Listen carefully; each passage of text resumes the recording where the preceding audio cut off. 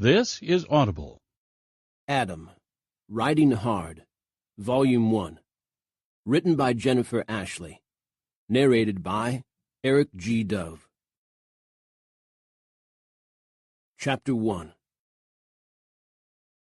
Adam heard himself flatline. The machine shrilled one long sound, and everything he'd ever known vanished. He saw no light, felt nothing. He had no body, did not exist. There had been a roar, red fire, the stunt crew yelling, his best friend trapped in a pickup surrounded by flame, eyes fixed in an unseen stare. Then paramedics, fire trucks, noise, smoke, something jammed to Adam's face. And then nothing, except lying motionless while the machine sang out that Adam Campbell was dead. Next to his bed, a woman was crying. Couldn't be his mother. She never cried when things were bad. She'd get through it and then go to pieces later, like she'd done when his dad had died. Dad had been about 32 when he'd passed. Adam was 4 years younger than that. Sorry, Dad. Meant to take care of them a little longer. Bright hot fire blasted through Adam's body, streaking along every nerve. Adam's legs jerked, his fingers burned. Pain seared through his chest to shoot upwards into his brain. What the f... He slammed back down on the bed, gasping for air. Cold and dry, it grated into his lungs. The machine stopped their long scream and started a rhythm, soft signals that overlapped one another and pulsed like his heart. Beat, pause. Beat, pause. A very long time later, Adam peeled open his eyes. They surrounded his bed, his mom flanked by 4 big, tough-looking men, Tyler, Grant, Ross, and Carter. Carter's large hand rested on the shoulder of his 8-year-old daughter, Faith's hazel eyes enormous in her small face. His family had come all the way from Riverbend to watch him die. "Hey," Adam croaked. His throat was raw with serious pain, his voice barely audible. "I feel like shit." His younger brothers, Faith and his mother, relaxed into wide smiles, except for Carter, who'd never caught on to what smiling was all about. But even Carter's eyes warmed, the hand on Faith's shoulder easing. For some reason, they were all very, very happy with Adam. Chapter 2. Bailey watched the family drive in. She remained in the big corral with Dodie on the other end of the long line, teaching the horse to master her latest tricks for the upcoming movie shoot. "You're supposed to be afraid," Bailey told the chocolate-brown horse, waiting patiently for her cue. "Not enjoying it. No one's going to buy that." Dodie reared up when Bailey gave the signal, pawing the air, then came down and danced aside, shuddering. Perfect shot. That should have been a take. But Dodie looked, well, smug. Bailey refused to actually scare a horse to make the trick work. No one on the Circle C ranch was cruel to horses. So this was the best it was going to get. If the camera caught Dodie's movements and edited out that the mare was overacting, it should work. A black SUV and 2 pickups rolled to the house on the rise, the family climbing out. Bailey moved to the rail to watch. The entire Campbell family had flown to L.A. when word had come that Adam had been pulled out of the burning wreckage of a movie stunt gone wrong, barely alive. He was an experienced stuntman, but Adam performed some of the most dangerous feats in the business, and accidents happened. Adam's mom had stayed out there with him for a few weeks while he began his healing, his brothers going back and forth. But they'd all congregated today to bring him home from the airport in Austin. Bailey's heart had dropped like a stone when she'd heard about Adam's accident. Olivia Campbell, Adam's mother and Bailey's current employer, had asked Bailey if she'd like to come with them, knowing Bailey and Adam had once been close. Bailey had declined, though it had taken all her resolve not to rush to his bedside. She knew the family would want to be together if they lost him. No outsiders. Whether Adam made it or not, Bailey didn't trust herself not to betray her feelings. She and Adam had led very different lives since age 18, when they'd both left the small town of Riverbend, Texas, to go their separate ways. he to Hollywood to wrangle horses and ride in movies, Bailey to Austin and UT. They'd parted as friends, each moving on to other relationships, but when Bailey had heard the news that Adam might not survive, she realized that in her heart it had always been Adam. Bailey stilled as she caught sight of Adam in the passenger seat. The lunge line went slack, and Dodie joined Bailey at the fence, the horse watching with her. Adam was helped out of the truck by Grant on one side, Carter on the other. Small Faith moved like a satellite between them, her hands out as though ready to catch her Uncle Adam in case he slipped. Bailey saw Adam make a curt gesture at his brothers as he adjusted his crutches. She could guess what he was saying. "Don't baby me. I'm older than you." Dodie, recognizing the family, let out a throaty neigh of welcome. Every single one of them turned and looked down to the corrals. Tyler and Grant waved, and Bailey lifted her hand in return. Faith made a gesture to Adam as though telling him not to fall while she was gone, and broke away toward Bailey. She pranced to the corral in her imitation of a horse's canter, and Dodie's ears pricked. Now Adam was looking down the slope. He raised a hand to shade his eyes. "Who is that?" he'd be asking. One of his brothers, probably Grant, the second oldest Campbell, would answer. "Your ex? She works for us now." Grant liked to teasingly call Bailey Adam's ex. A year younger than Adam, Grant had been a good friend the few weeks Bailey and Adam had gone out. At the time, Bailey had kept Adam from flunking out of school by helping him through the last of his exams so he could stand up and graduate with his class. They'd had a small, intense fling, the kind you have when you're young and poised on the edge of adulthood. Then they'd gone their separate ways. No recriminations, no hurting. They'd both been ready to get on with their lives. "Who am I kidding?" Bailey had told herself, when Adam was offered the chance to take his writing skills to Hollywood, that her rosy dreams of marrying him and settling down had been just that, dreams, not reality. Bailey had accepted a scholarship to the University of Texas in Austin and started her own life, quickly earning a bachelor's, then a master's degree in math and computer science, working as a programmer in a large tech company after that. Interesting projects, long hours, lots of money, a new kind of crowd, a 3-year marriage, and a divorce.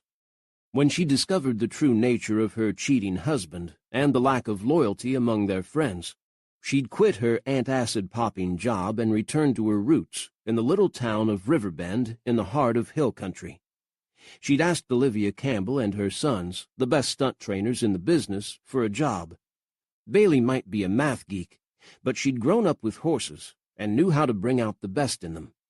The Campbells, along with their foster brother Carter Sullivan, were stunt riders and horse trainers, their talents highly sought after, their acts popular at rodeos and exhibitions throughout Texas. Adam had been snatched up to work full-time on movies by California studios, while the other brothers were wranglers and horse stunt riders for small studio movies, television, and commercials throughout Texas and New Mexico. Bailey knew when she came home that she didn't want to work anywhere else. Her stress levels had gone way down in the last year. She'd arrived burned out and defeated, and now she slept like a baby. The Campbells had offered Bailey a refuge, and she'd taken it. And now Adam was home. The brothers were pretending not to hover around him, but they surrounded Adam like bodyguards as he hobbled onto the porch and finally dropped into a waiting chair. The crutches that had held him up clattered to the wooden porch floor. Adam irritably waved off his brothers as they stooped to retrieve the crutches, and again Bailey imagined what he was saying. "Stop fussing and grab me a beer." Bailey saw Olivia shake her head and Adam flop his hands to the arms of the chair in resignation. Probably he couldn't have any alcohol on whatever meds he was on. Olivia would offer him her famous iced tea now, not sweet tea, which Adam didn't like. Adam gave a nod, and Olivia walked into the house.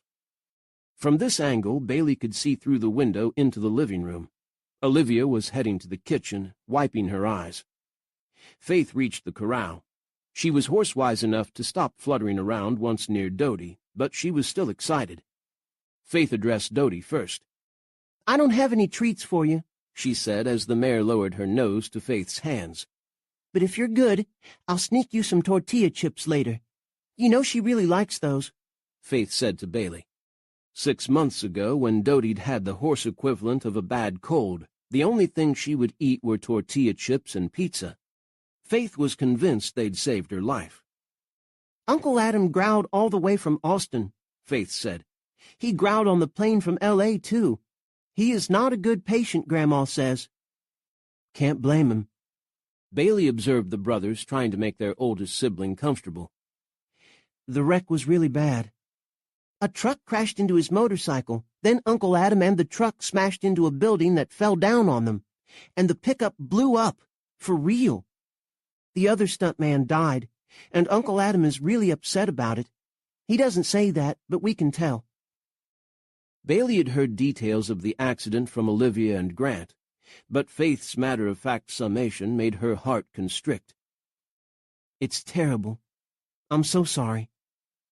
Uncle Adam broke a lot of bones, and his face is all burned, but his injuries weren't as bad as they could have been, the doctors told us. Uncle Adam's mad. Not that he was hurt, but that nothing more happened to him. He keeps saying, 'Dawson died, and all I got was a broken leg and a sissy burn.'" Bailey's hand tightened on the lunge line until her knuckles hurt. "Poor Adam." Adam Campbell didn't like to show his emotions. He'd be gruff and growling, all the while his heart was breaking. Bailey had seen that in him before, and she didn't like that it was happening again. "We feel bad for him," Faith said in her clear-eyed way. "But he doesn't want us feeling bad, so that makes him angry too. It's complicated, Dad says." Faith's dad was Carter Sullivan, whose life had been extremely complicated before Olivia had brought him here to foster him. "I guess we have to let him heal," Bailey said. She leaned her arms on the top rail of the corral and gazed at Adam on the porch, surrounded by tall Campbell men. Dodie stretched her neck down to Faith again, so Faith could keep petting her. All the horses liked Faith, except for Buster, but he was a crabby old fart who hated everybody. "I guess," Faith said. "Grandma says, do you want to stay for dinner?" Up at the house, the brothers were dropping away from Adam one by one to unload the SUV, to go inside and help Olivia, or head to the barn to help settle the horses for the night. Adam remained in the chair alone, giving Bailey a clear view of him. He sat there exhausted, broken, and Bailey's heart squeezed again. Adam had always been so alive. Being with him had been like holding a lit firework. He'd had a restless energy that could fuel a rocket, and a smile that lit up the sky. Now he sat head back, body still. Adam Campbell never, ever sat still. As though he sensed her, Adam raised his head and looked down the hill. Bailey could feel his intense blue gaze, those eyes framed with the blackest lashes she'd ever seen. His hair wasn't black, it was dark brown. When they'd been kids, it had always been burned with blonde streaks. These days he wore it short, and the streaks weren't as obvious, but the short cut revealed every line of his handsome face. Now that face was burned and scarred, she'd heard from Grant, though she couldn't see it from here. Beautiful Adam used to have every girl in town quivering when he walked by. Even ones who considered themselves too sophisticated for a local cowboy had turned their heads to watch him pass. They'd made sure their breasts turned in his direction, too, and Adam hadn't been oblivious. Bailey had gone a lot further with him than those girls ever dreamed, but that was a long time ago. "Not sure if it's a good idea," Bailey said in answer to Faith's offer of supper. "I don't want to make Adam self-conscious." "Oh, come on, Bailey, please. He'll want to see you. I know all about you and Adam in the old days. Dad told me. Adam's still in love with you." Bailey looked at her in alarm. "Adam told you that, did he?" "He doesn't have to tell me," Faith said, stroking Dodie's neck. "I know." Sweet of her, but Bailey wasn't stupid. There had been too many years, too many differences in their lives, to think anything she'd kindled with Adam in high school would remain. He'd recover from his injuries and return to Hollywood, and Bailey would stay here, working with the Campbells, enjoying the unhurried pace of her life. That was how it would be. "Okay, Bailey?" Faith said. You're staying, right? Bailey sighed as she unhooked the lunge line from Dodie and started winding it up. She'd have to face Adam sometime, and it might as well be now as later. They'd get the awkwardness out of the way, then get on with their lives until he left again. All right, she told Faith. Help me put away Dodie and I'll stay for dinner. Woot! Faith climbed through the bars and easily caught sweet-tempered Dodie by the halter. Bailey snapped on the lead rope, and Faith happily led Dodie to her stall as the sun sank behind the hill. Everything good in the little girl's world. Chapter 3. "Will you stop trying to help me?" Adam snarled at Carter, who'd put a strong hand under Adam's elbow. Grant held the crutches, both brothers ready to get Adam inside so they could eat. They didn't let go until Adam was on his feet, Grant tucking the crutches under Adam's arms. Then Carter, who'd had not just a troubled but totally messed up youth, looked at Adam and said, "Fuck you." Adam made an exasperated noise. "Sorry. I'm just—" "I know," Carter said. Carter had dark hair, eyes that varied from hazel to light green, a tall, raw-boned body, and a mouth that could move from easy-going to a tough, mean line in a heartbeat.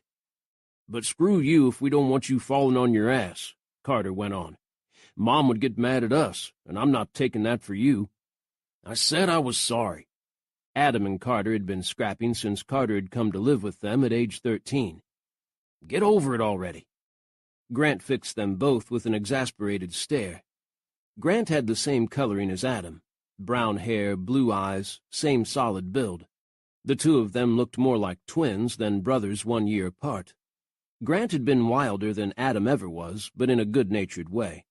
While Adam had worried everyone, Grant had charmed his way out of trouble.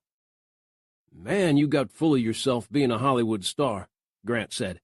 "Think you're too good for us now?" Adam wasn't in the mood for banter. "Just get me inside."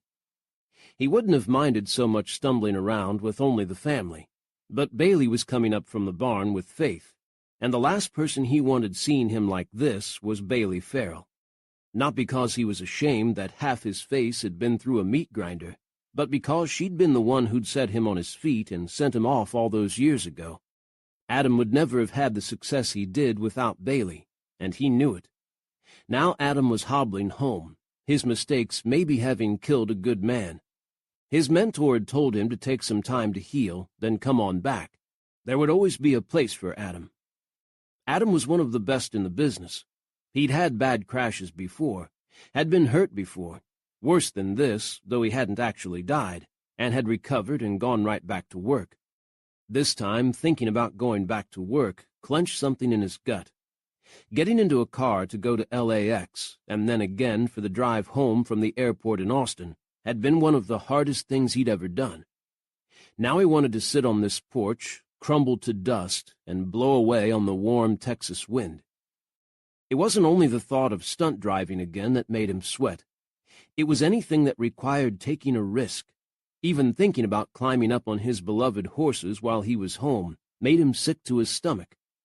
What the fuck was wrong with him? Watching Bailey walk up here didn't help his frayed nerves. "What the hell did you invite her to dinner for?" he snapped. "Mom did," Grant answered without heat.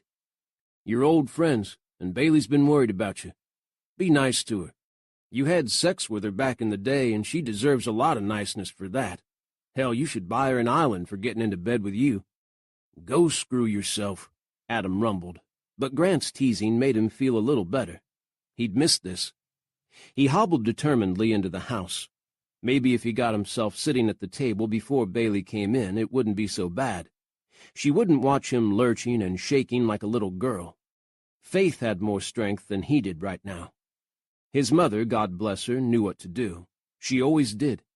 Olivia ignored Adam's struggles, letting him make it across the living room to the dining room alone, but poised to help the minute he truly needed it, or at least make his brothers help.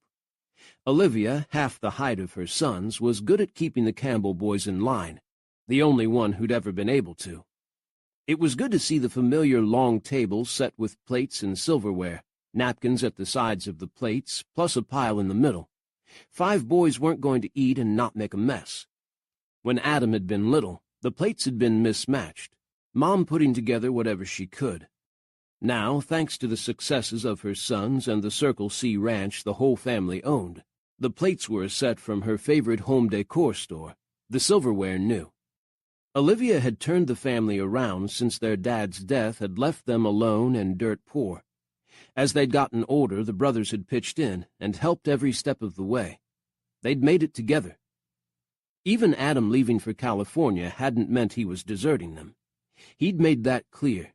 He came back for holidays and downtime between movies, not that there was much of that. He sent a large portion of his checks home to keep the ranch going, and he was part owner in their business. Yep, he always had a place here.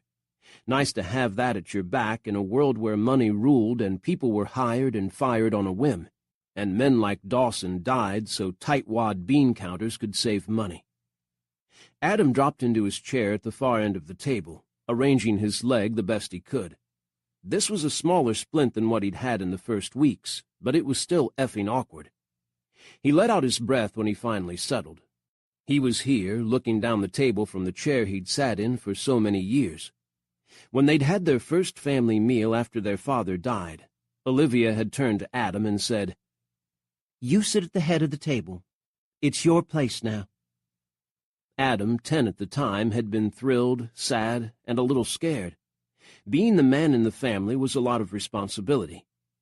The entire family entered the dining room in a pack, surrounding Bailey and Faith, the room suddenly filled with people. When everything quieted down, Bailey ended up sitting directly on Adam's right, in the place Grant usually sat. Somehow Grant had moved one seat over to accommodate the extra. He didn't look one bit guilty either, the shithead.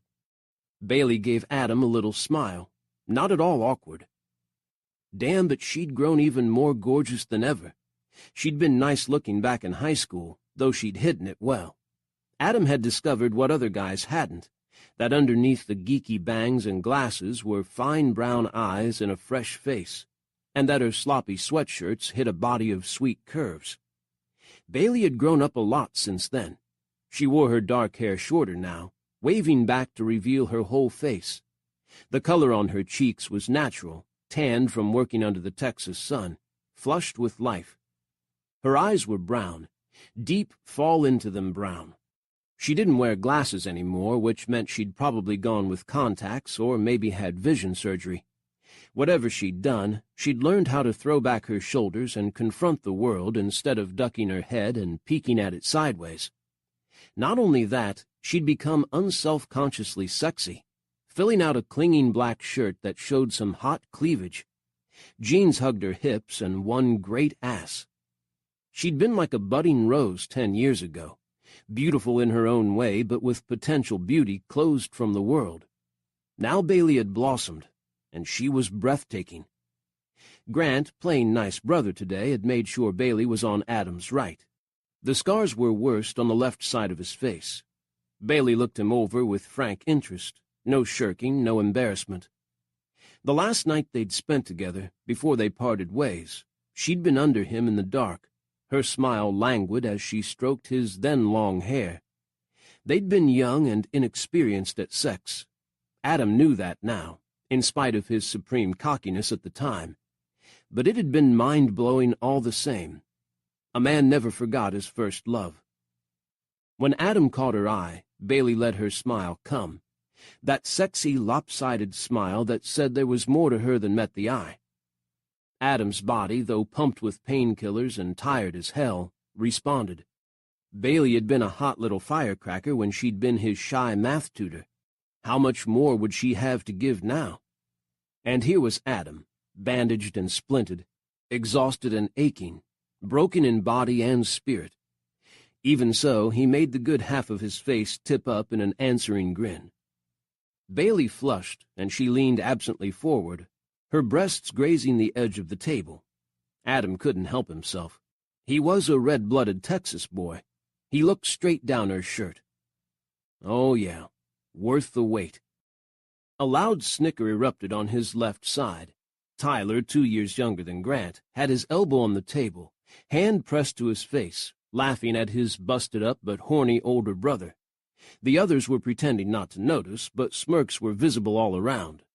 The food got set down, and Olivia and Ross, the youngest brother, who was a terrific cook, took their seats. Nice that Ross was home. He was a deputy sheriff, one of the few in Small River County, and worked all hours. "Adam," Olivia said, "say grace for us." All eyes turned to him. Adam dragged his gaze from Bailey's glorious bosom, cleared his throat, and stretched out his hands. Bailey took one. Her fingers were strong, her grip firm, when years ago she'd been hesitant. Now she held his hand without shrinking, met his eye, gave him a smile, and dared him to be embarrassed about staring at her chest. Adam flushed, grabbed Tyler's hand, and waited while the others joined up. The lifeline that ringed the table flowed its warmth into him and lifted his heart. He was home. He couldn't remember any prayers but one. In his movie life, they grabbed what food they could when they could. Sit-down dinners happened in restaurants surrounded by a ton of other people, and usually arranged to talk business. No time for saying grace. Adam cleared his throat again. Dear Lord, bless this house, this family, and this food we are about to receive. Amen. A resounding amen went around the table. Then 5 pairs of masculine hands shot out, including his. The Campbell boys and Carter always hungry. They were polite, though, passing the dishes first to Bailey and Olivia, making sure they got their share, while Carter helped Faith fill her plate. The room soon sang with loud voices, clattering silverware, praises to the cooks for the food, followed by the usual modest answers. It was just a little something. We had Bailey thaw out some steaks this morning, then we threw them on the grill and scrubbed some veg. That's all. Olivia sat at her place at the foot of the table, her hair a sandy shade of blonde that Adam knew came from the salon, but it looked good on her. She was tanned like the rest of them, her face bearing more lines now than when he'd left home, but her eyes were as lively as ever. Their mother was a strong rider, and though she didn't stunt ride, she helped with the training, kept the stables running smoothly and the horses healthy, and dealt with a lot of the business details, along with Carter, who'd proved good at it. Now she talked with her sons and Bailey, shooting fond mother glances down at Adam when she thought he wasn't looking. She knew Adam didn't like being coddled. The meal was hot, juicy, tasty, savory, satisfactory. Adam didn't have much of an appetite these days between pain and the meds, but he tried to do the food justice.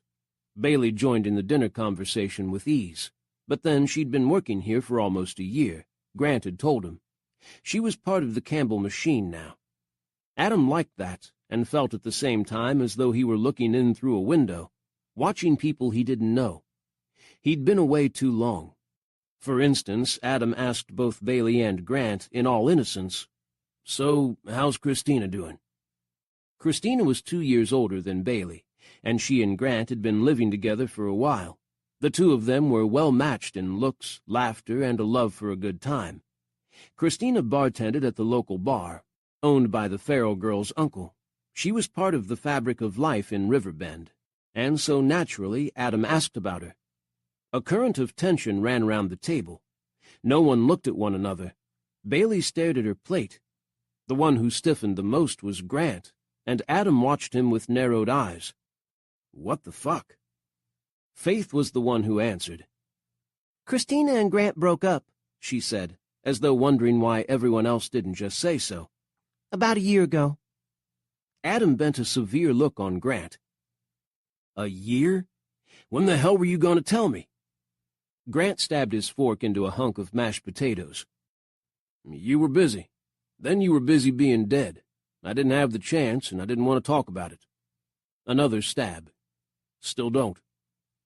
Adam watched him a while longer, then gave up. Bailey glanced at Adam and sent him a quick smile. "Christina's fine. I'll tell her you asked." Everyone breathed out and went back to eating. Tyler said quickly to fill the silence, "We'll get you back up on Buster tomorrow, Bailey. He's the best for this." They were obviously continuing a conversation they'd had before. "Why should she want to ride Buster?" Adam broke in. "Bobby's gentler, or Dodie. I saw you working with her today, Bailey." He forced down another bite and swallowed. The food was great, and he wished he could better appreciate it. What are they making you do? Grooming and saddling? Warming up the horses? Because they're too lazy-ass to do it themselves? Bailey's smile had fire in it. I want Buster because he'll run in a straight line while I do a vaulting leap. Adam's fork clattered to his plate as a sudden spike of agony shot up his leg past his painkillers. What the hell are you doing a vaulting leap for? That's what they called the trick of jumping from a running horse onto a moving object. Another horse, a stagecoach, a train. It was dangerous. The timing had to be perfect, and the horse under you had to be one you could trust completely. They're teaching me stunt riding, Bailey answered. More women are doing action-adventure movies these days, which I'm sure you know. They need stunt doubles that look more real than a guy in a wig.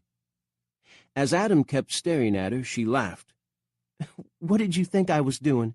Mucking out stalls? Cleaning bridles? Holding horses while the menfolk get on with the business of riding? Yes, Adam had assumed something like that, when Grant had said, "Yeah, Bailey works here now." It never occurred to him that Bailey would be doing the crazy-ass things he and his brothers had spent a lifetime mastering. He should let it go. It was Bailey's life. Adam had nothing to do with it. But again he saw the face of Dawson Shepard, a guy who'd become his closest friend, as the pickup Dawson had been driving spun out of control, snapping into Adam on a motorcycle and sending them both through the wall. The stunt should have been cut and dried. They'd mapped it out, walked it out, rehearsed it. Adam didn't have a clear memory of the entire thing, but the accident should not have happened. The stunt coordinator had wanted the take done before the end of the day, had rushed them into it when Adam had wanted to wait and check out a few more details. He'd been talked into starting his run, and he never should have done it. Something in Dawson's truck had gone wrong, and he'd hit Adam and then the wall at the wrong point, smashing into solid brick and sparking off explosives before they could be contained. Adam remembered Dawson's face, his eyes staring, face bloody as the fire burned around him. His best friend dead. Just like that. For a stupid stunt in a dumbass movie that would never see the light of day. "Like hell they're teaching you stunt riding," Adam growled. "It's an easy way to die or be crippled for life. Forget it." Bailey leaned toward him, her bosom again resting on the table. Excuse you. I've been doing this for months already. We're careful. I know you got hurt, but... But what? You think you won't? The others were silent, uncomfortable. "I'm careful, Bailey. I'm the most careful man I know, and look what happened to me." Well, I'm a woman, Bailey said, like that was a good argument or something. "You think that makes you immune?" Adam jerked his gaze from Bailey and her sweet breasts and swept it over his stubborn-faced brothers, letting his glare land on Grant. "Look at me," he snapped. "Look at my face." He turned his head so Grant could see the entire wreck of his left side, the scars from the grafts that went down his neck and spread under his sweatshirt. "Is this what you wanted to look like?" Adam's broken voice filled the room. They were all staring at him now, even Faith. They watched him in concern, except Bailey, who was flushed and angry. Adam pointed at Bailey. "You want to take this gorgeous woman and make her look like me? What the fuck is wrong with you?" He pushed himself out of his chair, lost his balance, and caught himself on the table. His crutches were against the wall, 4 steps away. Damn it. Bailey and Grant were out of their chairs, both reaching for the crutches, Grant backing off after a second to let Bailey bring them to him. Adam snatched them and jerked away when Bailey tried to ease them under his arms. "Don't help me," he snarled at her. "Do not help me." He saw his mother rise from her chair, either ready to yell at him or yell at the others, he wasn't sure. Adam knew he was acting like an asshole, but he didn't have time to be ashamed of his temper. Bailey flushed again, her eyes starry with anger. Adam pushed around her. He was still strong enough to do that, and made his way to the dining room door. To his mother he said, "Sorry, I'm not hungry. It's the meds." They let him go, even Carter, who looked as though he wanted to tackle Adam and start beating on him. Carter wasn't one to pity a guy, which right now was easier to take than the troubled guilt from everyone else. Adam was fine all the way to the door, which was closed. He hadn't yet mastered juggling crutches and turning doorknobs, and his idea of storming off came to an end. A small body pushed past him, one tiny hand turning the knob for him, the other holding onto his arm. "Are you all right, Uncle Adam?" Adam looked down at Faith, who had Carter's eyes and the soft face of the woman who'd deserted both Carter and daughter. Faith had nothing in her expression but anxiousness for Adam. Motherless Faith, being raised by her grandmother and 5 take-no-shit men, was the gentlest of souls. "Sure, baby," Adam said. "I'll be fine. Don't you worry." Faith didn't believe him. She kept her hand on his arm all the way down the hall and wouldn't turn him loose until he was in his old bedroom, lying on his bed. Faith took Adam's boot off his unsplinted leg, covered him with a blanket, kissed him on the forehead, and left him alone. Damn the girl. Now he wanted to cry. Chapter 4. Buster was a good runner. No matter how much he tried to stomp on Bailey's feet or lean his weight on her when she saddled him up, he was a solid partner once they were riding out. That is, after she stopped and retightened the cinch. Buster knew the trick of taking a deep breath when the cinch was buckled the first time, so that once he walked around and breathed out, the saddle would slide around loose. Grant, Tyler, and Carter always tacked up their own horses, and Bailey had fallen in with their routine. That way there was no doubt that the equipment was on exactly the way they needed it to be. The Campbell boys and Carter had started stunt riding when they were kids. They'd been fearless, figuring out how to stand on the horses, how to vault on and jump off, how to make the horses do tricks. Their acts had become popular in town and then on the rodeo circuit. One day a man who'd needed horses in a movie he was shooting nearby had seen their riding, and asked Adam and his brothers, then teenagers, to help him. They'd gained a rep for it and got more film jobs. Adam had been the best at it, spending all his waking hours with the horses, one reason he'd started flunking school and needed Bailey's tutoring. A man who'd worked with Adam on small-budget films had introduced him to a guy from Hollywood, Mark, who'd asked Adam to come out and assist him on some bigger movies. Adam had gone, and that had been that. Adam had become known for his effortless riding, and had moved from stunt riding to doing falls from buildings, and other things expensive movie stars couldn't or wouldn't do. Then he'd started stunt driving, and had been fantastic at that, too. Bailey had watched all the movies he'd done, riveted to the screen, knowing that the driver of the car that was flipping over was in fact Adam, not the movie star of the day. She'd worried sick for him, but she kept in touch with Olivia and knew that Adam had made it out of every scary stunt, except for the last one. She hadn't thought about stunt riding herself. She'd truly planned to just help out with the horses until she got her life back together. Bailey had learned how to cue the horses to do their tricks, rearing, bucking, falling without hurting themselves. Most of the horses absolutely loved the job. If they didn't, they were taken out of training.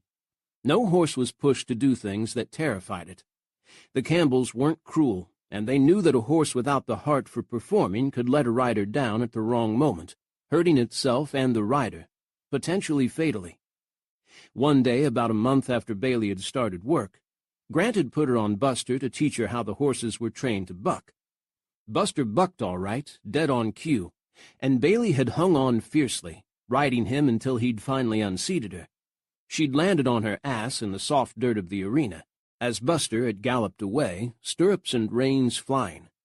Grant had run to help her, but Bailey had sprung up, laughing and excited, and asked if she could do it again.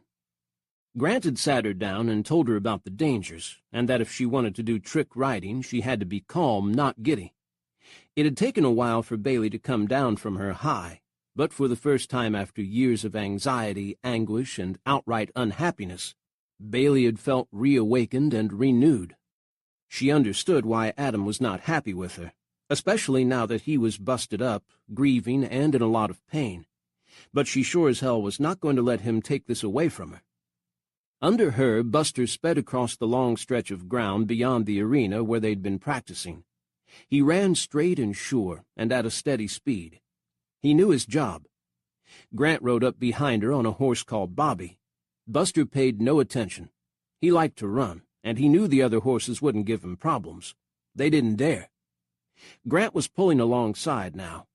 The move they were practicing was for Bailey to vault from her horse to his, knock Grant from the saddle, and ride off with his horse. Bailey watched Grant until he was beside her, stride for stride. Then he pulled a little way ahead. He gave her the signal, a slight jerk of his fist, to tell her he was ready. She leapt. Grant was in perfect position. Bailey used Buster's momentum to push herself off and get her legs over the back of Grant's horse. She knew she'd leapt too hard even as she did it. Bailey slid over Bobby's sleek rump and kept going, heading for the ground and Bobby's pounding hooves.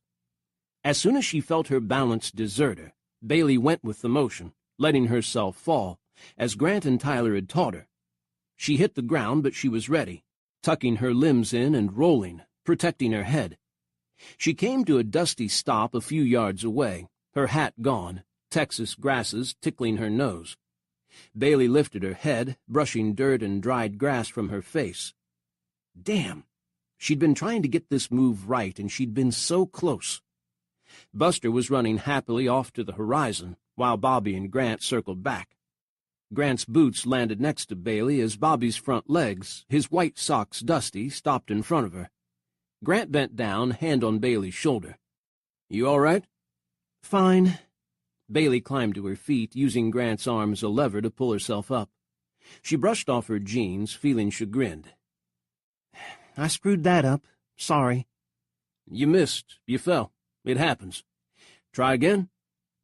Bailey ran her hands up and down her arms, shook herself out, and waited to see if she felt any pain.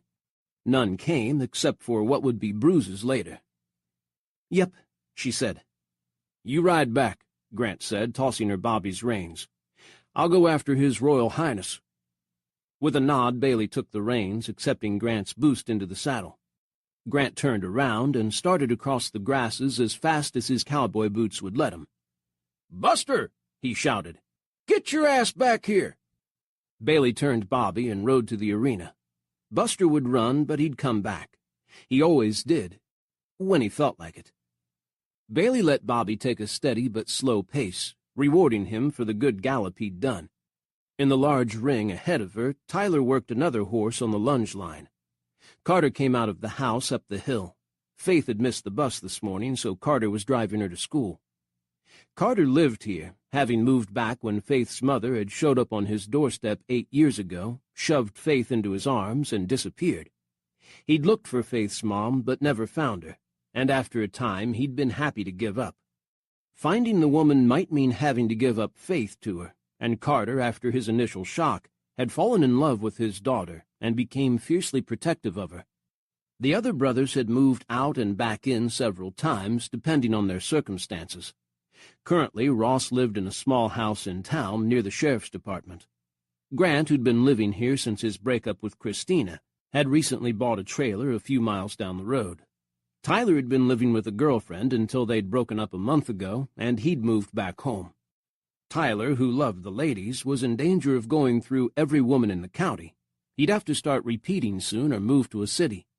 Of course, he'd lost a girl he loved to tragedy when he was very young. Probably the reason he'd never settled down.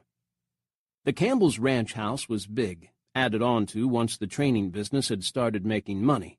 Improved again when Adam had begun pulling in bigger fees for his movie work. As kids, the boys had shared several big bedrooms. These days, each brother had his own little hideaway in the house, with a suite for Carter and Faith. Now Adam had moved back in. For how long? Adam was standing outside the ring watching Tyler as Bailey rode up. Tyler saw her coming, but he moved his attention back to the horse he was working, a filly he'd acquired a few weeks ago. Bailey slowed Bobby to a walk, letting him saunter along as she studied Adam. Adam might have crutches under his arms, and his face might be a healing wreck, but he stood straight and tall. His leg in its brace, bright blue plastic, was bent at the knee, but his head was up, his shoulders and back holding power.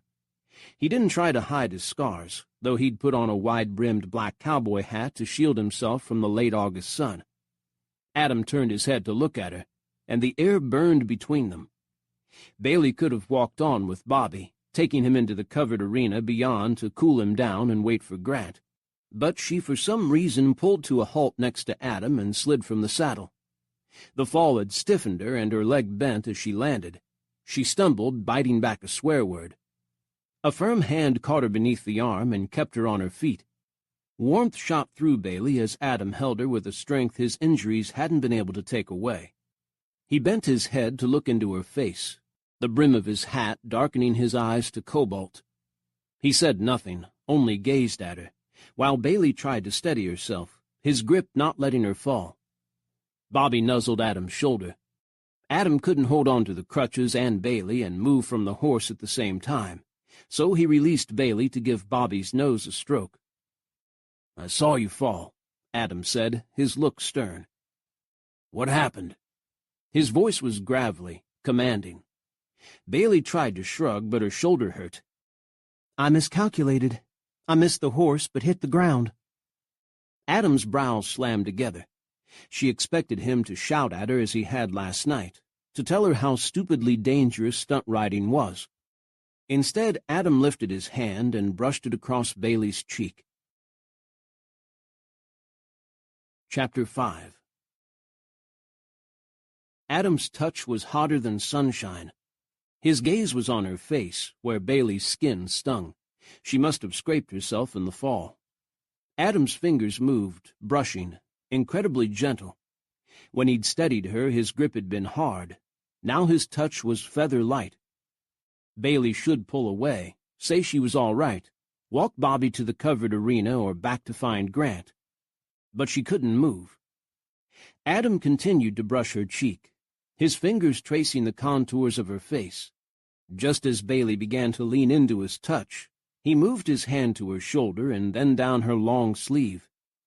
Bailey always made sure her arms were covered when she rode with the brothers, knowing most of the time she'd end up on the ground. Adam's hand was warm through the fabric, as though the barrier between his skin and hers didn't exist. The horse in the ring thundered past, cantering at the end of the line Tyler held. Adam jerked, and his gaze flicked to Bailey's. They shared a long look, Bailey flushing, Adam's eyes unmoving. His hand fell away, back to the crutch. "Dirt," he said by way of explanation. "Yeah." Bailey rubbed more dust from her sleeve. "You want to be a stunt rider, you'll be covered with it," Adam said, voice hard. "And bruises, and blood." Bailey finished brushing herself off and put one fist on her hip. "If you're going to tell me it's no job for a woman, I'll yell at you. There are plenty of stunt women out there." "I know," Adam said. "I've dated a few. We compared injuries." Bailey had a sudden flash of Adam, naked on a bed, another woman drawing her fingers over his flesh as he told her what part of himself he'd hurt and how he'd done it. The woman would purr as she showed him her scars in return. Something burned in Bailey's gut. "There you go, then," was all she could think of to say. "Doesn't mean you should do it," Adam said. "The women I knew didn't last very long. They got hurt too bad and had to retire, or they got sick of the dumbass dangerous things directors wanted them to do.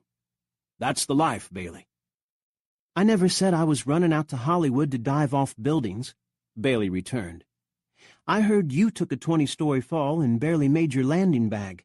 Your mom was kind of green in the face for a whole week after that." Adam flushed, which made his scars stand out. "Someone repositioned the airbag when I was climbing to my mark. That's another thing that happens. You prepare all you can, and then some asshole nearly kills you. That's also the life." "Didn't see you running home, though, to reassure her." Adam took a step closer, his crutch brushing Bailey's leg.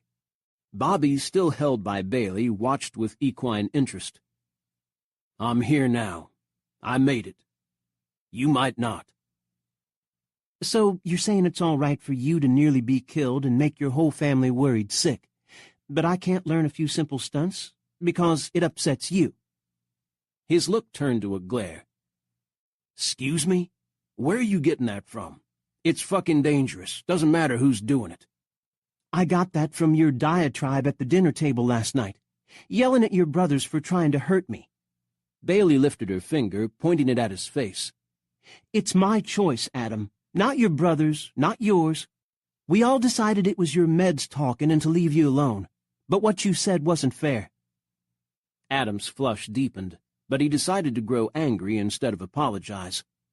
But then the great Adam Campbell had never apologized. People did things for him because he was good-looking, charming, and had those gorgeous blue eyes. That's why Bailey had run to him the last month in high school, saying she'd help him graduate, asking nothing in return. "My meds are to keep me alive and fix me," Adam growled. "My point was that you'll end up like me, and that's a stupid place to be." Bailey knew exactly what he meant. He'd been deeply hurt, had lost a friend, and didn't want to watch others go through that. She was the one who should apologize, tell him she understood, be nice to him. That was tough, though.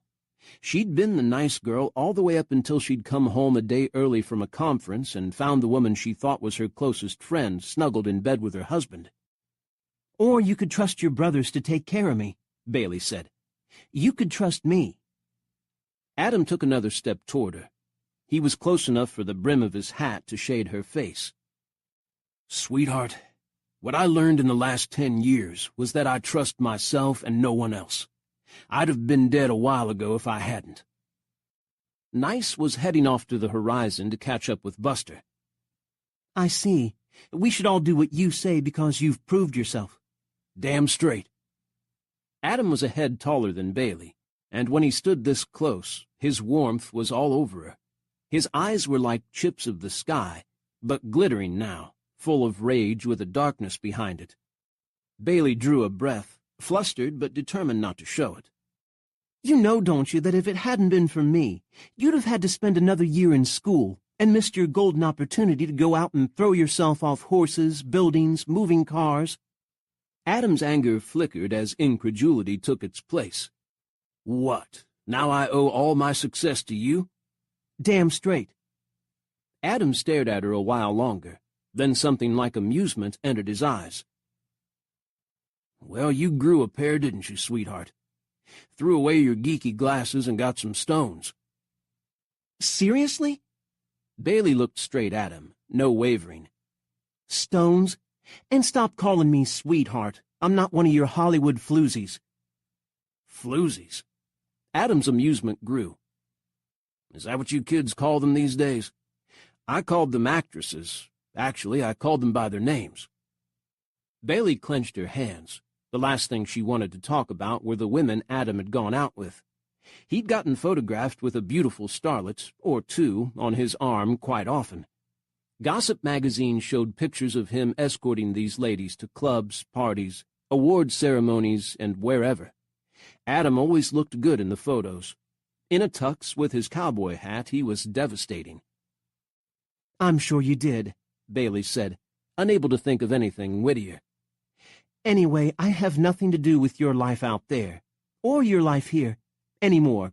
Whatever." Adam's humor vanished, the dark anger rising again. "Good. You don't need to be in that life, or with me, one of the walking dead." Bailey knew she should turn around and storm off. That's obviously what he wanted her to do. Or admit she didn't know what she was talking about, that Adam was right about everything, and duck her head, turn away, and go. She stood her ground. She continued to look Adam right in the eyes, though it was increasingly difficult to do it. Adam wasn't a pushover, never had been. Years of putting himself in danger had made him more unyielding than before. They might have stood there for the rest of the day, while the sun beat down on them and dust from the ring coated them, if Grant hadn't come riding up on Buster, the recalcitrant horse-found. "Ready to go again, Bailey?" Grant asked. Tyler had walked to the edge of the ring, sun glinting on hair that was a lighter shade of brown than his brother's. "She will be as soon as Adam stops being a shithead." "Adam's fine," Bailey snapped, suddenly irritated with them. They needed to cut Adam some slack. "But yeah, I'm ready. I'll get it this time." Adam didn't say a word. He simply held her with his gaze while Grant dismounted, until she turned around, took Buster's reins, and mounted him, this time refusing Grant's leg up. Adam was still watching her, Nothing weak about him as she turned Buster, nudged him forward, and guided him once more out to the open fields. 5 weeks later. 5 weeks of healing plus grueling physical therapy and painkillers and doctor's visits. Adam essentially had to live 3 days a week in Austin to go to the specialist his mentor Mark had set up for him. Carter, surprisingly, was the one who ended up ferrying Adam back and forth. While Carter got along the best with Ross, there had always been a little friction between Carter and the two oldest Campbell brothers. Grant and Adam were close, best friends. Didn't matter how far apart they lived from each other. But Carter had been hard to get to know. Adam admitted he didn't let Carter into the twosome when he'd first arrived. But then Carter had been unhappy, resentful, and difficult, only gentling himself for Ross, who'd been 10 when Carter had come to live with them.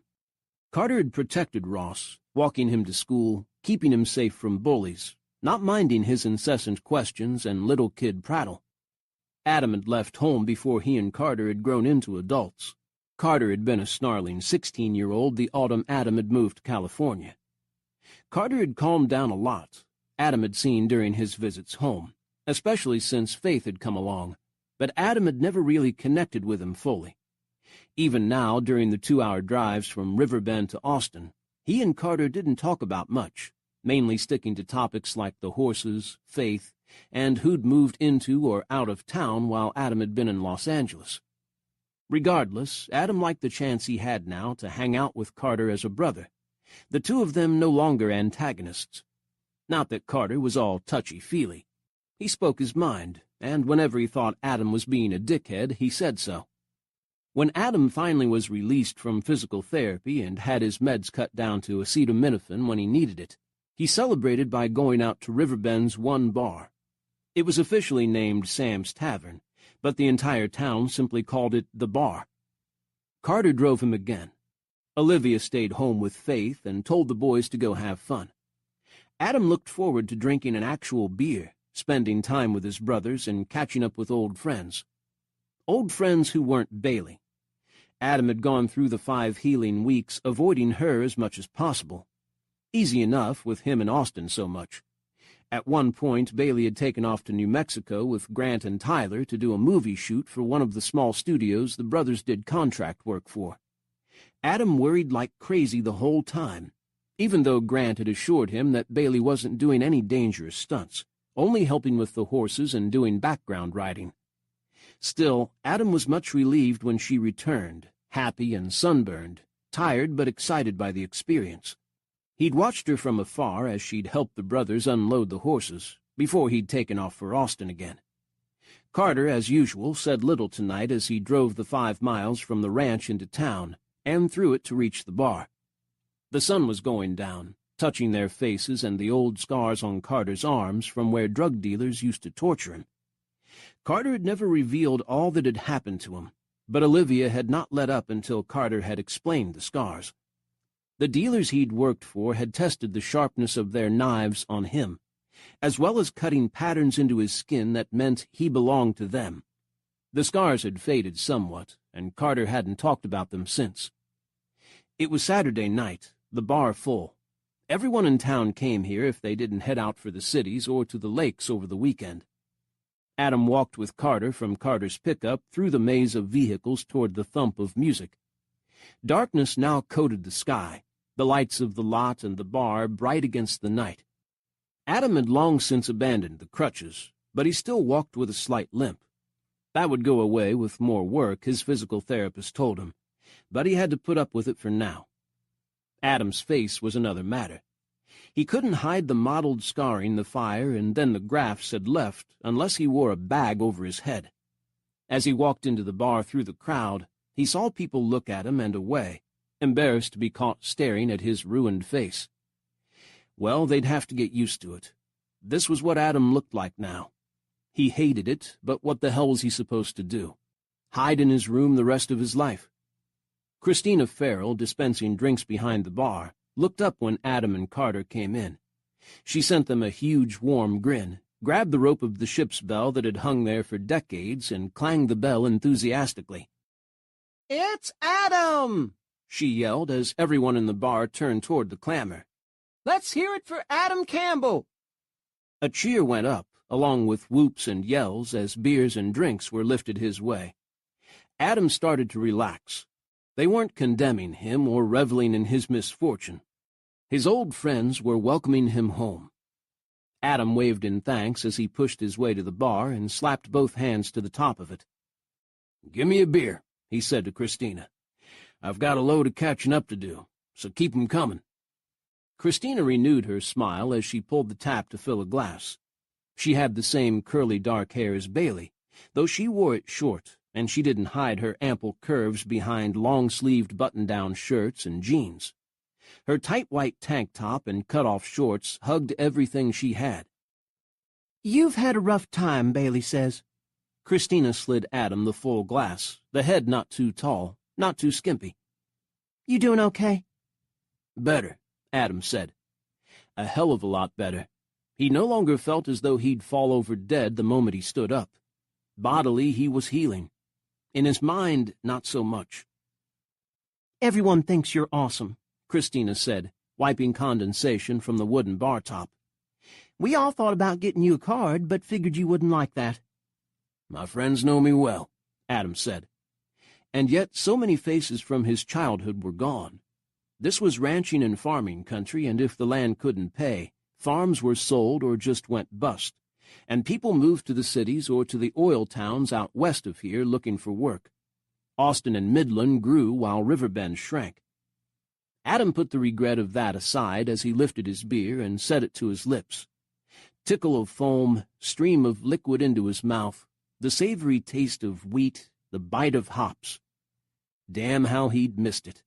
He closed his eyes, swallowing, and took another long, luxurious sip. Christina laughed at him. "You gonna drink it or buy it lingerie?" Adam gave her a faint smile and set down the mug. "It's been a hell of a recovery. Hell of a crash." "I heard. I'm sorry." Adam shrugged. He closed his eyes for another sip when laughter floated to him. Feminine, sexy laughter that had imprinted itself onto his heart years ago. Adam turned his head and saw Bailey. His mouth, which he'd opened to put more beer into, stayed that way. He'd just been thinking about Bailey's concealing shirts and pants, but she wasn't wearing those tonight. Her legs were sleek and curved under a thigh-hugging skirt. Her arms were bared by a tight little shirt with cap sleeves. The dim light glistened on her dark hair, which she'd pulled back into a ponytail, revealing the entire loveliness of her face. She was at one of the pool tables, cue in her hand, laughing up at a man with black hair and green eyes. As Adam watched, his blood growing hotter by the second, the black-haired man slid his arm around Bailey's waist, leaned down, and kissed her on the lips. Adam was off the bar stool before he realized his feet had hit the floor.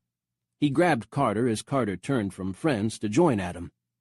Carter gave Adam a narrow-eyed stare, glancing down at Adam's fingers locked around his biceps, but Adam didn't let go. "Tell me," Adam said, his jaw so tight he feared it would break. "What the fuck is Bailey doing here with Kyle Mallory?" Chapter 6. Carter jerked himself from Adam's grasp. Adam knew Carter was holding himself back from punching his older brother in the face, reining in his temper with effort. Spoke a lot about the change in Carter. In the old days, Carter would have simply punched. "She's going out with him because Christina is going out with Ray," Carter said, words clipped. Ray was Kyle's older brother. Adam forgot about his beer and the simple enjoyment of it. "When the hell were you going to tell me about this?" "It's only been a couple of weeks," Carter scowled at him. "And any time anyone brought up Bailey, you changed the subject. Your own fault." "Shit." As Adam watched, Bailey pulled away from the kiss before it got too hot. She had always been modest. Then she stunned Adam senseless by bending over to take a shot at the pool table, her skirt molding to the finest ass in the bar. Adam stared at it until he realized he couldn't take his eyes off her. He made himself turn away to the bar. "Christina!" Christina came back to him, smiling like a good hostess. "Another already?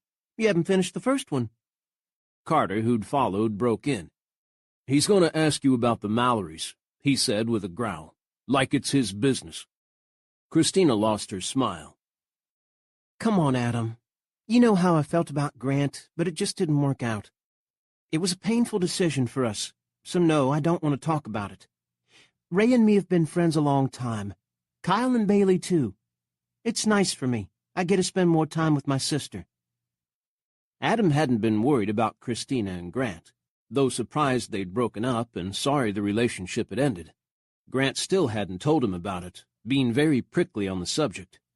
Adam realized that Christina had no idea that he'd only been thinking about Bailey. Thinking about her as though what they'd shared all those years ago had meant something. Again, shit. Don't be mad, Adam, Christina said. You know I love all you guys, and I want us to stay friends. What? Adam realized he was glaring at her. No, it's cool. Don't worry about it. Christina gave him a nod, looking relieved. She started to turn away, then she stopped and pinned him with a sharp stare. Adam sipped his beer, willing her to go, but she kept watching him. Finally, her face softened. She smiled to herself and turned to serve a man farther down the bar. Carter had taken his beer and left Adam to find his friends. He hung out with guys he'd known a long time, who were not necessarily fans of the Campbells. Olivia had never forced Carter to make certain friends and leave others alone, but let him fall into relationships that suited him. The boys he'd taken up with in school were like him, seeking to figure out where they belonged in the world. They weren't bad guys, just rough around the edges and suspicious of close families, probably because they'd never been part of one. Carter was now, but he never forgot what it was to be an outsider. Tyler had just arrived, and he was already flirting his ass off with a young woman who gave him coy looks. Coy my ass. She'd be in bed with Tyler before midnight. To hell with it. Adam took up his beer and walked over to the pool tables, trying not to limp too much. Bailey was in the middle of taking another shot. She looked up, saw Adam, and her cue slipped. Balls rolled all over the place, but none found pockets. Adam. Bailey straightened up, flushing. You look better. Thanks, Adam said dryly. I can walk upright. How y'all doing? The group around the table consisted of Mallorys, Kyle and Ray, and one of their cousins from Lampasas, plus the cousin's date and Bailey. Ray gave Adam a nod, neither friendly nor unfriendly, but Kyle looked Adam up and down. Adam, man, you really did a number on yourself. His look was sympathetic, but also curious for the details. Kyle and Adam had been rivals since the first grade. They'd competed with each other to be the best rider, best athlete, best fighter, the best in everything, except academic achievement. Their teachers claimed the two competed to be the biggest screw-ups in town, and they hadn't been wrong. Even at 6 years old, Adam and Kyle had fought over women. Mindy Walters, a blonde and beautiful first grader, had the two boys coming to blows the first day of school. Neither Kyle nor Adam would have known what to do with a woman if they'd caught one, but both knew they had to be the one who walked Mindy to her bike and carried her book bag. Mindy had grown up to become a famous round-the-world photojournalist, leaving Riverbend far behind. Rumor had it that she was gay, but she'd been their first conquest. Not their last. Adam and Kyle had tried to out-macho each other over every woman since. Except Bailey. Not in high school, anyway. Only Adam had discovered the beauty behind the shyness of gorgeous Christina Farrell's little sister. Now Bailey had blossomed, and Kyle had moved right in. Adam gave a nod at Kyle's assessment of his injuries, but he looked Kyle right in the man's two green eyes. Guys shouldn't have eyes like that. All the Mallory men did, and women were all over them for it. Kyle caught the challenge in Adam's gaze, and his horrified but slightly superior sympathetic look faded. He understood. Didn't matter that Adam looked chewed up and spit out. The rivalry was still on. If Bailey had caught the exchange, she said nothing. She continued talking as though she and Adam hadn't snarled at each other the last time they'd had a conversation 5 weeks ago, and hadn't spoken much since.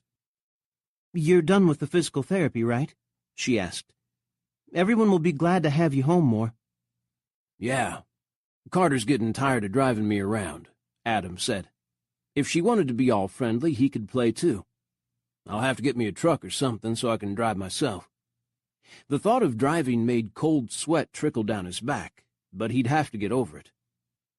"Tyler and Grant will be glad to see you riding again," Bailey went on, still giving him that false little smile. Too bad any smile made her beautiful. "The fall festival's coming up." The Fall Festival was a county fair with a small-scale rodeo held every year in late October. It involved exhibition riding and competitions in roping, cattle cutting, and bull riding, as well as pleasure riding classes for the amateurs and kids. The Campbells had been in every fall festival since Adam could remember. So had the Mallorys. The Campbells showed off their trick riding every year, which was how they'd been discovered. The Mallory boys were champion bull riders, and this was also their chance to show off. The fall festival was supposed to be for friendly competition, but the Mallorys and the Campbells always played to win. Since Adam was better, the town would expect him to join his brothers in the exhibition riding. That is, if Adam didn't race back to California now that his physical therapy was done and the doctors had cleared him to work. That was his choice: go back to the life that had killed Dawson, or stay here and be a local hero on horseback. He wanted to throw up. Maybe he shouldn't have been too quick to grab a beer. The idea of climbing on a horse and jumping and whirling around until he was dizzy made him as clammy as the thought of driving again. People claimed the brain erased the immediate trauma of an accident, blotting the memories, but Adam remembered too much. Spinning, fire, shouting, the horrible noise as everything fell apart. The next thing he knew, Bailey was next to him, shoving a pool cue into his nerveless fingers. "I'm losing," she said, looking up into his face. "Why don't you take my place?"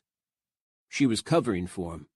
Adam realized he'd stopped moving, stopped breathing, and now the air rushed back into his lungs. Kyle and Ray were watching him, looking for weakness, or wondering whether they'd have to call an ambulance. Bailey's soft eyes said, "Trust me. Hold on to me and I'll get you through this." She'd said more or less the same thing years ago, when Adam asked for her help. She'd become very defensive of him, furious with others who called him a waste of good talent, a disgrace to his mother and family, or just a plain dumbass. She'd gone to bat for him, and hadn't been wrong when she'd said that because of her, he'd been able to take his dream job out in Glitterland. Adam swallowed. He gripped the cue and took another long breath. "Sure." He pulled his gaze from Bailey with difficulty and pinned it on Kyle. "8 ball? What are the stakes?" Kyle wanted to say Bailey. Adam saw it in the other man's eyes. Also, she's with me, so suck it. Bailey might be with Kyle now, tonight, but tonight wasn't forever. Kyle shrugged, pretending he didn't care. $100? "Make it 200, Adam said. "And hold on to your ass, because I'm going to kick it." "Talking don't make it real, Campbell." Kyle gestured to the table. "Be my guest." Ray started collecting balls, grinning as though enjoying himself hugely. Why not? He'd stolen Grant's girlfriend and was now watching Kyle steal Adam's. The Mallory brothers were getting, as Adam's mom liked to say, too big for their britches. Time to take them down a peg. Adam waited for Ray to set all the balls in the triangle. Then he positioned himself, removed the rack, placed the cue ball, and shot. The cue ball smacked into the cluster with a crack like a gunshot, and balls burst across the table. 2 solids fell into pockets, and Adam straightened up. "Like I said, hold on." He moved to shoot again, highly aware of Bailey standing at the corner of the table, that skirt beckoning his gaze. She had grown up, that was for sure. All curves, nothing hidden. Kyle went to stand next to her, his cue upright between them. As Adam worked the table, that cue and Kyle got closer and closer to Bailey. Kyle didn't give a rat's ass, Adam saw, who won. The man had Bailey, all that mattered. The distinction made Adam play less well than he should have. One shot had his solid balls lined up against a long rail, the cue ball in an awkward position behind them. He might click one in if he hit it just right, but he'd have to lean lengthwise along the table to do it. He lowered himself to the table, positioning his cue between fingers that were calloused in places, smooth from burns in others. He had the shot, but as he drew back, his bad leg folded under him. He'd had problems with cramping at the stupidest times, and now was one. Adam slipped. His cue tapped the white ball, which rolled a few half-hearted inches and stopped. He ended up mostly on the table, his cue clattering to the floor, his right leg not working, his nose on the felt. Two soft hands landed on him, and a wash of feminine scent brushed him. Not perfume, the good smell of Bailey. "You all right?" Her voice was his lifeline. A long time ago, when Adam had been leaning on his truck, the last vehicle in the school's parking lot, knowing he had to go home and tell his mom he was on the verge of flunking out, a younger version of the same voice had come to him. He'd had his arms folded on the truck's closed door, head bowed, Adam ashamed and unhappy and not knowing what to do about it. "Adam," the sweet voice had said. "You all right?" "Yeah," he'd said. "Yeah, I'm fine." Bailey had known better. "I can help you." She'd stammered a little, nervous. "If you want. I'm good at math. I could maybe teach you." He'd turned around and seen an angel. Not the nerdy girl other kids made fun of, with her sloppy clothes, heavy hair, and thick glasses. She hugged her books to her chest, which was probably why Adam had never noticed what a rack she had. The brown eyes peering at him through the glasses were wide, honest, and caring. Instead of blowing her off or growing insulted, Adam had grabbed on to the line she'd thrown him. "Sure," he'd said, as though it were unimportant. "You doing anything right now?" And took her home with him. They'd sat on the porch of his mom's house and opened the books. Bailey had come over every day after that, patiently teaching Adam math, and then English and history and anything else he'd struggled with. Adam remembered the day the numbers in the math equations had stopped dancing around and settled down into something he understood. He'd jumped up, euphoria flooding him, enlightenment in his grasp. He'd wanted to shout and punch the air, but instead he'd grabbed Bailey and kissed her. And his eyes had been opened. He'd kissed her thoroughly, there on the porch where they'd been alone, pressing her against a post, his hands on her waist, then her back, and finally her breasts. Her first kiss, he could tell, but her enthusiasm for it was better than cool experience. The next day when the family went out, leaving Adam behind to study, he'd sneaked Bailey into his bedroom. He remembered uncovering her layer by layer, lush breasts, lickable legs, sexy ass, her warm smile lighting her eyes. It hadn't been his first time. Adam had lost his virginity at 14 with an ardent 16-year-old cheerleader from a rival school. But his first time with Bailey had been seared upon his brain, never to be forgotten. He'd touched her, kissed her body, brought her to her first pleasure with his hands. Then, when she was open with the shock of her first orgasm, he'd slipped inside. Beautiful, tight Bailey had closed around him, embracing him with her arms and her body. That had been the first encounter in their short but intense affair. Every day they'd managed to find a place to be together, to make love, to lie afterward in the sunshine and talk and laugh. Bailey could laugh about anything. Adam was later surprised he'd found time to graduate with all the sex going on. But he'd made it, and Bailey had gotten him there. Her smile as he'd walked up to receive his diploma had bolstered him more than the piece of paper the principal had slapped into his hand. The memories had been burned onto Adam's body, and now, at Bailey's touch, at her words of concern, he remembered every moment. Adam's heart constricted into a tight knot and hurt like hell when it expanded again. "I'm fine," Adam snapped, jerking himself back to reality. "My damn leg just seizes up." A stronger grip landed on his shoulders. Bailey's touch fell away as Kyle lifted Adam to his feet. Kyle stepped back immediately, which was a good thing, because Adam felt his fist balling. "It sucks," Kyle said. Took me forever to get over a broken foot and ribs after a bull crushed me in the chute. Go ahead and take another shot." "Screw that," Adam growled. "I don't need a pity do-over. You go for it. It won't help you."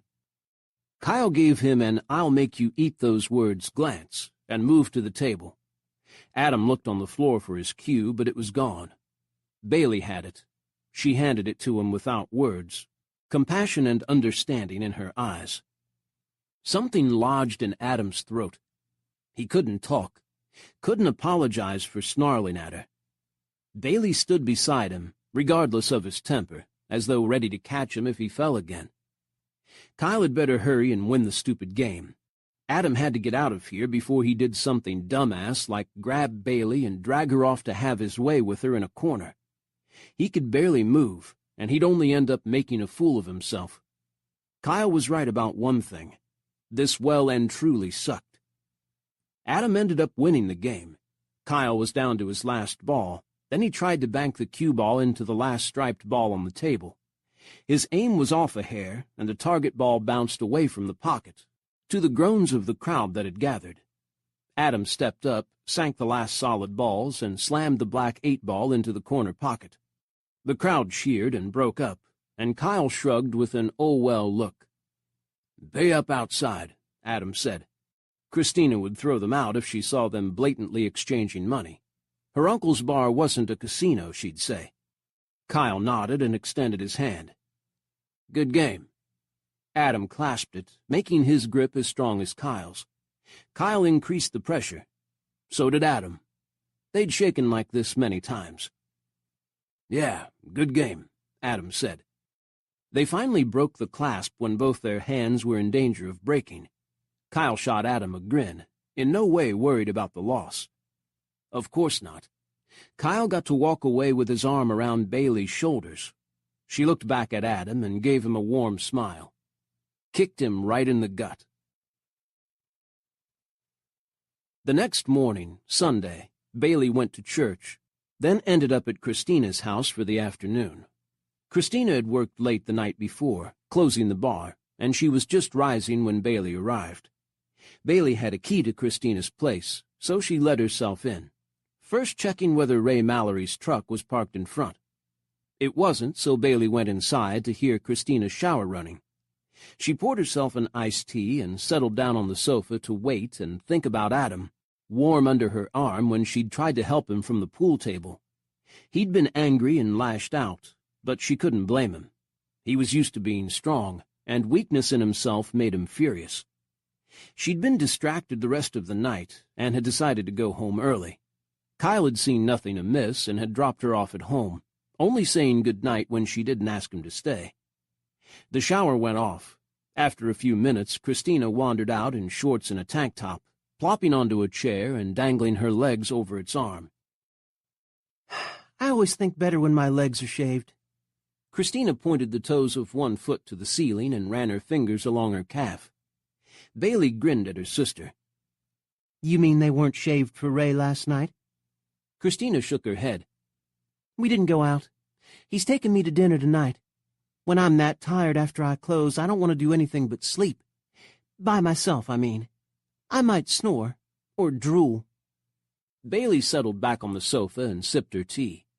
Since she'd moved home from Austin, she and Christina had spent their Sundays together.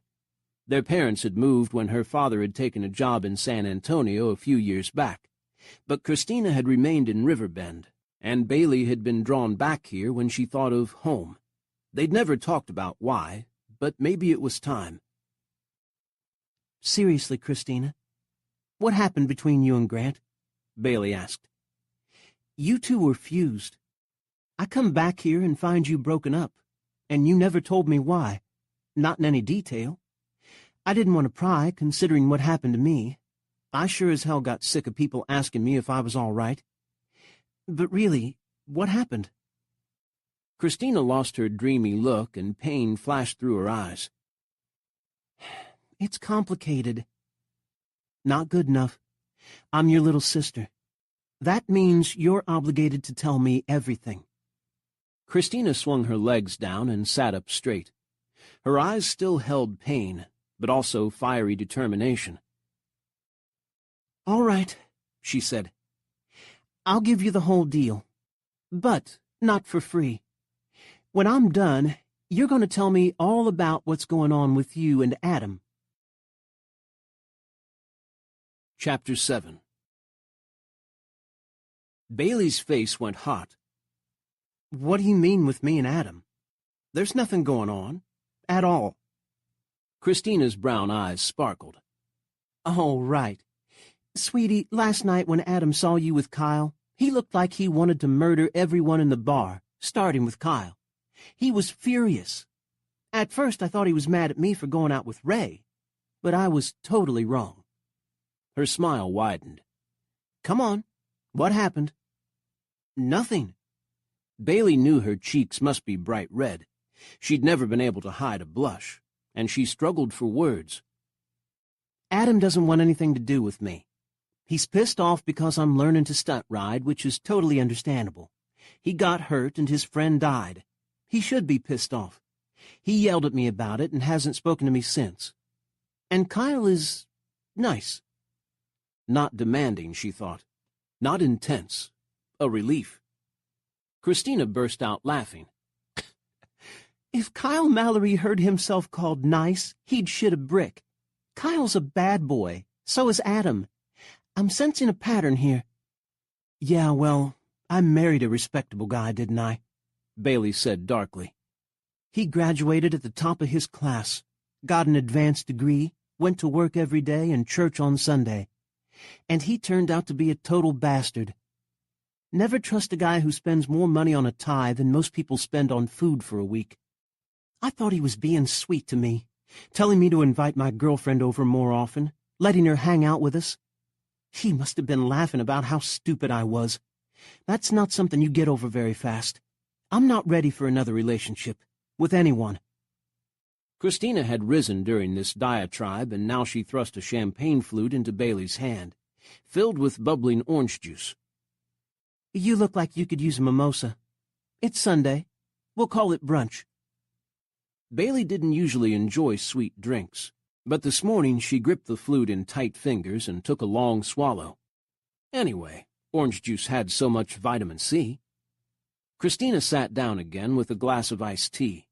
Christina didn't drink, saying she'd tended bar long enough to see what heavy drinking did to people. She wasn't afraid to cut off patrons in the bar, no matter how angry they became.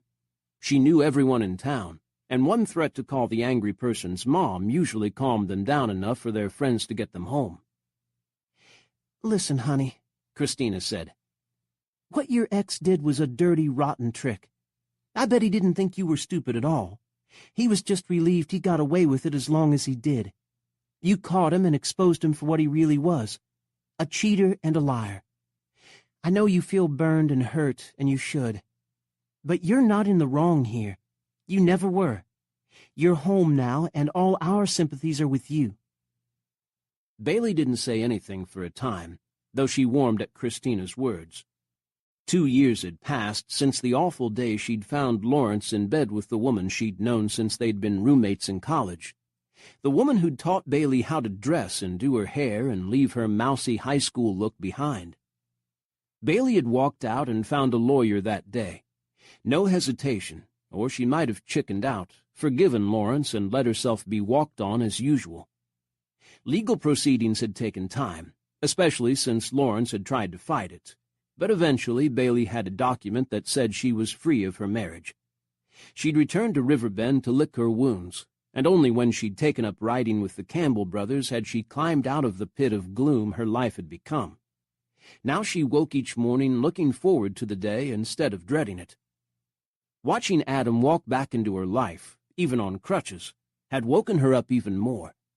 Her decade in Austin was becoming a passing event, an aberrant blip, while this life was real. Now, Christina went on, I'm going to tell you that the Campbells aren't like that at all. They might be bad boys, and they might love the ladies, but they're not cheating bastards. You get what you get, nothing hidden. Bailey took another sip of the mimosa, bubbles dancing on her tongue. If that's true, why aren't you still with Grant? Christina lost her wise older sister look and slumped back in her chair. It really was complicated, Bailey. Not just one thing. Everyone in town thinks I got mad because of all the buckle bunnies chasing him, but it wasn't that. Grant doesn't care about groupies. But it... She paused, closing her eyes, true pain on her face. It's hard to put into words. Hey, Bailey said, her heart squeezing. If you don't want to talk about it, don't. But like you said to me, you have all my sympathy. Grant doesn't know what he's throwing away. No, don't blame him. Christina opened her eyes, tears in them. It's not his fault. Not entirely. We lived together for 5 years. We talked about getting married. Grant wanted to. But he wants kids. A big family. So do I. I love kids. But in 5 years, none came along. She gave Bailey a wan smile. Believe me, we tried. Every day. No one can say we held back in the sack. We never used any kind of birth control, and the sex was... Well, it's Grant. Mind-blowing every single time. But no matter what we did, I never got pregnant. We went to doctors who said there was nothing wrong with either of us. But we each blamed ourselves, beating ourselves up about it. And then we started blaming each other. Then we were fighting about everything we could think of. After a while, we were unhappy when we were together and super tense when we were apart. Finally, we decided we should let each other go. He said it first, but I'd been thinking it. We were stopping each other from getting on with our lives. It was a relief. The last word was choked out, her voice clogged with tears. Christina quickly set down her iced tea and put her hand over her eyes. Bailey was at her side in an instant, gathering her sister into her arms. I didn't realize. I'm so sorry. Christina buried her face in Bailey's shoulder and continued to cry, hard, as though she hadn't been able to release her pain until now. Bailey held her heart aching for her sister. She'd been aware that Christina was unhappy, but she hadn't known the extent of her grief. The Campbell boys had seriously gotten under the Farrell girls' skins. After a while, Christina's sobs quieted, but she kept her head on Bailey's shoulder as she wiped her eyes. Don't let things go wrong between you and Adam. Promise me, okay? There aren't any things between me and Adam, Bailey said quickly. If he was mad last night because I was with Kyle, it's because he and Kyle have always had it in for each other. If one of them has something, the other wants it. That's all. Christina's eyes were still wet, but her smile broke through. You are so dreaming. Adam has a Jones for you. He did before he left home, and it's still there.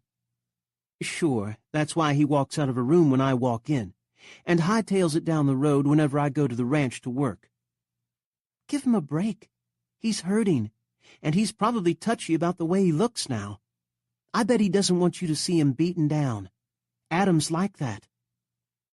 Bailey had to concede that Adam was self-conscious, and she couldn't blame him. She'd been gun-shy when she'd first returned to Riverbend, wanting to hide from the world for a while, and she hadn't been burned on half her body, hobbling on crutches. You're saying I shouldn't let him walk away? Bailey said. That I should chase his face? Christina sat up, shrugging as she reached for her iced tea. Worked the first time, didn't it? Bailey blinked. Wait, are you saying I chased him before? I did not. Oh, come on. You followed him around since you were in grade school. Talked about him constantly, too. It was cute, your crush on him. Christina grinned, though tears lingered on her face. Bailey returned to blushing furiously. I swear, Christina, you're right, and you know it, Christina chuckled. Tell Kyle you just want to be friends and see what Adam has to offer. She lost her smile. Seriously, Bailey, don't let a chance of happiness go. It might not work out, but if you don't try, you'll never know, will you? Bailey said nothing as she finished her mimosa. The way her entire body flared to life whenever she saw Adam told her that Christina spoke the truth. What they'd started all those years ago hadn't ever finished. She and Adam had hugged, said goodbye, and pretended it was better that they parted friends and didn't wait for each other. But it had mattered. Maybe Bailey wouldn't have been blinded to Lawrence's shortcomings if she hadn't been trying so hard to forget about Adam. Christina was right. What the hell? If Bailey talked to Adam, told him how she felt, and not let him simply disappear back into his movie life, what was the worst that could happen? Except her walking away from a job she loved because it would be too awkward with him there, or her heart shattering into pieces when he left for California again. Sure, no downside at all. Bailey chased the last drop of mimosa out of the glass and stared morosely at the empty flute. What the fuck? What the total fuck? Adam glared down at the letter, pages and pages of it, but the first couple of paragraphs gave him the gist. He was being sued for his part in the accident that had lost Dawson his life. Son of a fucking bitch! Hey, a soft voice said. You all right? Perfect. Bailey, now is not a good time. Bailey remained in the outline of the open front door, holding the screen door as she peered inside. No one else was around. Olivia had gone down to the barn with Tyler and Grant, Ross was at work, and Carter was off doing whatever the hell he was off doing. Monday afternoon warmth poured in through the door as Adam stood with the mail he'd just opened. Special delivery. He'd had to sign for it, which he had without thinking anything about it. What's wrong? Bailey took a step inside, releasing the screen door, which banged closed behind her. Nothing. Just... He couldn't stay calm, couldn't talk. Adam bent the papers in his clenching fists, then hurled them away from him. The sheaf hit the floor and the pages scattered across the carpet. Damn it! He tried to stride off as he'd always done when he lost his temper, taking him away from others so they wouldn't come under fire of his raw anger. This time Adam stepped wrong on his still-healing leg, twisted it, and went down.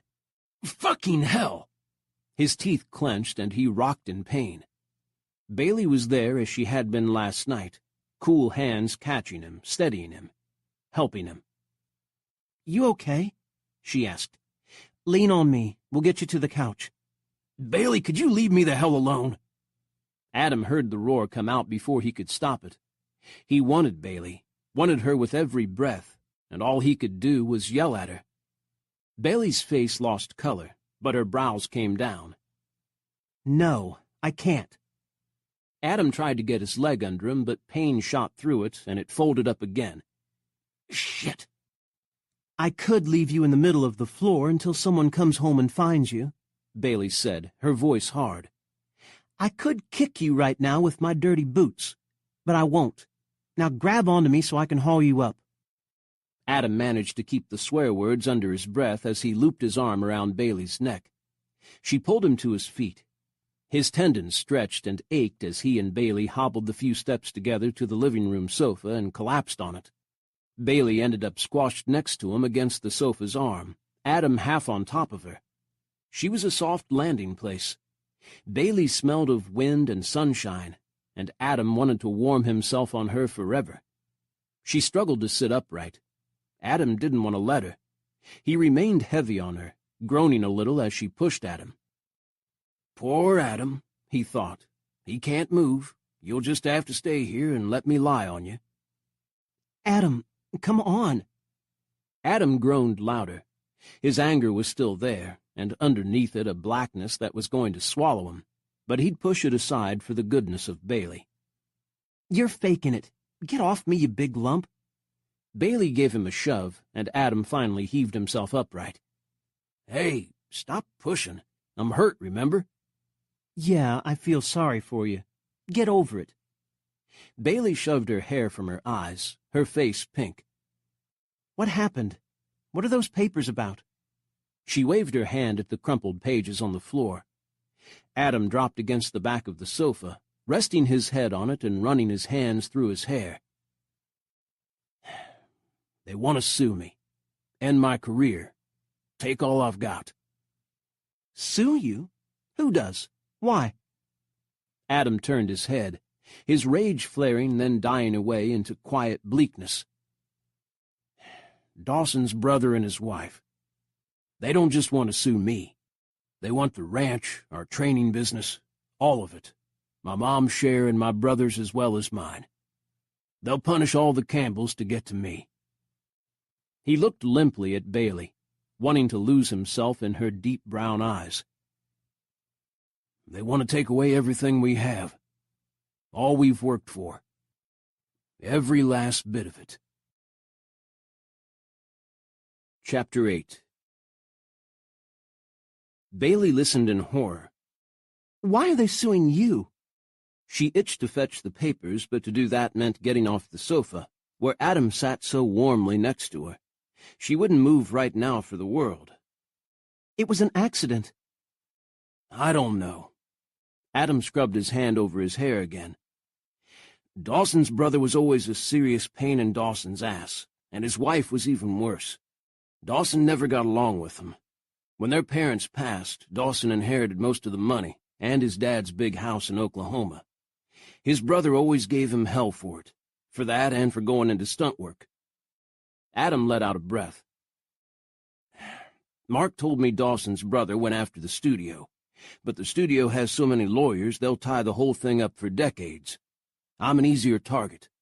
Easy to blame me and get some money while he's waiting for a settlement or whatever from the studio. But... Bailey's brows drew together. She didn't like Adam's haunted look, something darker behind his anger. I mean, why you? It wasn't your fault. You were as much a victim as Dawson. Adam rested his head against the back of the sofa. That's what you don't get, Bailey. What no one gets. It was my fault. I screwed up and my best friend died. He closed his eyes, the lines around them tightening. Adam had always believed that men shouldn't cry, or if they did, at least make sure they were a hell of a long way from anyone. He didn't cry now, but his anguish rang loud and clear, even if he didn't make a sound. It can't have been your fault. There was an investigation, wasn't there? Accident reports? Bailey spoke confidently as she laid her hand on his shoulder. She got lost a moment in the steel hardness of his muscles under her fingers, the amazing strength his injuries hadn't drained. Bailey sat on his left side, where all the scars showed on his face, ruining the male perfection that had been Adam. Even so, his vitality blazed through. Rather than being a disfigurement, the scars had become a part of him and what he was. Adam opened his eyes, his fury returning. Yeah, the report said the truck's engine stalled and the steering wheel jammed, spinning the truck out of control. But we would have found problems like that if we'd been more careful. But the director was rushing. The shot had to be finished that day, too expensive to carry over another day, and Dawson was pushing for it. There were new people on the set, people I didn't know. I was the one to decide whether to run it or not, and I got talked into going through with it. We should have waited, rechecked the setup, sent his truck back to maintenance, to hell with the schedule. All I had to do was say no, and Dawson would still be alive. It hurt him deeply. Bailey realized where his touchiness had come from these past weeks, more than from just his injury. He'd been going over and over the accident in his head, reliving his decision, second-guessing what he should have done. He'd been picturing what would have happened if he'd argued, stood his ground, not let people talk him into doing what he knew would be dangerous. Whether he could have prevented the accident or not didn't matter. Adam believed himself responsible. He'd been bottling this up inside him, keeping it silent all these weeks, while his brothers had teased him and she'd chided him. Adam, I'm so sorry, Bailey said in a near whisper. She slid her hand from his shoulder and laid her head there instead. Adam's skin was hot beneath his shirt. Bailey could feel his chest lift with his breath, the thrum-thrum of his pulse in his throat. Then his fingers were cupping her cheek, lifting her face to his. Adam's blue eyes filled her vision, an inch or so from hers. You're feeling sorry for me again. His voice was low, an irritated growl. Yes. Bailey refused to move, to stammer, to apologize. She was finished being the shy girl. She had a lot to give and a lot to offer. She wasn't going anywhere. Adam's mouth set into a grim line. Tell me the truth. Are you with Kyle? Bailey resisted the urge to answer, no, I'm with you, but she knew what he meant. If you're asking whether we're a couple, no, she said. We've been out a few times, but not often, and we agreed it's not exclusive. We're keeping it light. Adam didn't seem to hear anything past no. I'm one to take what I want, but I won't take what isn't mine. No? Bailey asked in surprise. I thought you and Kyle fought over everything. Not when it's important. His gaze unnerved her, his eyes lake blue with lighter blue flecks. And this is important? Adam's answering smile pierced her to the bone. Yes. Adam. There she went, blushing, stammering. I'm the one to take what I want. What are you saying you want? You. His grin widened. What did you think? Brussels sprouts? Bailey cleared her throat, tried to sit up. She couldn't, and said, So, when were you going to bother to tell me? You've been home 5 weeks. 5 weeks, 3 days, and a couple of hours, Adam said. I was going to tell you when I was good and ready. And you're ready right now? Adam traced her cheek with a finger that shook, but not with fear. Right now I'm mad as hell. Hurting all over and just found out I'm going to lose everything I care about. This is as good a time as any. In spite of his rage, his fingers were firm, his touch strong, filling Bailey with fire. You won't lose everything, she said. She wouldn't let that happen. Adam didn't appear to hear her. Just so you know, I'm not good with the romantic stuff. I don't know the right things to say. I only know that you're beautiful and it's ripping me up inside not having you. His fingers moved on her face, his touch electric. I'm beat up and broken, and scared of everything that's going to come next. But just sitting here with you is making me better. So I'm going to hold on, all right? When you want me to let go and leave you alone, you tell me. But not right now. Not right now, Bailey whispered, her heart full. Then she laced one hand behind his neck and pulled him into the kiss she'd been imagining since she'd seen him stagger to the porch the night he came home. Adam stilled, his hand on her face quieting. The next moment he came down to her with hard need, kissing her back, seeking, taking. This wasn't the kiss of a man defeated or ruined. This was a man who'd gone into the world with nothing, faced it, succeeded, would face it again. Right now, he needed a break. He needed to kiss her. Their bodies moved together, his grip tightening, securing her against him with no intention of releasing her. Bailey was aware of nothing but Adam, his breath on her skin, his mouth firm and hot, his hand on her back, holding her in place. Adam bit down on her lower lip, the heat of that washing her clean. Bailey made a noise in her throat, and he curved over her, pushing her against the arm of the sofa. Her shirt loosened, Adam's hand sliding under the fabric, heat in the sun-warmed room.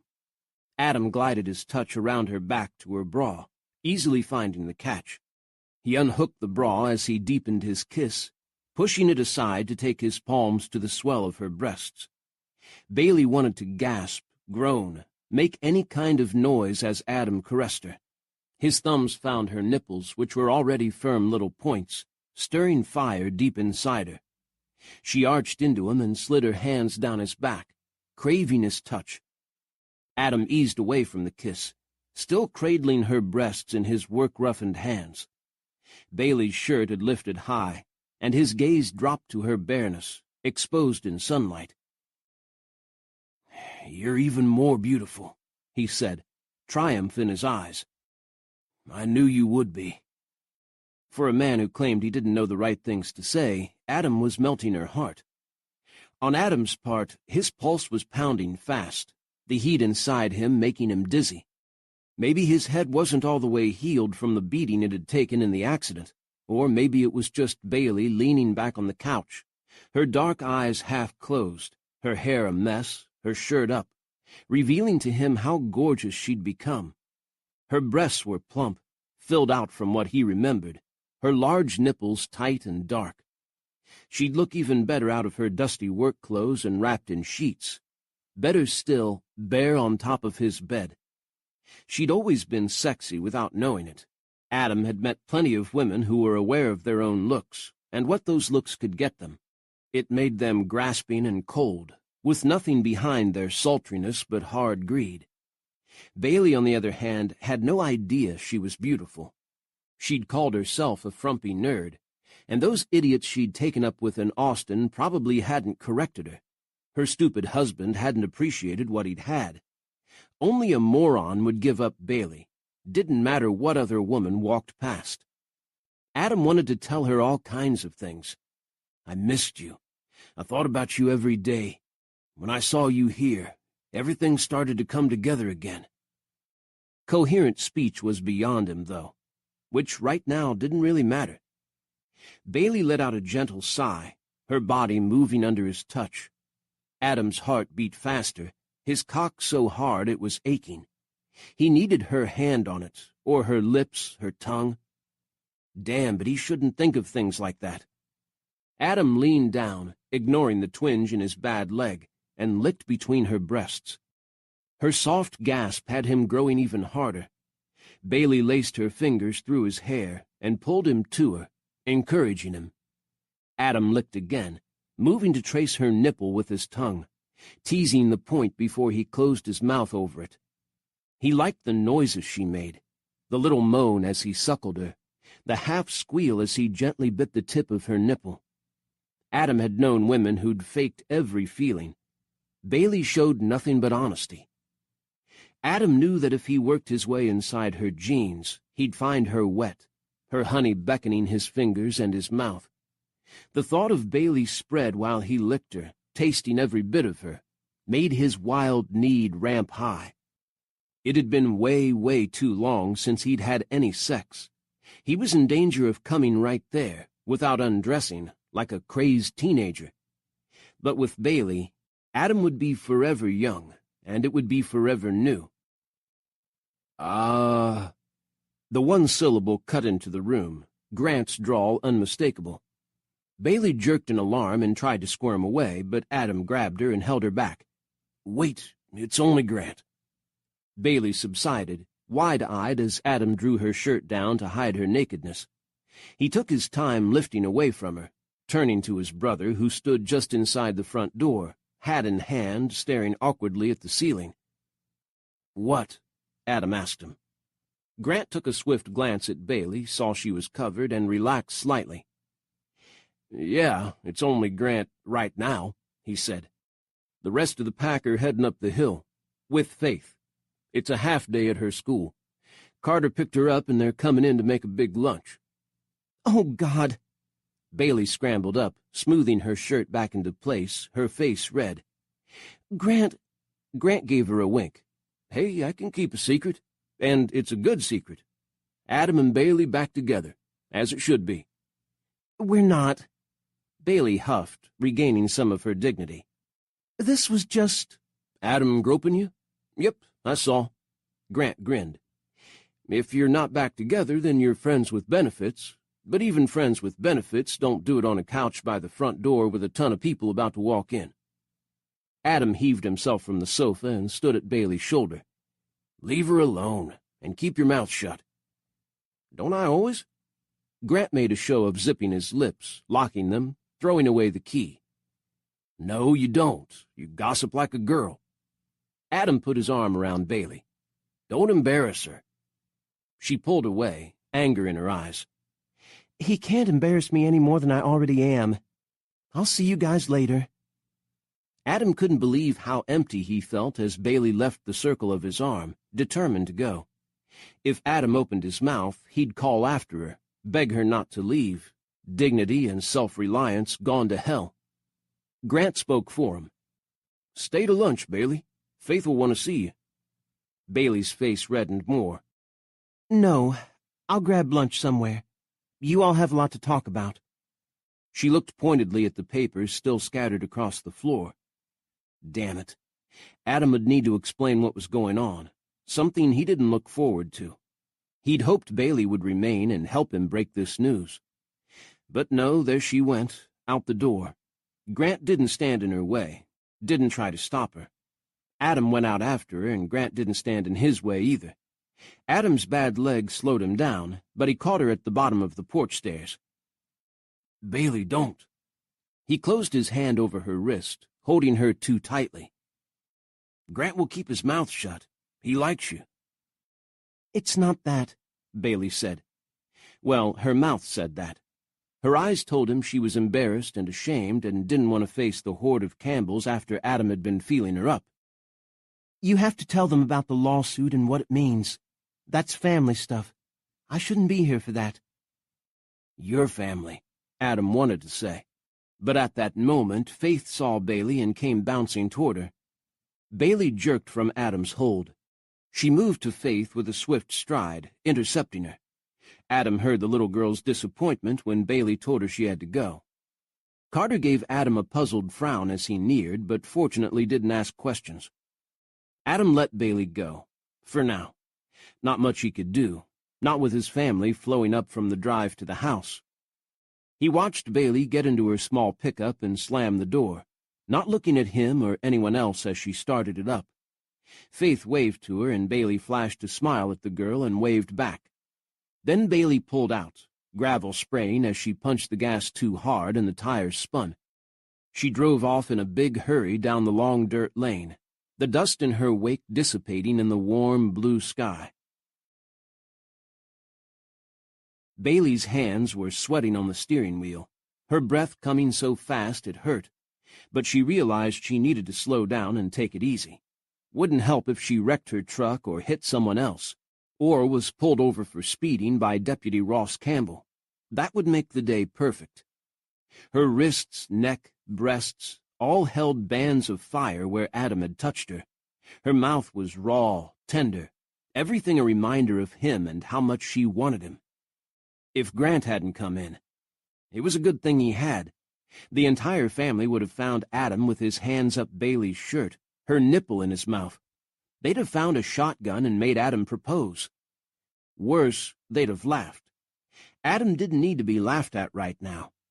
He needed, well, Bailey wasn't sure what, but teasing him for losing control wasn't it. She took her foot from the gas and glided down the road at an even speed, slowing to the requisite 35 when she hit the town limits. "Welcome to Riverbend," the sign the town council had raised said. "Home of the friendliest people in Texas." Bailey had intended to head to her house and recover her equilibrium, but her truck's fuel gauge showed the tank was empty. She sighed and pulled into Riverbend's one gas station. The family who owned the station had also built the restaurant next door, turning the corner into one of the most popular in town. Breakfast time on weekends saw the place packed, Mrs. Ward's biscuits and gravy the best in the county. Bailey pulled in next to the pumps and got out, her movements wooden. She'd fuel up, go home to her cozy little house, sit down, and try to cool off. Later, she'd have to go back to the Campbells' ranch. She was helping Grant and Tyler work up a new act for the fall festival. She couldn't let them down because their brother had kissed her. She'd have to face Adam again, look into his eyes, remembering the feeling of his mouth on hers, his hands hot under her breasts. When they'd been younger and Adam had made love to her, he'd been all smiles and energy. Now he had the slow assuredness of experience, knowing how to draw a woman into passion. "Bailey." Bailey jumped, the gas nozzle in her hand, and nearly splashed herself with fuel. She quickly shoved the nozzle into her tank and locked it in place. She straightened up, facing Kyle Mallory, hoping Adam hadn't left actual marks on her skin. "Hey, Kyle, how are you?" Kyle grinned, his easy handsomeness a contrast to Adam's ruined face and intense eyes. "About the same as last time you saw me. Want to grab a drink when you're done tonight?" Tell the truth. Are you with Kyle?" Adam's voice rang in her head. She remembered the hard, almost desperate look in his eyes when he'd asked the question. Not tonight, Bailey said quickly to Kyle. I'm going to be working my butt off this afternoon, and I plan to fall asleep as soon as I'm home. Kyle shrugged, unworried. Tomorrow, then. He looked certain that she'd pick a night and they'd make a date. Another evening of beers and pool, followed by Kyle kissing her good night in his truck, confident that she'd invite him inside. If not tonight, then one of these nights. No, sorry. I'm doing something with Christina tomorrow night. He nodded, still unconcerned. Weekdays are crazy. How about I pick you up on Saturday? About 9? Give us both a chance to wash the horse sweat off us. Kyle. The firm note in her voice made him frown, his green eyes narrowing. Every girl in town envied Bailey the scrutiny of those brilliant emerald eyes. Kyle looked her up and down with them now. What's wrong? I like your company, Bailey. Pick a time and tell me. I'm not a pushy guy. Bailey gave a short laugh. Yes, you are, but that's not why. It's not... Crap on a crutch. Kyle held his hand straight out. Stop right there. Are you about to say it's not you, it's me? Well, it isn't you. Bailey folded her arms, wanting to shiver, even though the late September sun was plenty warm. I'm just not ready to be serious again. Serious? Kyle stared at her. There's nothing serious. We go to the bar, we talk and have fun. We haven't even gone to bed. I haven't had a relationship this not serious in a long time. I didn't think I was pushing you. You're not. That's why I'm saying it's me. I need more time. Kyle studied her for a while, sunlight glittering in his eyes. Then his brows came together, anger sparking at last. Bailey, you lying shit, he said. I never knew you had it in you. Chapter 9. What? Bailey's temper rose. Watch who you're calling a shit. What am I lying about? This I'm not ready to get serious crap you're trying to pull on me. Kyle's gaze was sharp, his face dark with anger. Has nothing to do with waiting until you're ready, does it? It's Adam, right? I saw how you were with him during the pool game Saturday night. You looked like you wanted to crawl all over him. Bailey drew herself up. I did not. I was out with you. I don't do that. Certainly not after she'd been on the receiving end of what being cheated on felt like, which was why she would not go out with Kyle again, not while Adam had possession of her every thought. You were all over him in here. Kyle tapped the side of his forehead. What the hell do you see in him? Adam Campbell is so fucking full of himself. Deserted his family for the fame of Hollywood, and look what it got him. Banged up and half dead, and everyone feels sorry for him, including you. But don't fool yourself. He folded his arms, closing himself off. He won't care about you, Bailey. He only wants to win. Me and him have been scrapping since we were 6, and I've learned a thing or two about Adam. He'll do anything to get what he wants, but that don't mean he wants it forever. I've heard stories of what he did out in L.A., the parties with escorts, the women he dates and drops like they were nothing. Women are all over him, but he takes the ones he wants, uses them, and he's done. His speech stabbed uncertainty through her, which only made Bailey angrier. How do you know? She snapped. You've never been to L.A., and I doubt he'd text you about his conquests. Kyle gave her a patient look. Because he tells Grant. Grant told Christina everything when they were together. Christina is good friends with my sisters, and they told me. Can't keep a secret in a small town, even if you're 1,000 miles away from it. Bailey's face warmed. She knew stories like that would get around. She'd been oblivious of them in her closed-off life in Austin, but she also knew they got exaggerated. I'm sure there are great stories about him, she said, told over and over until there's a little bit of truth left, but not much. Sweetheart, If Adam had had a long-term relationship with a woman, any woman, you'd have known it. Everyone in town would have told you, even when you were living with your high-tech city friends. Look around. Do you see him married with kiddies, bringing home a steady girlfriend to meet the family? Trust me, as soon as Adam feels better, he'll be running right back to his non-stop action life, and you'll be just another conquest. Don't let him do that to you. I am not a conquest. Bailey drew a sharp breath, unable to banish Adam's dark voice, saying, I'm one to take what I want. It doesn't matter. I meant it when I said I didn't need anything serious, with you or with him. Kyle studied her a moment longer. Then he gave a little nod, as though deciding something. What's sad is you really believe that. Tell you what, you do what you think you have to. When Adam breaks your heart and stomps all over it, then hightails it back to L.A., you give me a call. If I'm not still pissed off at you, we might go for beers again. Okay? Bailey let out a sigh. Kyle, I'm sorry. Don't be sorry, babe. Kyle slapped on the black cowboy hat he'd taken off to talk to her. Just be careful. You've been burned and you're vulnerable. Remember that. See you around, Bailey. Give my best to your sister. He gave her a polite nod and stalked off toward his truck he'd left in front of the convenience store. The pump had long since shut off, Bailey's tank filled. She jerked the nozzle from the tank and hung it up, taking the receipt from the automated machine. Kyle's truck roared to life as she closed up her gas tank. In spite of his anger at her, he didn't peel out or drive recklessly. He calmly pulled out into the road, waiting for one car to pass before he did. He didn't turn his head to look at Bailey. His hat pointed straight ahead as he drove off into the afternoon sunshine. Bailey got into her truck but sat motionlessly in the driver's seat for a long time. Adam's touch had fired her, imprinting himself on her. Kyle's words cut cold through that. Of course Bailey hadn't expected Adam to be a saint, and they hadn't had any kind of understanding when he'd left. They'd parted as friends only, no commitments. They'd both known they wouldn't be able to keep any promises.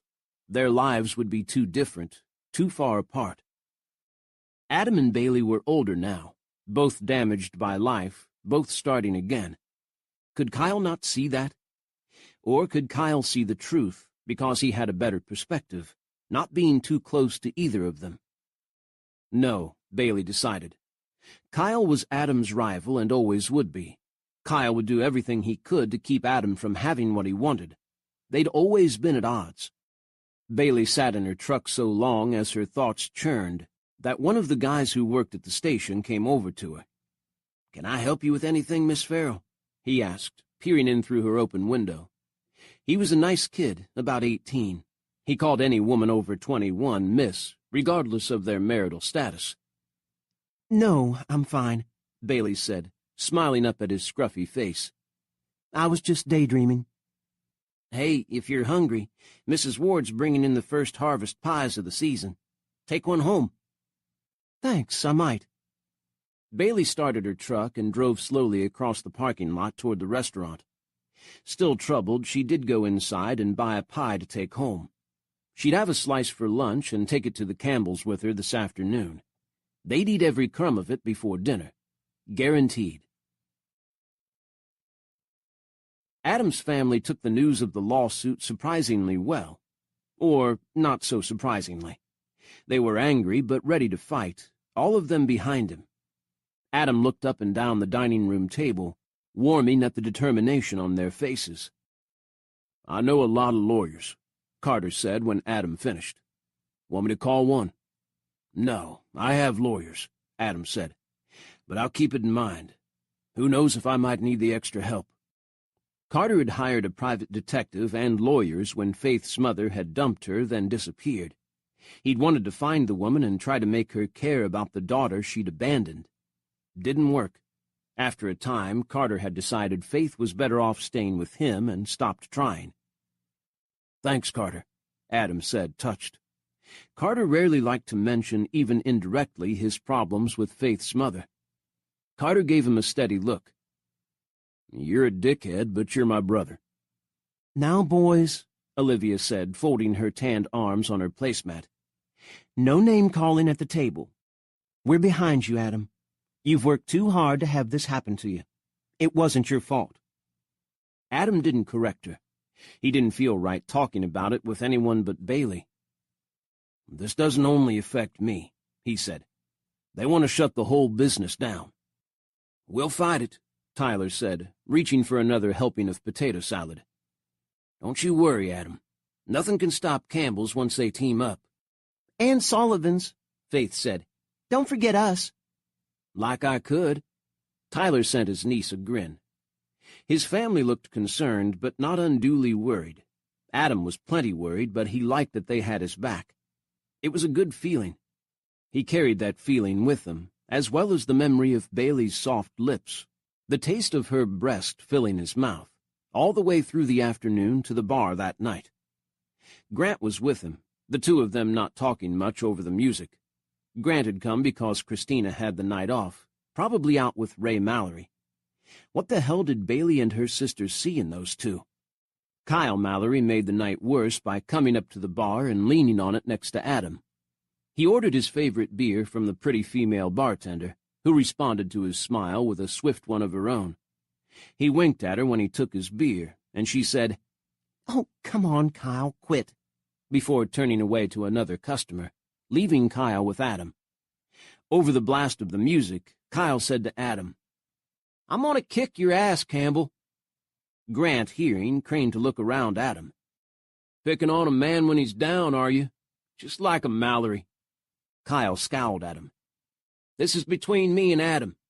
You coming outside?" he asked Adam. Adam closed his hand around his beer bottle. "Not going anywhere with you until you tell me what the hell you're talking about. If this is about the pool game, I won that fair and square." "I don't give a shit about the pool game. This is about Bailey." Adam was off his seat before Kyle's last syllable was swallowed by the thumping beat of the latest country rock band. He had his hand on Kyle's shoulder, feeling Kyle quivering with anger under his palm, and steered the other man around the tables and outside. Chapter 10. The parking lot had plenty of people in it, from those who wanted to talk away from the music to couples entwined in the shadows. No alcohol was allowed beyond a certain point, and the far side of the parking lot was deserted. Adam set his beer on the rim of a pickup bed. He knew the guy standing there kissing his wife and said, "Watch that for me, Mike," before walking with Kyle, who'd shaken off his hold, to the empty side of the lot. Grant was right behind Adam, and Carter, who'd seen them go, came after them. One of Kyle's friends, seeing them and scenting trouble, broke off from the group he'd been talking with to come stand beside Kyle. "I told you," Kyle said, glaring at Grant and Carter as they all stopped in the shadows. "This is between me and Adam." "And Adam is recovering from one hell of a crash," Grant said. "We're staying." "I'm fine," Adam said, voice hardening. "I could have kicked Kyle's ass when my leg was still in the splint. I only came out here because I want to hear what he has to say about Bailey. Be really careful what that is, Mallory. I'm in a bad mood." "I'm talking about how you're fucking with her," Kyle said. "The look in her eyes when she spoke about you today almost broke my heart. She's all bent out of shape over you, and you're treating her like a piece of shit." "She said that?" Adam asked. Is that what Bailey thought? She'd been unhappy when she'd left the ranch, and Adam did not like the idea that he'd made her so. He also didn't like that she'd spilled everything to Kyle. If she had. This could be Kyle's bullshit. "She didn't have to," Kyle was saying. "She was upset when I saw her this afternoon, and I know it was because of you. She's not one of your dressed-up whores, Campbell. She doesn't understand guys like you." "What? She understands guys like you?" Adam's anger ran hot. He'd been around pushy shits for years now, and he'd learned how to handle them. But Kyle always brought out the worst in him. "I'm trying to save Bailey some hurting," Kyle said. "You're hurting her, so I'm going to kick your ass for it." "Good." Adam made a show of rolling up his sleeves. "I'm getting bored sitting around with nothing to do. Come on." Carter, the only one who ever dared get between Adam and something he was after, came around Adam and faced Kyle. "You're not going to hit a man who's been injured as bad as he has," he told Kyle. "It's all right, baby bro," Adam said. "He'll never see what's coming." Grant flanked Adam on the other side. "Cool it, Adam. You're not fighting. If he wants to go at it, he can take Carter and me." Kyle's friend Jack, who was about 6'3" with a shaved head and solid tattooed arms, stepped next to Kyle, looking ready to start in. Kyle made a negating signal. "My beef is with Adam. I'll save the fight until he's better. That's only fair. But this is between me and him. The rest of you can stay out of it. You too, Jack." Jack said nothing, remaining stoic as always. Jack Hillman was also a friend of Carter's, but he always backed up the Mallorys for some reason. "I agree," Adam said. "No one else involved. No one else gets hurt." "Exactly," Kyle said. "Only I've thought of something better than a fight. We can punch at each other any time. I want this to count." "Sure you do," Adam said, impatient. "Don't chicken out. Afraid I'll make you look bad?" "This will be better than a straight fight," Kyle said, his angry look smoothing into his slick smile. "I want you losing to me in front of more people than your brothers. I want this in front of the entire town." "All right." Adam was boiling, ready to light into him, but he could be a good sport. "Then everyone can watch me beat the crap out of you." "Not a fight. A challenge. The Fall Festival is coming up in a couple weeks. We face off in a place we're on equal footing, so to speak." He shot a glance at Adam's healing leg. "The riding arena.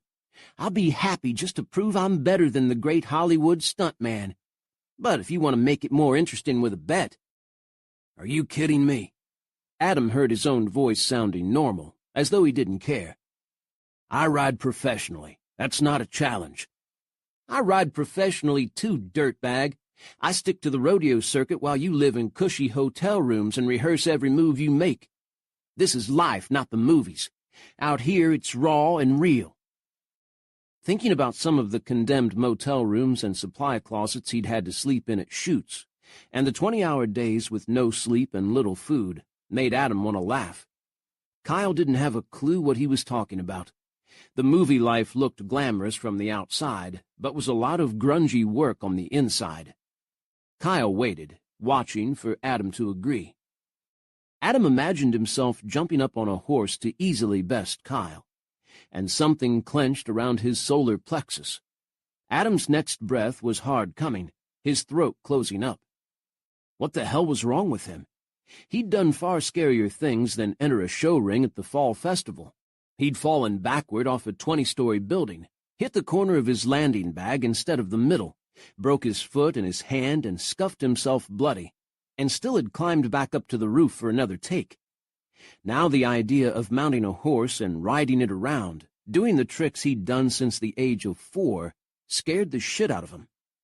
The night receded with a rush and a roar. Adam heard the crackling of fire, the shouting, the horrified yells, the screech and groan of metal, the popping sound of exploding brick. Flames filled his vision. They receded slightly to show him Dawson, a tall man who hadn't been considered very good-looking, but the ladies had loved him. Dawson had been a heavy partier, up for anything, but always ready to roll in the mornings. He'd had a warm laugh and a deep compassion that Adam hadn't ever found in anyone else, except Bailey. Adam saw Dawson smile now, heard his drawl. Dawson was from Tulsa, and Adam, a good Texas boy, was supposed to despise him for being an Okie, but he never could. "Don't you worry none," Dawson had said on his last day, giving Adam his infectious grin, when Adam had voiced his concerns about the stunt. "We'll be okay. We've done this hundreds of times." "Not this rushed. They're cutting corners." Dawson's grin widened. "You worry too much. Let's show 'em how it's done." Dawson had waved from the truck when he'd been ready to go. He'd smiled at Adam again, just before everything had spun out of control, and Dawson had been engulfed in flames. Adam couldn't breathe. Darkness was pulsing around him, consumed by fire. He had to be dreaming he was standing in the parking lot of Riverbend's bar, surrounded by his brothers and Jack, facing Kyle, who waited smug for his answer. Adam viewed the scene as though from somewhere beyond, watching himself stick out his hand and take Kyle's sunburned one. "You got yourself a challenge," he heard himself say. Kyle clamped down on Adam's hand, but even the familiar handshake, with each of them trying to outgrip the other, didn't snap Adam out of his daze. "Good, that's settled," Grant said, sounding relieved. "Can I go have a beer now? Kyle, you're buying." "Sure," Kyle said, finally releasing Adam. "A round for everyone on me." Jack grinned and led the way, Grant and Kyle following. Carter was the only one who didn't relax. He watched Adam closely as usual, waiting to see what he'd do. Adam couldn't go tamely back into the bar, especially not with Kyle playing host. He couldn't go home either, where his mother and Faith would ask why he was back so early, and was everything all right. He walked away, his emotions in turmoil. He strode as fast as he could, hoping the flames and the darkness would recede if he walked swiftly enough, but they didn't. Carter caught up to him, gravel crunching under his boots. "Want me to drive you somewhere?" he asked. "No." Again Adam watched himself from afar, unable to feel himself doing anything. Reminded him of when he'd flatlined, a dead man walking. Carter kept stride with him. "Where the hell are you going? If I lose you, Mom will kill me." Adam swung on him, some of the darkness receding as his anger surged. "Will you leave me the fuck alone?" "No." Carter remained stubbornly with him, the untamed boy he'd been, now a not-quite-tamed man. "Tell me where you're going and I'll get out of your face." Adam told him. It wasn't far. He could make it on foot. He knew exactly where his destination was, though he'd never been there before. Carter scowled. Indecision warred on his hard face, but finally he nodded. "You need me, you call, all right? You got your cell phone?" Adam gave him an irritated look. "You know, you and Grant fuss like old men. I'll be fine." Carter didn't believe him, but at least he fell silent. He watched as Adam walked away, but he didn't follow. Thank God Mom had chosen Carter to look out for him tonight. Grant, Tyler, or Ross would never have let Adam do what he needed to. The small houses in an older corner of the town had been falling down wrecks when he'd been a kid. But in the last decade or so, when people had started wanting small-town life again, though not too far from the big cities, these old houses had been bought and renovated, the area gentrified. Number 5 was painted a dark brown red with crisp white trim. It was a shotgun house, meaning it had a door and one window in front, with the rooms placed one behind the other with no hallways. The doors from room to room were all on the same side of the house. Shotgun because, in theory, a man could fire a gun through the front door, and if all the doors in the house were open, the slug would go straight out the back door without hitting anything in between. A little porch fronted the house, with 2 steps leading up to its wooden floor. A porch light was on, highlighting the screen door and the dark brown door behind it. The front window glowed with light, and Adam heard a TV going. The roar of fire finally started to fade as he raised his hand and knocked. He saw Dawson, surrounded by flame, grinning at him again. "Can't fault your taste, Campbell." Then he was gone, replaced by Bailey, who yanked open the front door and stared through the screen. "Adam?" "Hey," Adam said. Bailey pushed open the screen door and took a step to him, her brows drawing together. She looked so good, in a tight black shirt with a little satin bow on the neckline, her hair loose, her brown eyes full of concern. Dignity went to hell. Adam grabbed her hand and hung on. "Bailey," he said, barely able to form the words. "For God's sake, you've got to help me." Chapter 11. Bailey couldn't quite believe that Adam sat in her living room, on the center cushion of her sofa, leaning on his knees, his head bowed. He'd staggered past her when she'd let him in, ending up on the couch, growling at her to close the door and not let anyone see him. Bailey locked up, then pulled heavy drapes over her living room window's lace curtains. "Adam?" He didn't respond. He stared down at her carpet, hands dangling between his knees, not moving, not speaking. Lamplight burnished his hair, bringing out the light streaks among the darker strands. Bailey shoved her small coffee table out of the way and sank onto the sofa next to him. She put her hand on his back and found it moving a little. Not the shaking of a man crying, but of a man shivering and unable to stop. "You okay?" Bailey caressed Adam's back, his muscles hard beneath her hand, and tried to look into his face. "What did you want me to help you with?" Adam scrubbed one hand over his face, then his hair. He rubbed his hair again, over and over, until finally he sprang to his feet with a snarl. "Everything! I need your help with everything. This is all so... damn it! Fuck to hell!" "You mean the lawsuit?" Adam's hands came down to his sides, rigid in fists. His short hair was a mess, scars white on his red face, eyes glittering. He was a man going wild and trying not to. Adam had never contained himself, rushing after whatever he wanted, doing whatever he pleased, and always coming out on top. His world had changed, life had changed, and he didn't know how to face it. "Screw the lawsuit. I don't know what the hell's wrong with me, Bailey. I used to be fearless. I'd do anything. I've been thrown out of helicopters, crashed cars and motorcycles, jumped from galloping horses and out of windows, rappelled down buildings and climbed back up them. No matter how hurt I was, no matter how dangerous, I got up and did it again.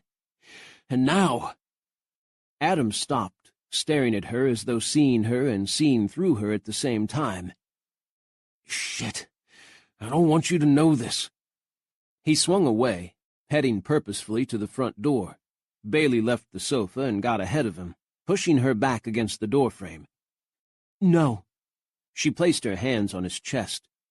Adam halted, but impatiently, his look angry. "Whatever you tell me will never go beyond this room," Bailey said. "You know that. You asked me to help you." She flattened her palms against him, soaking in the warmth from his T-shirt. "So let me help you." Adam stared at her a moment longer, the anguish in his eyes fierce. Emitting another growl, he closed the space between them, crushing her between him and the door. "Stop," he said savagely. "Stop being so... you." And he kissed her. Bailey felt the change in him as soon as their mouths met. The man furiously angry became a man aroused.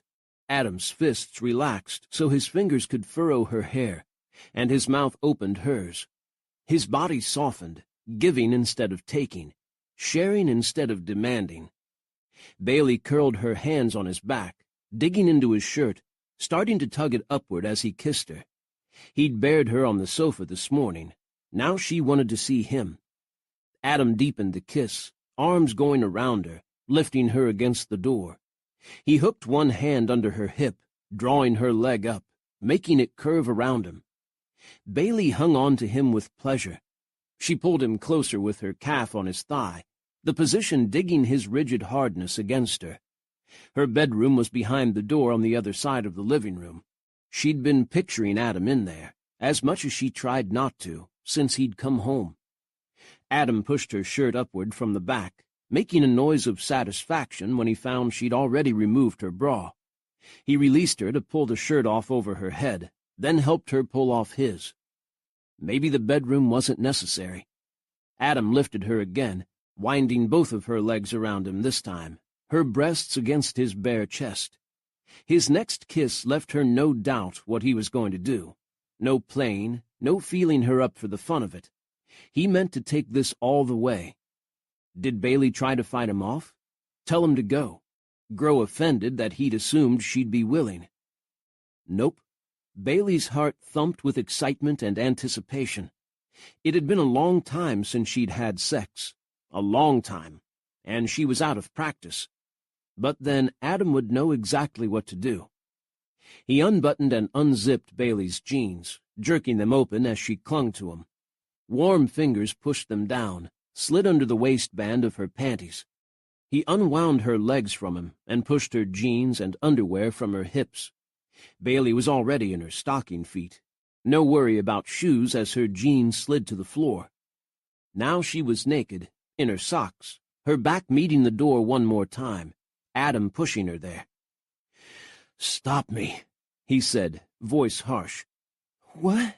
"You've got to stop me." Adam's blue eyes were tight. "Because I won't be able to stop myself." Bailey remembered Kyle's warning about Adam and women.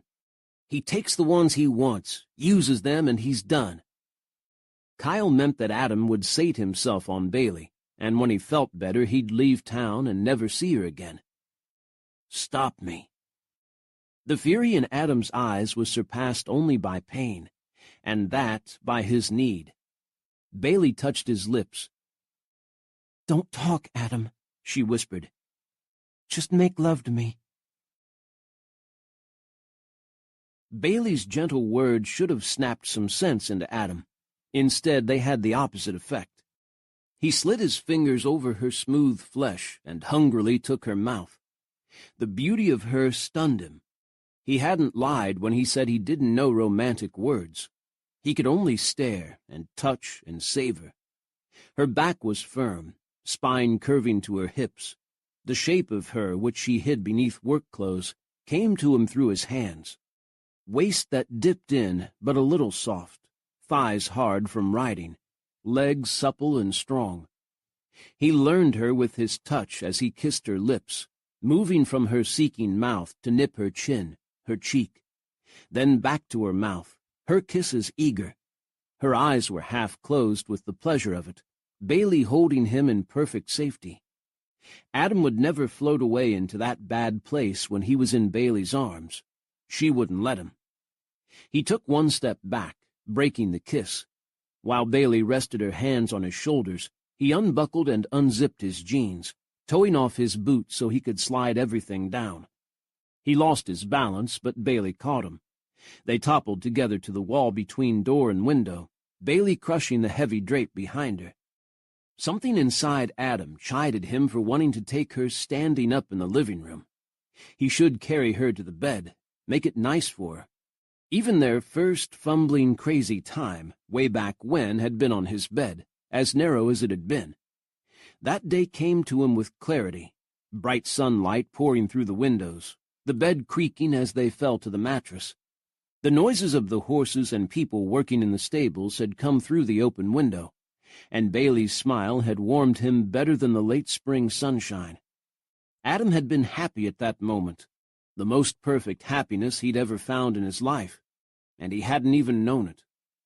Bailey smiled at him now, and a taste of that happiness returned. The sofa was small, but it would have to do. Bailey had strewn it with crocheted afghans, prickly and soft at the same time.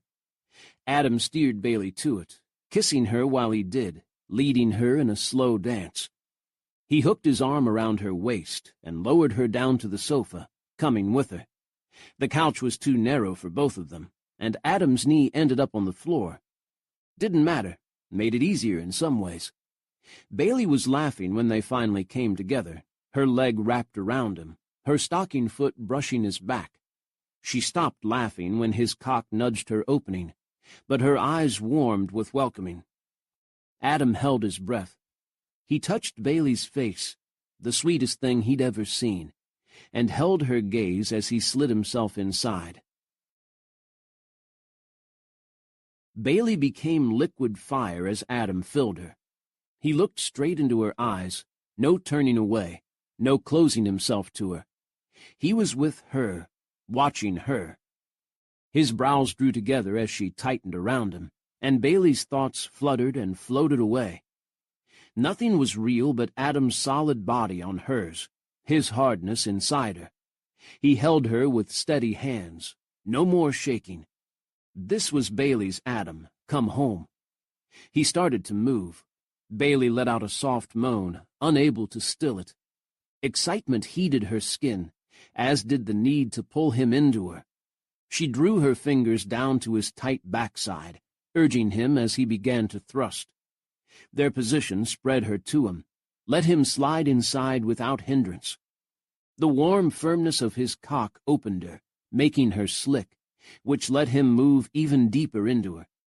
He knew exactly how to make love to a woman on a slim sofa, how to make the awkwardness of it work. The fact should bother her, but right now sensation poured in and erased the niggle. It didn't matter. Now was now. The past did not exist. "Damn, you're beautiful," Adam whispered. "You always have been. I knew." He smiled, proud of himself. Bailey touched his face and didn't answer. Adam had always been the best-looking man in town, with his blue eyes, handsome face, and sinful smile. His looks were ruined now by the mesh of scars that she smoothed on his cheek, but his eyes were as blue, his smile as cocksure as ever. His smile faded as he sped his thrusts, need taking over. Smooth and quick, he moved inside her, Bailey made wet by their heat. His breath came faster, so did Bailey's. Sweat trickled across their bodies, melding them. Where they joined was a beautiful ache. Bailey's hips rose as they kept on. Crazed excitement stirred inside her, blotting out all reason, all awareness but the hard heat of Adam, the fiery wildness at the center of her body. Only that existed, and Adam's blue eyes. She heard the cries coming from her mouth, a few caught by Adam's kisses, before he bunched his fist beside her, a groan in his throat. "Oh, damn," he said clearly, and then he was coming. The sound of their mingled voices spun Bailey into the white-hot madness that was her peak. The two of them made whole for one bright, extraordinary moment. Bailey wasn't sure when the moment ended, but all was warmth as she crashed back to earth, and the living room sofa, Adam on top of her. His arms held her safely, his kisses slow with afterglow, her anchor in the swirling world. A long time later, the street outside quieted, the only noise coming from crickets in Bailey's yard. Adam made himself open his eyes and raise his head from the cushion of Bailey's chest. She was awake and greeted him with a faint smile. Something broke in his heart. He'd never seen anything so beautiful. Adam wanted to say her name, but ended up kissing her instead. He eased back from the kiss and simply enjoyed looking at her. One lock of her sun-kissed brown hair spilled across her forehead. Her lashes were touched with moisture, as though her dark eyes had been filled with tears. Bailey's eyes, which Adam had never been able to forget. He opened his mouth, thinking he should say something, but Bailey touched his lips. "If you're going to tell me we shouldn't have done this, don't," she said. "Yes, we should have." "I don't regret it." Adam didn't, though he knew he'd let go of his control and had tried very hard to stop it. "You'd better not." "Nah," he said. "I've done stupid things in my life, but this isn't one of them." Bailey stroked his hair, a nice feeling, relaxing, taking all the hurt away. Any second now she was going to ask him why he'd pounded on her door begging for her help. He didn't want to talk about it, not now. And yet the only one he could talk to these days, about anything, was Bailey. She didn't ask, however, as though she realized he needed time. Only she would understand that. Adam closed his eyes, content to stay in this warm cocoon with her. The real world moved on outside, but here in their haven nothing could touch them. A phone rang. Bailey groaned, putting a hand to her head. "Figures." "Don't get it," Adam said. He lay heavily on top of her, not letting her move. His knee was cramped and rug-burned, but so what? Bailey started to wriggle out from under him. "If it's my sister and I don't answer, she'll come over to find out what's wrong." Adam let out a breath and raised his head. "Families. You gotta love 'em, but at the same time they drive you batshit crazy." Bailey kept squirming, her breasts crushing against his chest, nipples an erotic touch on his skin. Adam at last let her up. He missed her warmth the second it was gone, but watching her hurry across the room stark naked to grab her phone wasn't bad either. Bailey dug her cell phone out from under her discarded jeans and answered it. Christina? Her expression, which had shown her ready to tell her sister to politely go away, changed abruptly. What? Slow down. Are you all right? Just tell me what happened. Chapter 12. Adam watched Bailey's gaze become fixed on nothing, her brow wrinkling as she listened to her sister's rapid words that Adam couldn't hear. Just sit down and rest. I'll be right there, all right? I have to go so I can come find you. A few more calming phrases and Bailey finally hung up. Adam was right next to her. He'd not been able to stay away when he saw her agitation, the worried look on her face. Bailey started to move as soon as she clicked off the phone, but Adam caught her in his arms. "No, hang on, sweetheart. Tell me what happened." Bailey shoved her hair out of her eyes. An accident on the highway. She and Ray's in the hospital. Christina's all right, she thinks. I have to go. Accident. Mangled metal, fire, shouting, sirens. Dawson sitting motionless, while Adam couldn't get to him, couldn't move. Bailey jerked under him, snapping Adam back to the present.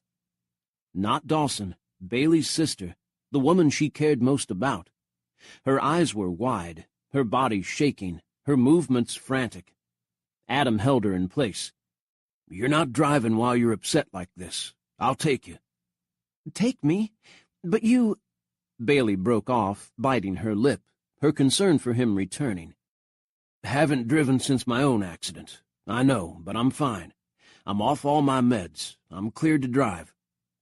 I know, but— Adam stopped her words by kissing her gently on the lips. "Bailey, love, if you rush out there in a panic, you'll hurt yourself. Trust me. I got this." He held on to her as she searched his face. Then finally she gave him a nod. Adam let go of her and grabbed his own clothes, thrusting them on, not giving himself time to change his mind. He finished dressing before Bailey did, allowed him the pleasure of seeing her bend down for her jeans, easing them on over her hips. She slid her shirt over her bare breasts, shutting them from his view, but they moved unfettered beneath the fabric. Adam used Bailey's sexiness to distract him from the ordeal before him, but he knew he had to face it. He held out his hand. "Keys." Bailey eyed him closely as she dug into her pocket and handed him the keys to her pickup. Adam didn't let himself think as they left the house for the truck. He hadn't driven since the crash. Didn't matter that his doctors had given him the green light on driving. His palms began to sweat, the cool of the evening doing nothing to cut the nervous trickle down his back. This was for Bailey. She needed him. He had to push aside his panic and help her. Adam knew how to drive and drive well, never letting emotion come between him and operating the machine. Something deep inside him clenched as he helped Bailey into the small truck's passenger side, then walked around and slid into the driver's seat.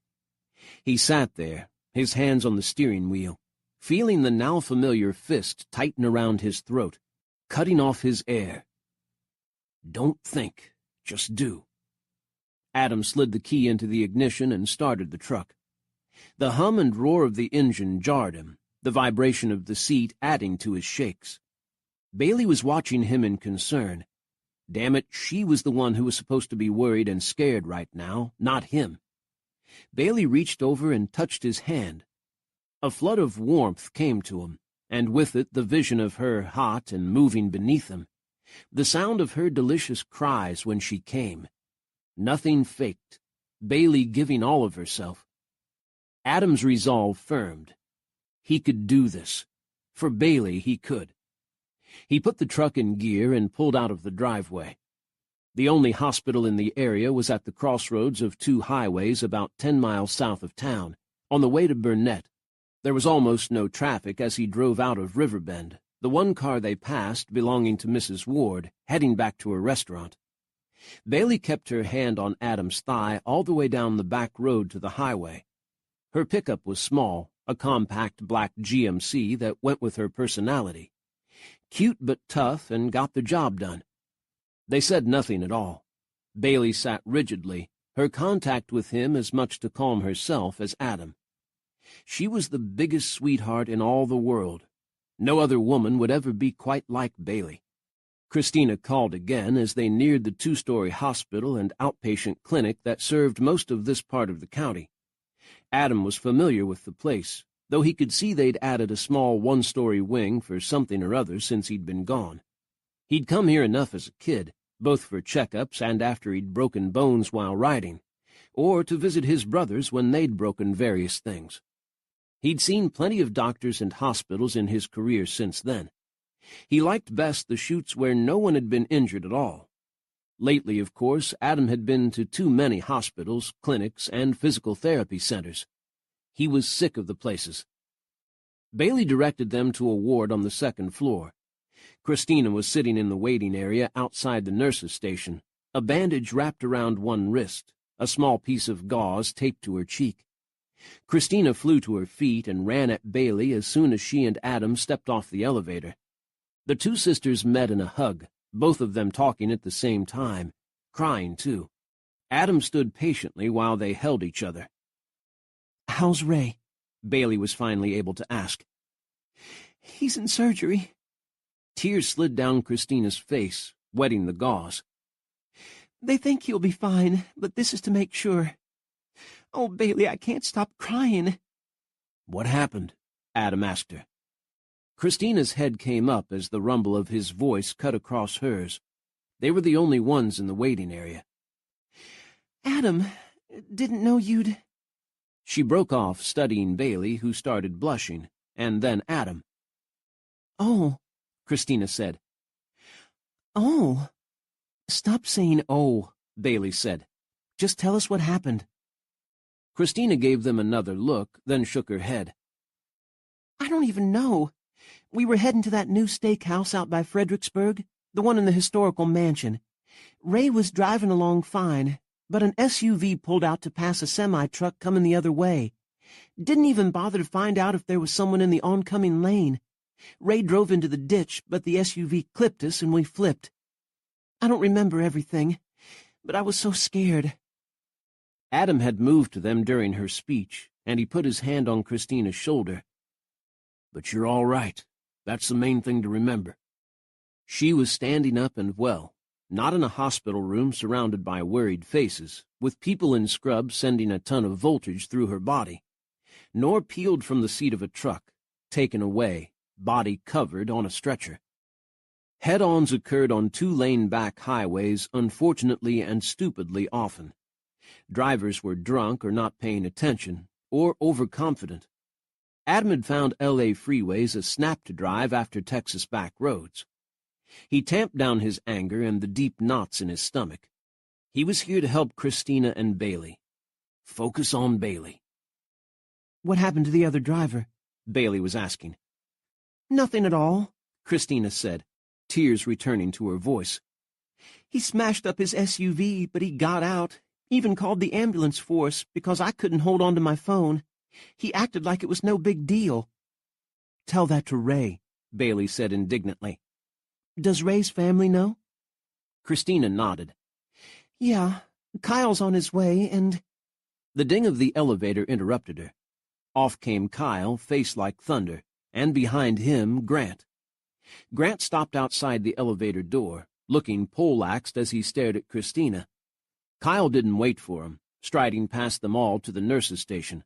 He gave Adam an irritated, "What are you doing here?" but didn't stop to hear the answer. Grant remained by the elevator, his face working through different shades of red. Christina stared back at him, as transfixed as he was. Adam knew that what had been between his brother and Bailey's sister had been powerful. They'd had fights, he'd witnessed several, that were loud and passionate. Their make-up sex had apparently been just as passionate. Now they were looking at each other as though Adam and Bailey, the hospital, and the nurses 10 feet away didn't exist. Adam leaned to Bailey. "Let's get some coffee." "No." Christina dug her fingers into Bailey's arm. "Bailey, stay." Bailey shot a look at Adam. Adam understood, though he wasn't happy. But he realized that the last thing Christina needed while she was banged up and upset was a confrontation with her ex. Adam squeezed Bailey's hand as he handed her back her keys. He wanted to lean down and kiss her goodbye, but he knew that if he did, news of the kiss would be all over town by tomorrow. Might be anyway, because Christina had figured out that he'd been with Bailey, and not in a just friends way, when she'd called. The soap opera of Riverbend ground on. Adam broke away from Bailey, not an easy thing to make himself do, and went to his brother. "Come on," he said under his breath. A touch of the elevator button had the door open. Adam pushed Grant in with one hand. The door closed, shutting out Bailey, her warmth, and the sweet hint of afterglow in her eyes. "Is she all right?" Grant was at Adam's shoulder in the small elevator. "Damn it, Adam, is she all right?" The elevator lurched downward. Grant's face was gray, lines around his eyes Adam had never seen before. "Christina?" Adam kept his voice calm. "Yeah, she's fine. It's Ray who got hurt." "I know. I was with Kyle when he got the call. No one said a word about Christina." Grant's jaw hardened as the slow elevator hit the ground floor and the doors cranked open. "Ray had better pull through because I'm going to kill him." Grant strode out and into the night. Adam had to speed up to catch him, his stiff leg protesting. "Christina said it wasn't Ray's fault," Adam said when he reached his brother. Grant swung around, his eyes flashing with all the rage he'd been bottling up. "Wasn't his fault? Hell yes, it was his fault. It was his fault for having Christina in the car with him at all. What the fuck was he thinking? Why can't he leave her the hell alone?" It might have been a year since Grant's breakup with Christina, but Adam saw that Grant hadn't moved on. The pain in his eyes was as fresh as if he and Christina had split yesterday. "Sorry, bro." Adam put his hand on Grant's shoulder. They were well into the parking lot, the harsh light showing the anguish on his brother's face. "You need a drink, or maybe a coffee? Either way, at home." The last thing Grant needed was to get roaring drunk and thrown out of the bar. The manager would call the cops, and Ross would have to come and arrest his own brother. Ross was always embarrassed when that happened. Grant wanted to argue, Adam could see, to rage and do something violent. When they'd been younger, he'd have told Adam to go screw himself and taken off. Then Adam would have gone after him and talked him back home. Grant had done the same for Adam when Adam had needed to let off steam. The two would have gotten into far more trouble than they did if they hadn't had each other's backs. Grant balled his fists and let out his breath. "Yeah, all right. Let's go home. But I swear to God, Mallory's dead meat as soon as he recovers." He started striding for his truck, in which he must have driven Kyle here. Kyle would have been as agitated about Ray as Bailey had been for Christina, and Grant would have offered him a lift, worried about Christina and determined to see her. The two reached the black 250. Grant unlocked it, then he stopped in the act of opening the door. "Wait a sec. What the hell are you doing here? Bailey said she was staying home tonight, and you walked away from the bar." His words died as he started to put it together. Adam yanked open the door on the passenger side. "Can we go?" he demanded. "You went to Bailey's." Grant's agitation turned to interest. "You were at Bailey's house when Christina called her. Am I right?" Adam growled. "Could you mind your own business?" Grant's grin shone out. "Oh, man, you were with her. I bet you weren't watching TV. Look at your face." He let out a laugh that was loud if strained and climbed into the truck. Adam slid onto the passenger seat and slammed the door. "Keep it to yourself, will you? Bailey doesn't need the whole town talking about her." "Right." Grant gave him another grin, the truck roaring to life. "I'll keep it between you and me." He shook his head, putting the pickup in gear and swinging out of the lot. "This is great, bro. I always knew you and Bailey were meant for each other." "Yeah, well, let's just get through tonight," Adam said.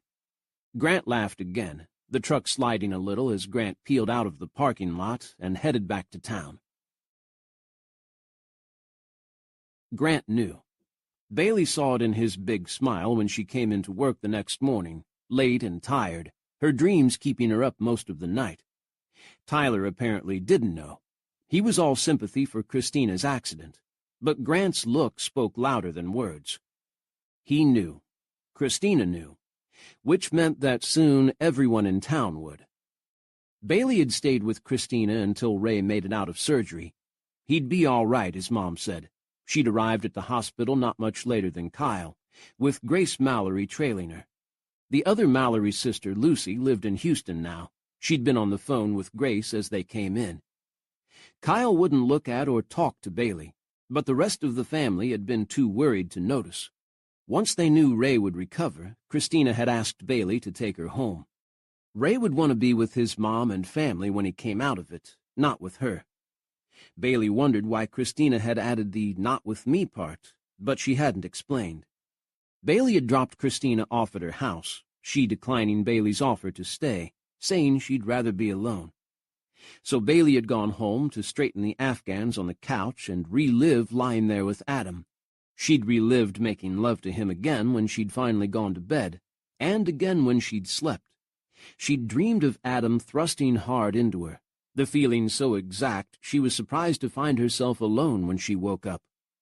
Today Bailey rode around the large ring on Dodie, while Grant gave commands from the ground. She was learning to hold on while Dodie reared up on cue. Grant worked them for a time, and then Bailey walked Dodie around to rest her. Dodie's ears pricked, the mare interested in something at the rail. Bailey looked ahead and saw what had grabbed her attention, or rather, who. Adam stood there, arms resting on the top rail, watching them. Grant raised his hand in brief greeting, and then abruptly turned away and climbed out of the ring on the far side. "Keep walking her," Grant called back to Bailey. "She needs another couple of turns." She didn't, but Bailey didn't argue. Adam didn't move as Bailey rode around, as though watching her cool down a horse was the most interesting thing in the world to him. At the end of another lap, Bailey gave up and pulled Dodie to a halt next to him. Dodie stretched her head down for petting, and Adam stroked her neck. "Hey," Adam said to Bailey. Bailey's face went hot, and it had nothing to do with the sun. "Hey, yourself." Adam looked better than ever, his dark hat shadowing the ruined side of his face, his stance easy. His blue eyes took her in and didn't let her go. "I never told you what I needed help with last night," he said. "I still need it, Bailey, and I'm still going to ask you." No, they'd gotten distracted. Bailey remembered Adam's fierce anguish that had led to their bruising kisses and then love-making like they couldn't get enough. "Ask me what?" Bailey gave Dodie a pat. "What could you possibly need my help with? You passed your math class years ago." Adam didn't smile. His distress was more muted today, controlled, but it hadn't gone away. "I need your help with this stupid-ass challenge I let Kyle talk me into." Adam's eyes darkened, whatever tortured him returning. "I'm a fucking coward, Bailey. I need you to get me over it. There's no one else I can go to about this. Only you." Chapter 13. Adam's throat closed up after he made the declaration, not letting him say anything more. Bailey studied him for a time from her height on the horse's back, her supple thigh at his eye level. It was all Adam could do not to stroke her instead of the horse. Bailey slid her feet from the stirrups, then swung down from Dodie, a soft puff of dust wafting upward as she landed. She slid the reins over the horse's head and folded the ends in her hand. "What are you talking about?" she asked, her voice calm. "You're not a coward." "You bet I am," Adam said bitterly. "I'm a total fucked-up mess." Whatever held back his words broke, and they came flowing out. "I'm sitting on my ass doing nothing. Mark is calling me, telling me to get back to L.A. now that I'm better, and I'm still here. I told you all the shit I've done and walked away from like it was nothing. I'm supposed to show up Kyle at the fall festival, but thinking of doing any kind of stunt, hell, even getting up on Dodie and jogging around the ring, scares the shit out of me." He bunched his fist on the rail, but he didn't hit it. No sense spooking the horse. "I'm finished. It's over. I had a nice life." "Stop it." Bailey scowled at him. She started to say more, then stopped and motioned to one of the guys who'd worked there forever as he passed the riding ring. The man nodded a greeting to Adam as he climbed through the rails, his stringy body fitting easily between the bars. Bailey handed him Doty's reins, and without a word the man led Doty out of the ring and back to the barn. Bailey faced Adam again, but remained inside the ring, the horizontal rails between them. "What's this about the fall festival? You took a dare from Kyle? What are you two, 12? "Just about."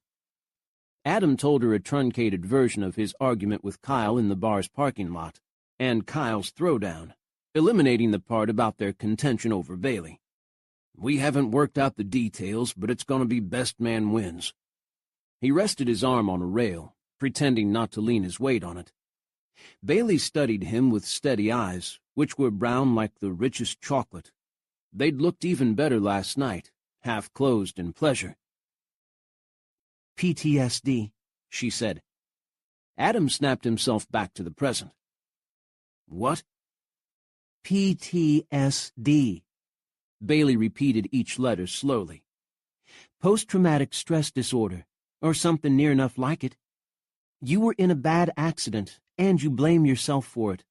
You almost died, but you survived, and your friend didn't. It's something you have to face."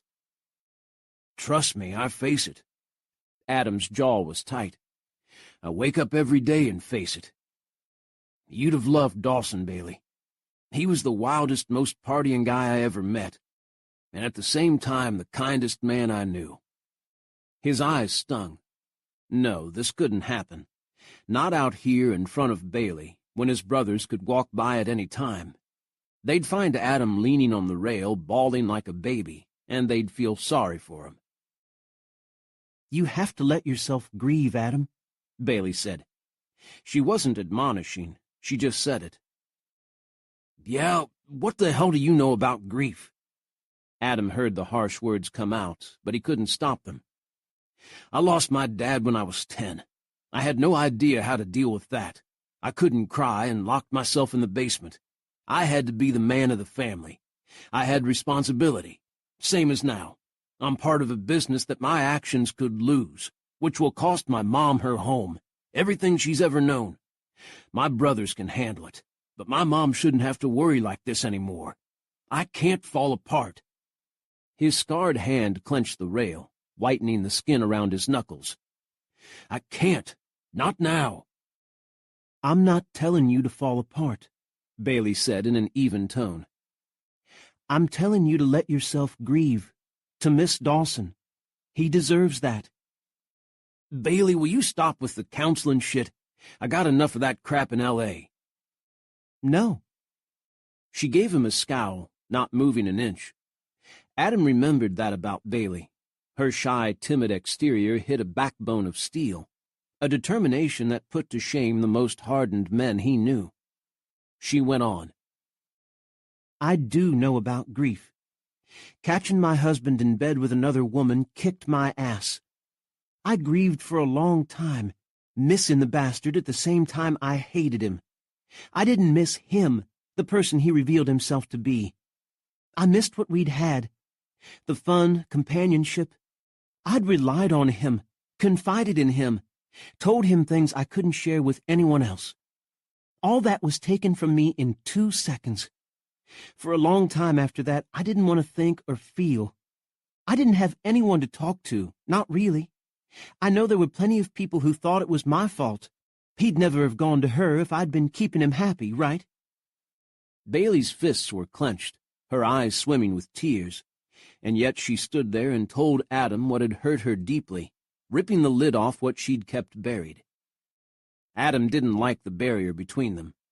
He climbed smoothly up and over the railing, happy his leg didn't protest too much. He landed in front of her, boots sinking a little into the thick dirt, and she took a startled step back. Adam followed that step. "Where does he live? Your ex? I'm going to kick the living shit out of him." Bailey shook herself out of her sad place and gave him a look of impatience. Is that your answer to everything? Hitting it? Pretty much. Makes me feel better anyway. There it was, Bailey's smile, flashing warmth through the gloom. Well, I'm not going to tell you. You don't need 2 lawsuits. Hey, I've been living in California. Everyone sues everyone there all the time. It's like a state pastime. Bailey folded her arms. What do you want from me exactly? What do you want me to do? Adam looked her up and down, once again comforted by her nearness. It crept up on him, that comfort. Stealth comfort, Bailey style. What do I want from you? Adam let himself smile. How about you in a warm shower, me soaping you down, then getting on my knees, licking between your thighs. Bailey's face was scarlet. Adam! Sweetheart, you can't stand there looking all sexy and being nice to me without my brain going where it's going. I'm not sexy. I'm covered in horse sweat and a little bit of horse shit. Adam burst out laughing. He thought he'd never laugh again, but around Bailey anything was possible. Sexy's not about what you look like, he said. It's about what you are. And what I want from you is to be inside you, finding out what you like, giving that to you, but mostly just being inside you. He liked how she gaped at him, the lush lips he wanted to kiss parted, moist. She'd never had any idea how beautiful she was, and that shithead she'd married hadn't helped. Adam wanted to punch him for every second of pain he'd caused Bailey, and then some more just for the hell of it. He went on. What I need you to do is get me back up on a horse. I've tried to come out here before, grab a horse and ride off, but I can't. I pick up a saddle and start shaking. I can't figure out why, because I was on a motorcycle when I banged myself up, not a horse. But it's like I can't do anything I did with the stunt business, from riding to jumping off a wall. Was all I could do to climb the fence just now. You understand what I'm saying? You gotta help me. I don't know anyone else who can. Bailey's blush lessened as he descended into pathetic begging, and when he finished, she regarded him in surprise. Seems like there's a lot of people around who could help you. Your brothers, your friends, Faith.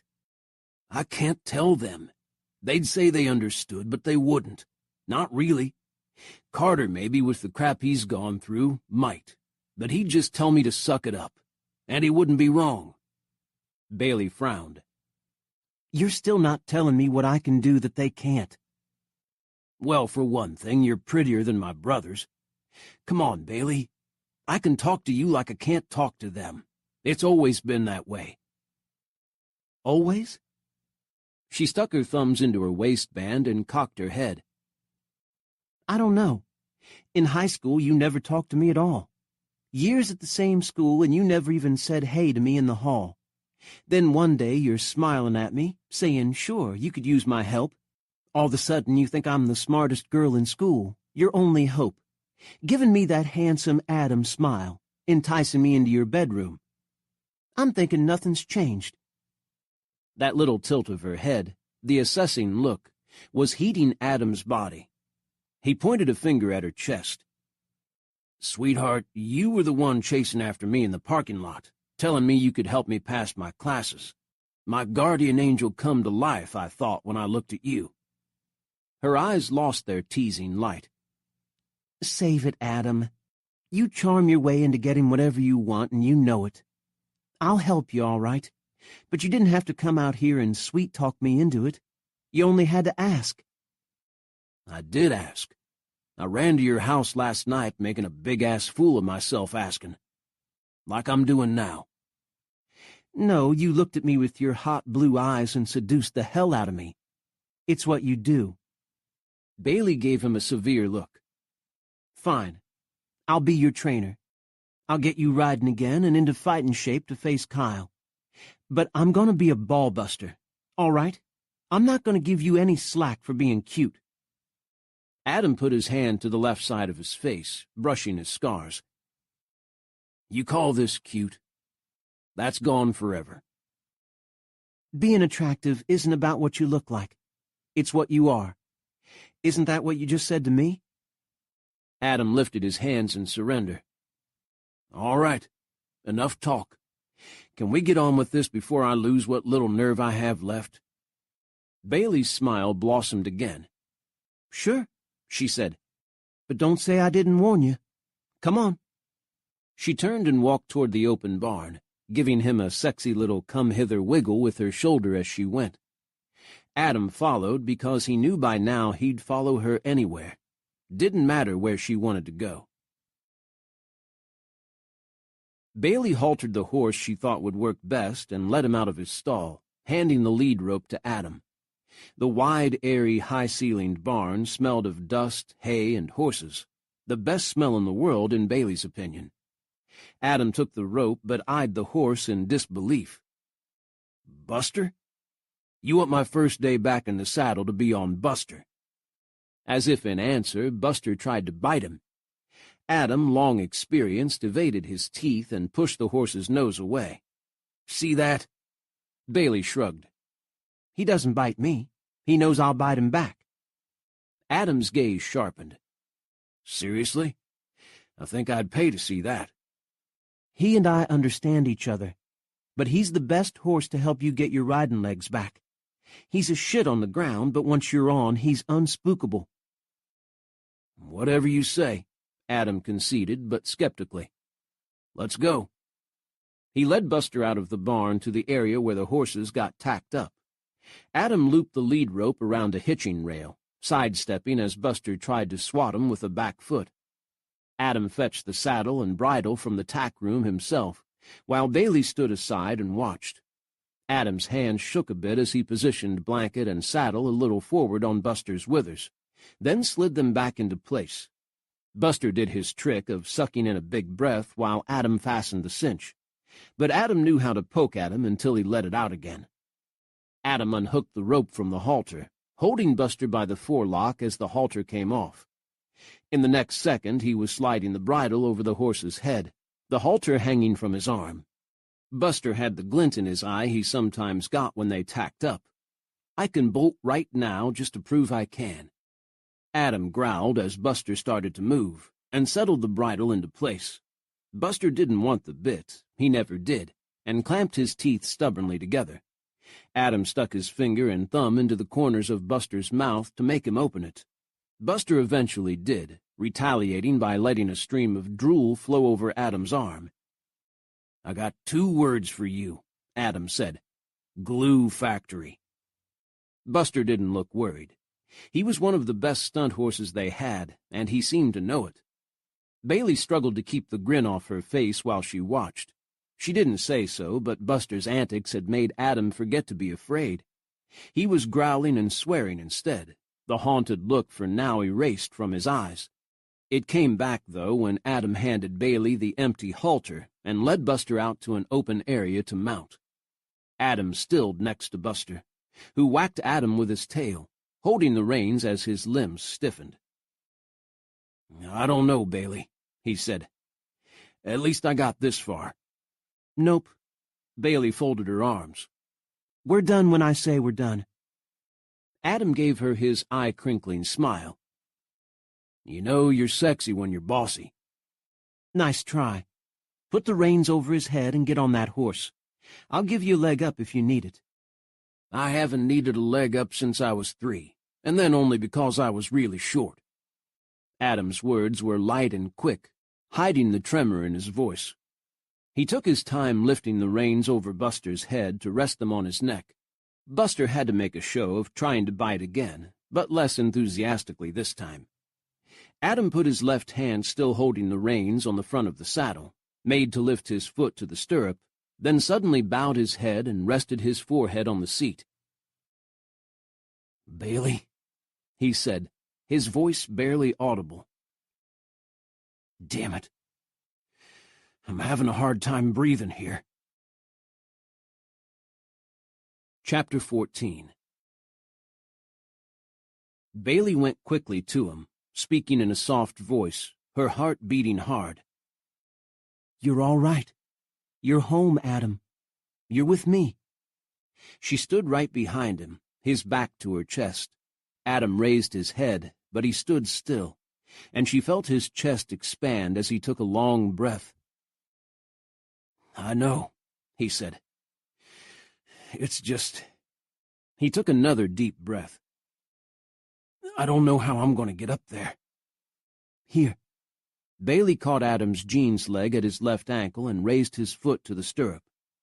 Adam gave her a startled glance, but before he could argue, she put her hands on his backside and pushed. Up you go. His ass was fine, and she had a hard time taking her hands off it.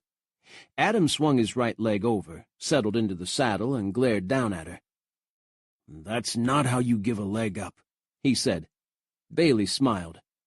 "It's how I do it. With you." "Wipe that grin off your face. If you give anyone else a boost like that, I'll kill 'em." "Nope. Only you. Now walk him to the covered ring." Adam gave her an irritated look, but turned Buster and headed him for the long covered ring where the brothers trained for their acts. The huge roof let them ride even in the rain, and also protected them from the brutal sun in the summer. Buster walked slowly, as though wanting Bailey on foot to keep up. Adam sat well despite his injury, his body knowing how to ride. He was fine physically, but the bleak light in his eyes worried her. They reached the ring and Bailey opened the gate. Adam turned Buster in, looking up at the roof as though he'd never seen it before. Buster moved to the rail and started around, familiar with the routine. Bailey shut the gate, moved to the middle of the fence, and climbed up to sit on the top rail. "A couple times around to warm up," Bailey called. "He hasn't been off his butt all morning." Adam lifted his hand to show he'd heard and kept Buster going at his quick walk. Watching Adam in the saddle was a treat. He'd been riding his whole life, and it showed in the way he moved with the horse, relaxed and easy but upright and alert. His jeans stretched over hard legs and a tight backside, his shirt molded to a well-honed torso. His black hat, which he kept in place even under the arena roof, only enhanced the picture of the long, tall, hot Texan. "Pick him up," Bailey said after Adam and Buster had gone around a second time. She almost forgot to give the order in the pleasure of watching Adam's body at work. Buster moved into a jog on his next step. If Adam had signaled him, it had been so subtle Bailey missed it, which was as it should be. Either that or Buster heard her. He recognized a number of voice commands. Rider and horse began moving in what looked like a lazy pace, but Bailey knew they were going well. "Bring him up the middle," she said after they'd gone around a few times more. "We'll put him through some easy moves to get you used to it again. All right?" Adam didn't answer. He rode Buster straight up the middle of the ring the long way, then guided him to circle right or left at Bailey's order. She worked them at a trot, then a lope, Buster changing his lead as he switched direction at Adam's command. Bailey remembered sitting in the stands at the fall festival and at rodeos, watching Adam ride and falling in love with him. He'd been energetic and still at the same time, moving lithely with his horse, his quiet expertise filling Bailey's fantasies. Nothing had changed. Man and horse moved together in the ring, gliding, turning.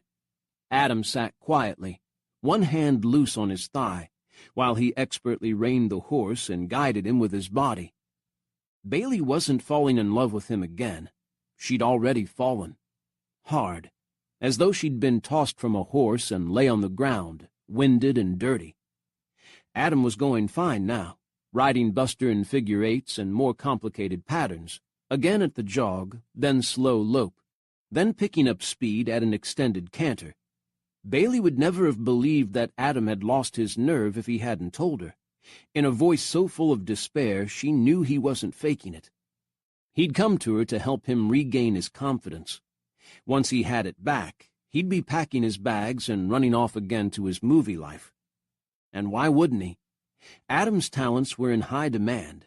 He made a lot of money, and he had a ton of friends out in California, plus a mentor who looked out for him. His lawyers would deal with the lawsuit, and Adam would be on top of his game again. out of Bailey's life and back to his own. She was sitting here helping him leave her.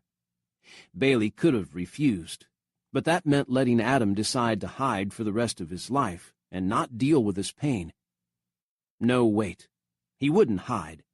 He'd find someone else to help him, and never forgive Bailey for letting him dangle.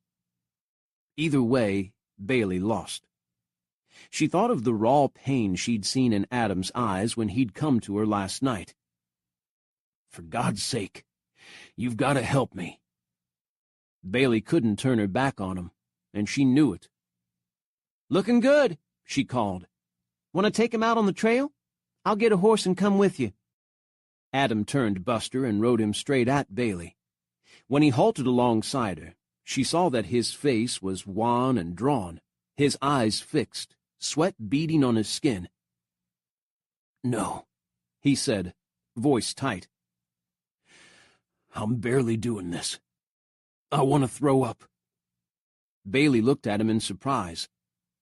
"But you looked great out there." "I know how to ride. I mean, my body does. It took over. My brain is months behind. If I do anything but ride around in pretty circles, I'll lose it. No way am I going to beat Kyle at anything by the fall festival. I'm screwed." Bailey had only seen Adam afraid once in his life, and that had been when he'd gotten the news he might not graduate. Then it had not been so much fear, but shame and uncertainty. This was rock-solid terror. "Bring Buster closer," she said abruptly. "What?" "I'm coming up behind you." Adam stared at her a moment, then he slowly moved Buster until his rump was an inch from the rail. Bailey used Adam's shoulder to steady herself as she slid over Buster's back and settled onto the blanket behind the saddle's high cantle. Buster never flinched, holding still until Bailey found her balance and wrapped her arms around Adam's middle. "Now ride." Adam didn't move. "What the hell are you doing?" "Buster is used to having two on him. Come on, we have a lot of work to do." Adam's world changed as soon as Bailey's arms closed around him. He'd been riding on automatic, fixed in his watery dread, willing himself not to go into a panic attack. The one last night while he'd faced Kyle had been bad, and he didn't want to go through that again any time soon. Once Bailey was balancing behind him, her warmth enveloping him, his focus shifted to her. Nothing else was important. "Today, Adam," came her stern voice at his back. He wasn't wrong about her being sexy when she was bossy. Adam's jaw unclenched enough to allow him a faint chuckle. "Yes, ma'am," he said, then nudged Buster forward. One of the stable hands let them out of the gate. They rode across the open space between rings and barn, toward another gate that led to open land and riding trails.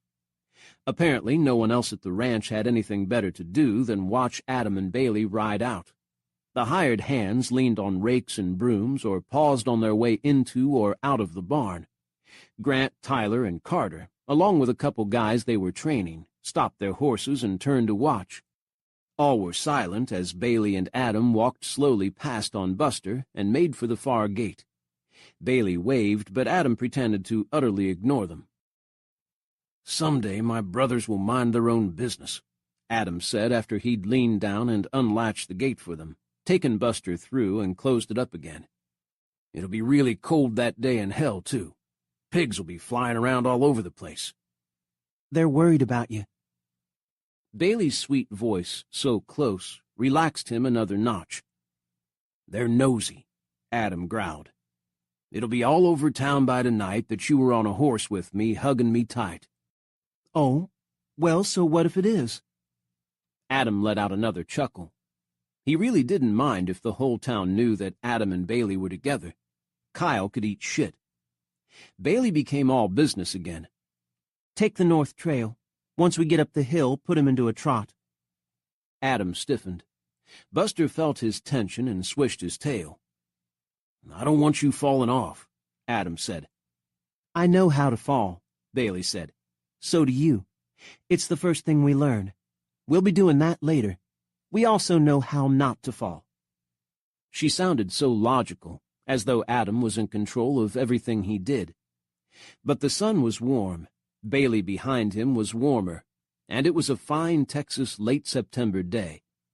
If he didn't think too much, he could ride, guiding Buster with his weight, giving him the slightest touch with reins and legs. Bailey was a glorious distraction, with her arms firmly around Adam's waist, he steadying her at the same time she steadied him. They made it to the top of the hill, and Buster moved into a jog with the barest nudge from Adam. Adam could do this, he thought. He'd been riding since he could walk, and stunt riding for years. The Campbell boys were fearless. At least, that's what everyone said. Buster jogged along, liking to be out. Bailey had been right to put Adam on him. In spite of his bad manners, Buster was solid and knew his job. They rode down the other side of the low hill, the gentle green just fading from its grass.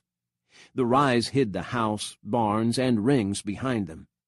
No one would be able to watch them out here unless they deliberately followed, which was likely why Bailey had chosen this trail. Adam wouldn't put it past his brothers to find some excuse to be out here, though, so he urged Buster to go a little faster. "Great," Bailey said brightly behind him. "Take him into a lope, and we'll practice some falls." Shit.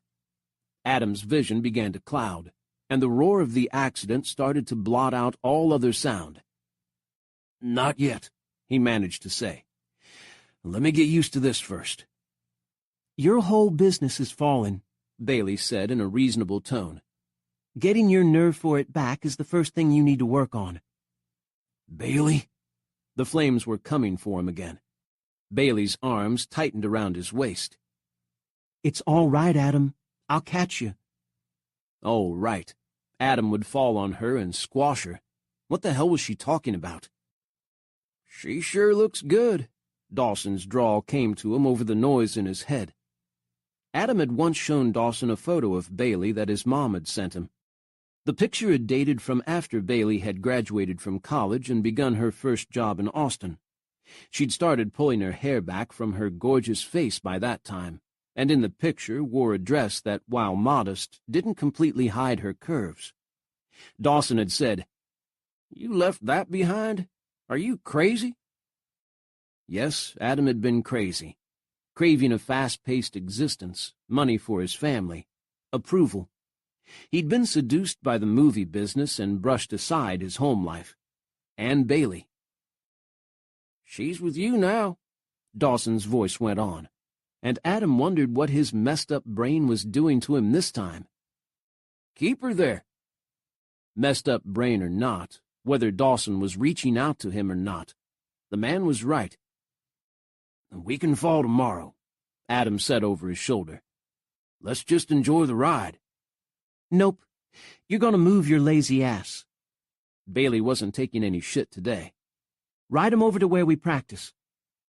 Grant, Tyler, and Carter had raked out a flat area, still on Campbell land, and hauled out extra dirt and shavings to make a landing place for practice falls. They rehearsed more difficult stunts there, the ones that needed a lot of room. "We'll do something easy first," Bailey said. "Get some momentum, and then take a dive."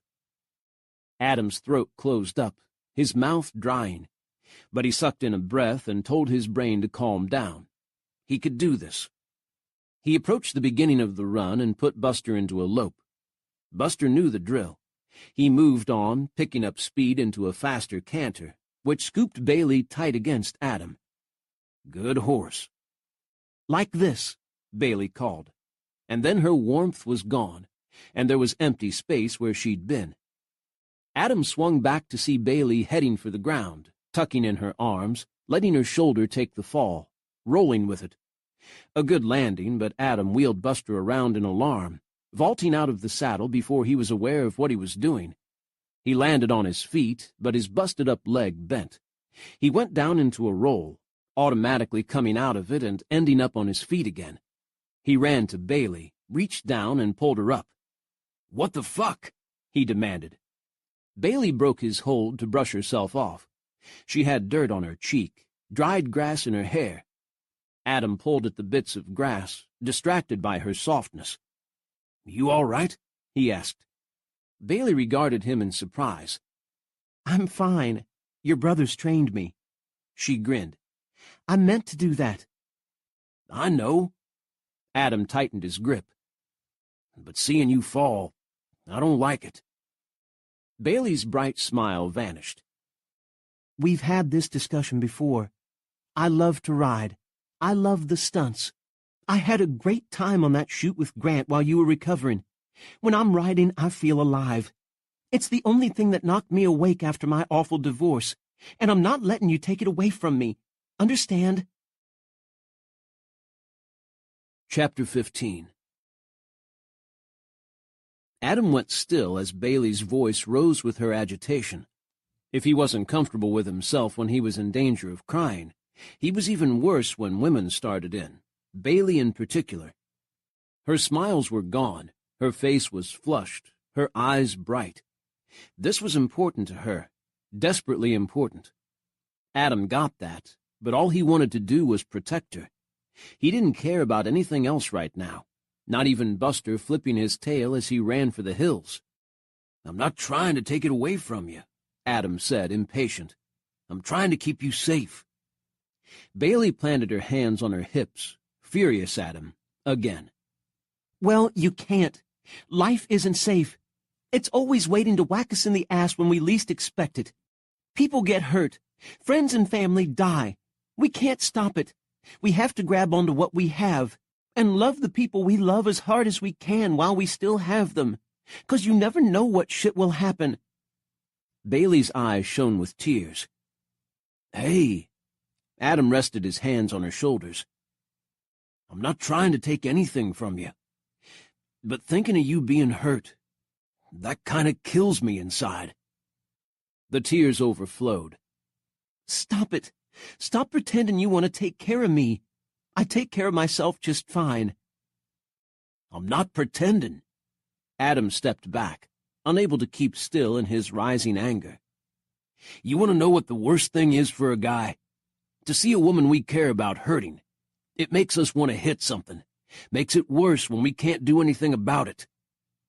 Bailey wiped her eyes with the back of her hand. You're very macho. It's the truth. That's why we walk away sometimes and don't say anything.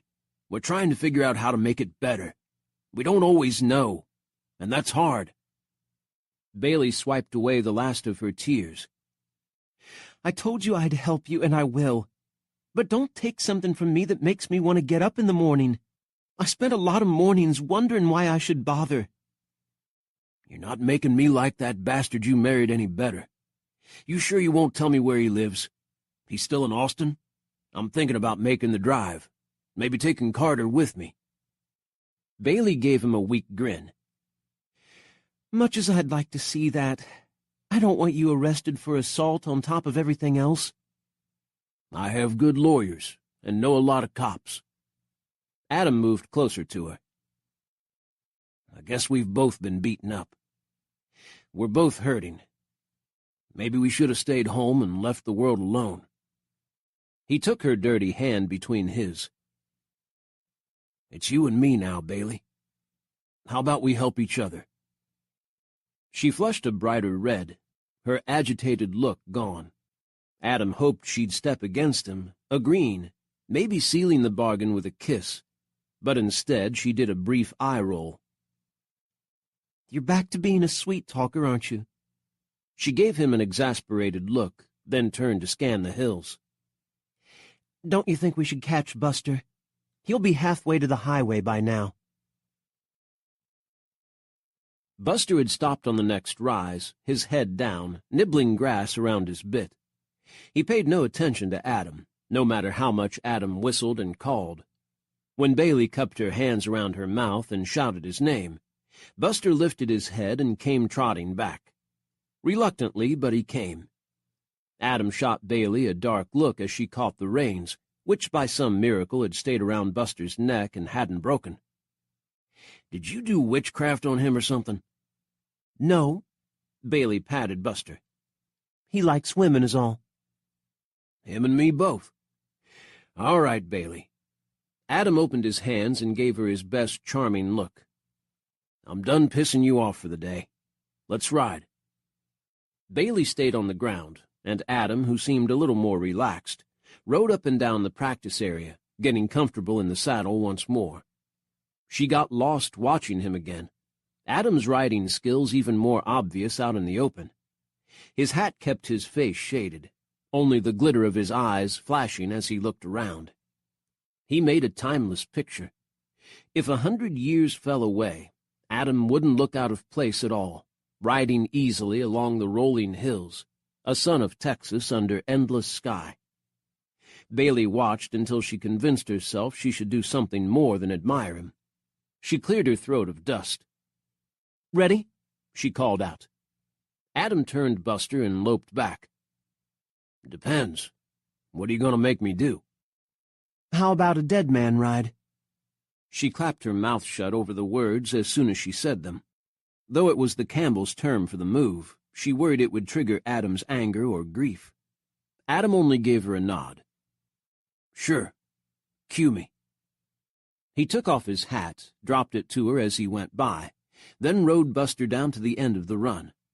Bailey watched him halt the horse, square his shoulders, and then put Buster into a gallop. As he passed, Bailey yelled, "Bang!" Buster, knowing the drill, came off his front legs a few inches, then plunged back down again, running on. Adam faked taking a bullet, letting his arms fly open, then his body went limp. They had several ways they played dead in the saddle: slumped forward, falling back flat, or dangling off one side. Adam chose to go backward over the cantle, his feet still in the stirrups, his arms flopping as though the hero of the show had potted him good. Adam did it so well that Bailey bit her lip. Too realistic. No wonder stunt coordinators wanted him. Buster kept going until the end of the run, then he slowed to a walk. He'd done his part. The take was over. Adam heaved himself up, regained his seat, and rode back to Bailey. "That was stiff," he said. "I'm out of practice." "Not the point." Bailey held his hat in front of her, but he didn't reach for it. "How did that feel?" "Stiff," Adam repeated. "But I know what you're asking. Not bad. I'm kind of running on automatic pilot." "That's good." Bailey gave him an encouraging smile. "It means you're relaxing, not getting in your own way." He frowned. "If this is supposed to be therapy, it's not working." "Don't be a shit. This is me helping you get ready to whoop Kyle's ass at the fall festival." Adam's eyes narrowed. "Why do you want me so bad? I thought you liked Kyle." She flushed. "I do, but he had no business challenging you. I didn't think picking on an injured man was his style." Something flickered in Adam's eyes, but he only shrugged. "We've always torn it up. Come on, I won't win doing simple falls or taking fake shots. Everyone in town will expect to see me up to what I used to do. I need to get to work." He sounded better, looked better. The lines around Adam's eyes were tight, but his face was set with determination. Bailey sent him off again. He practiced more dead man rides, falling forward on the horse, arms and legs dangling, then hanging onto the saddle while half falling off the side as Buster kept running. Buster was best for this, because he didn't mind his rider's weight shifting around. He compensated and did what he loved best: run. Adam agreed to try some falls after a while. Easy ones at first, dives and rolls, which had him quickly back on his feet. The dirt and shavings were at least 1.5 feet thick. Adam told her it provided more padding from riding falls than he got on many movie shoots. Finally, he let himself go over backwards, tumbling from Buster's rump to land in a heap, again so realistically that Bailey couldn't prevent herself running over to him. Adam rolled to a sitting position, looking fine as she bent over him. "It's hot," was all he said, taking his hat from her. "Let's take a break." Afternoon had come, and with it heat. September might be fall in other places in the country, but here temperatures still climbed into the 90s, sometimes breaking 100. Buster would need to rest as well. He was always game to work, but ruining him in the heat was not what Bailey had in mind. "We missed lunch," Bailey said, checking the time. "Maybe your mom kept something for us." "You hungry?"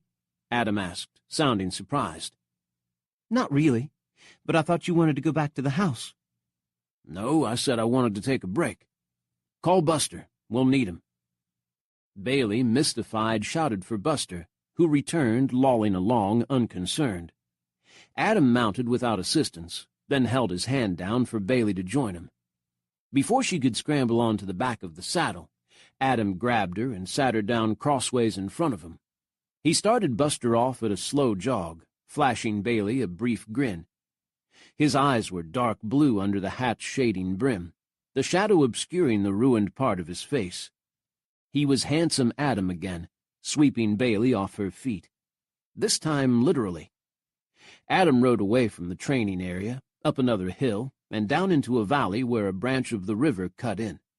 The inlet was deep, surrounded by trees, a good place for swimming or lazing around in rowboats. No boaters were there today. Adam took Buster at a walk along the path that led to the inlet's shore, a wide flat spot that backed onto a narrow dirt road. The rutted road was the only access to the place for vehicles. It was much easier to approach down trails on horseback. Adam lowered Bailey from the saddle, then swung off, dropped the reins, loosened the cinch, and dragged the saddle down. He pulled off the bridle as well. Buster trotted about 2 feet before his head was down, the horse nibbling grass. Now that he was free to run, he wouldn't. He was like that. Adam hung his hat on the nearest tree branch and peeled off his shirt. "What are you—" Bailey trailed off as his hard torso came into view, slick with sweat and touched by sunshine. Adam put his hand to his belt buckle. "Going for a swim. What do you think I'm doing?" His belt came off, then his boots. "Adam—" The word was strangled as Adam unzipped his jeans and slid them down and off with his underwear. Adam naked in the sunlight was the most beautiful thing she'd ever seen. Didn't matter that his body was scarred and still healing. It was hard, tight, strong. Nothing wrong with him. He'd stripped down last night, but they'd been in a rush, and Bailey hadn't had the chance to appreciate him fully.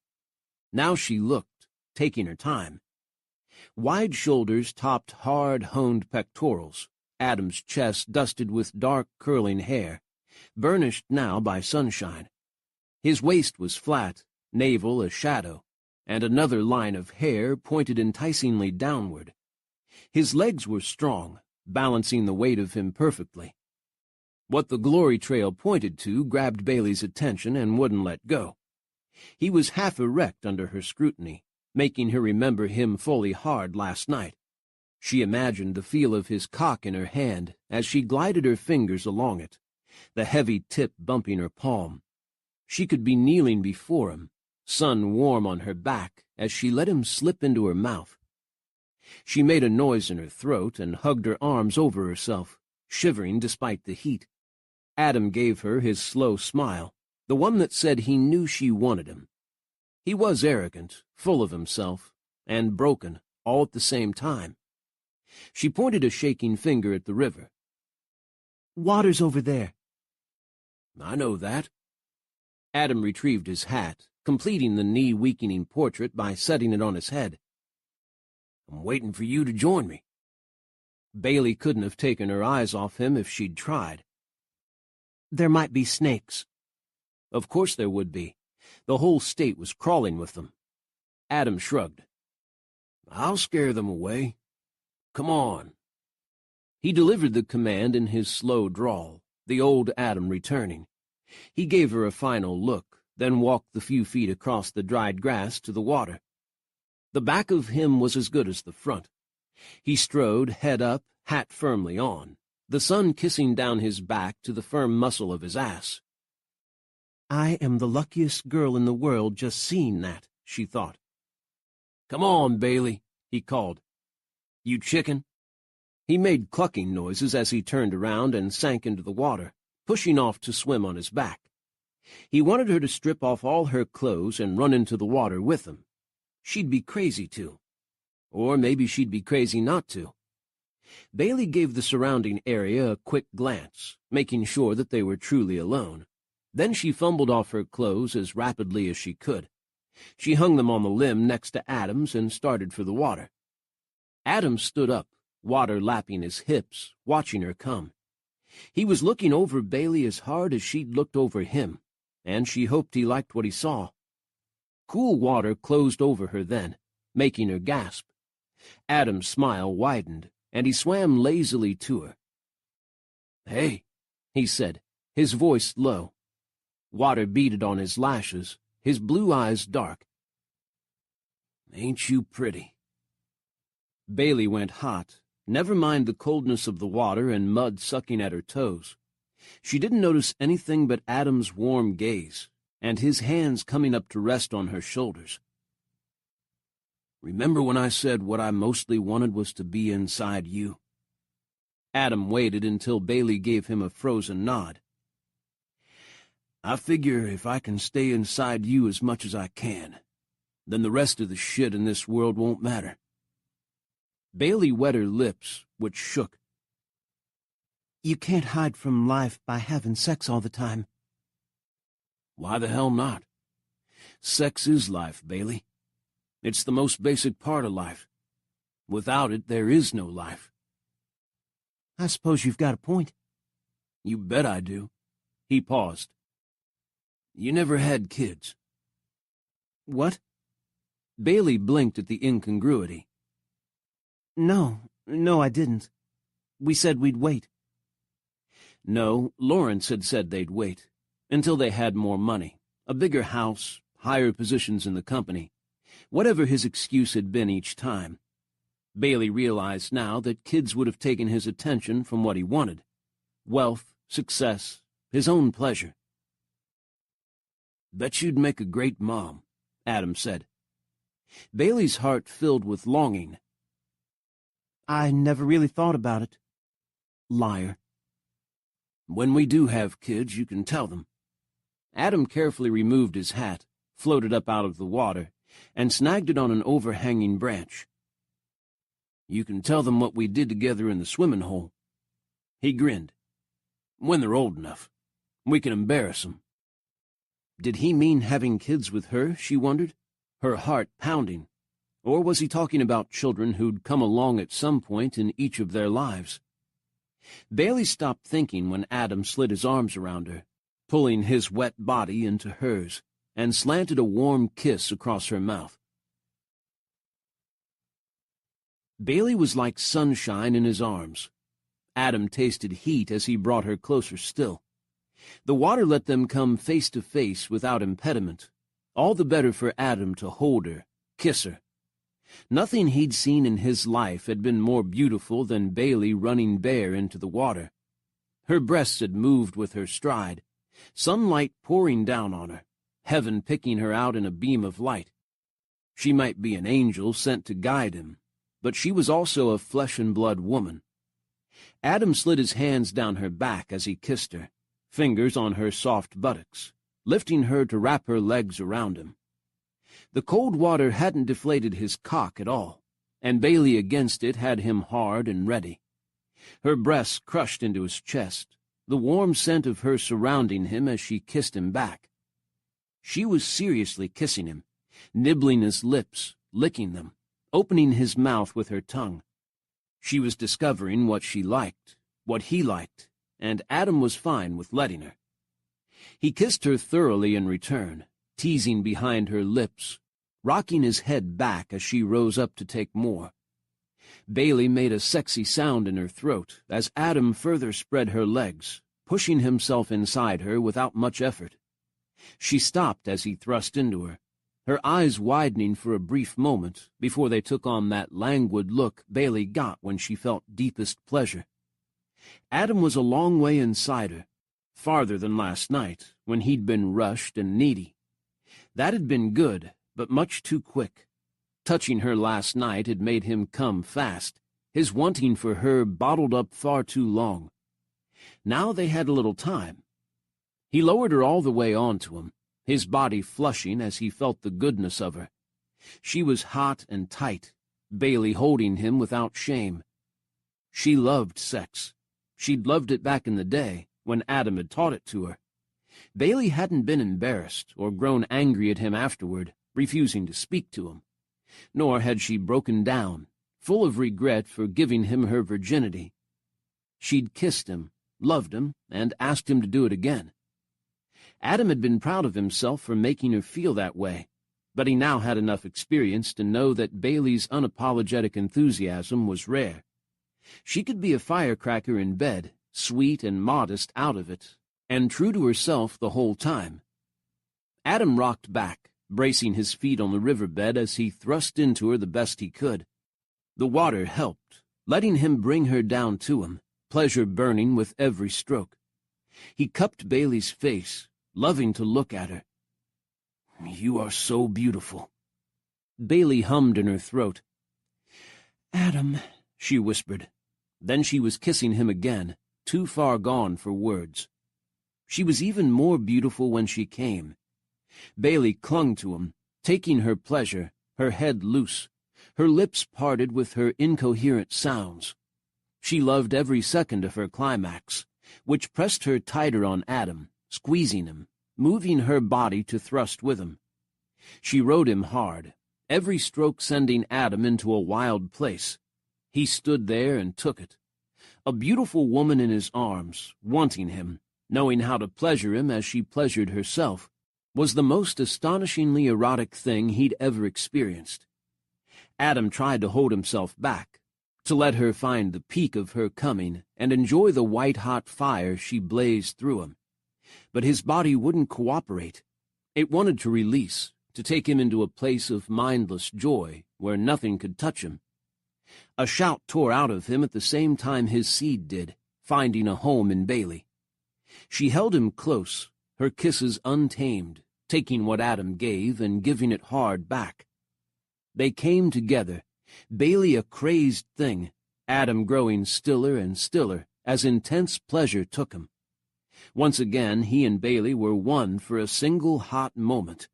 Then they were two people, holding on to each other, kissing, loving, while cool water flowed around them under the scorching Texas sun.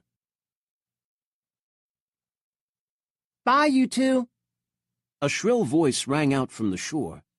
Bailey jerked her head up, rising out of the warm haze she descended into after she and Adam had calmed. Adam had held her easily after they'd finished, Bailey's head on his shoulder, feeling the thrum of his heartbeat. Adam bent to kiss her from time to time, but mostly they stood, wrapped in each other, enjoying the stillness and silence. Now Bailey looked around in alarm. Buster was halfway up the hill, his bridle restored, a little girl perched on his bare back. Faith grinned and waved at Adam and Bailey as they stared at her, Adam making sure Bailey's body stayed hidden by his and the water. Laughing, Faith turned Buster and expertly trotted him on up the hill, leaving them behind. "Faith!" Bailey called. She struggled out of Adam's arms, shivering as her feet touched the rocky, muddy bottom. Adam hauled Bailey back before she could plunge out of the water in all her nakedness. A stream of giggles came back to them, but Faith was gone. "You know, sometimes I think she's the sweetest little girl alive," Adam said as they watched her disappear. "And then she proves she's Carter's daughter." "Doesn't matter." Bailey rubbed her arms, cold without Adam against her. "The walk will do us good. Give us a chance to dry off." She spoke with more conviction than she felt. It was more than a mile back to the house, with a lot of hill climbing thrown in. Adam leapt to grab his hat from the branch with a dripping hand. He started for the shore, pausing to give Bailey's backside a caress. Bailey watched Adam's fine rear view emerge from the river, a beautiful man nude in the sunshine. "Damn it," Adam growled as he shrugged on his shirt. "Now I have to carry that effing saddle all the way back up the hill." Bailey made herself climb out of the water. "We'll carry it between us. A burden shared is a burden halved, they say." Adam reached a scarred hand down to help her, his long-sleeved shirt dangling, unbuttoned. He pulled her the rest of the way from the water and caught her around the waist. "Stop being so damn cute," he said, then kissed her hard on the lips. Bailey softened to him, arms going around him, loving the feel of his sun-baked clothes on her damp skin. He deepened the kiss, a strong man loving his lady, and then he straightened up, gave her another pat on the backside, and moved off to dress and retrieve the saddle. Adam was late to dinner that night. By the time he and Bailey made it up the hill and put away the saddle, the other brothers had started shutting down for the evening. The horses were being fed, including Buster, who bared his teeth at Adam when Adam went to check on him. Ungrateful shit. When they'd reached the ranch, Bailey had hurried immediately to her truck and driven off. Grant had come out of the barn to watch the dust rise in her wake. "Where's she going in such a hurry?" Adam shrugged, pretending that today had been just a normal day, that he hadn't made a breakthrough and then had sex with the most beautiful woman on the planet, outside, in water. "Bailey had things to do," Adam said. "I'm starving." Without another word, he strode to the house, feeling Grant's puzzled stare on his back. At the table, the family talked animatedly as usual. Ross had come for dinner, being off this evening. Adam didn't pay much attention to them, letting their conversations flow over him. Something important had happened to him today.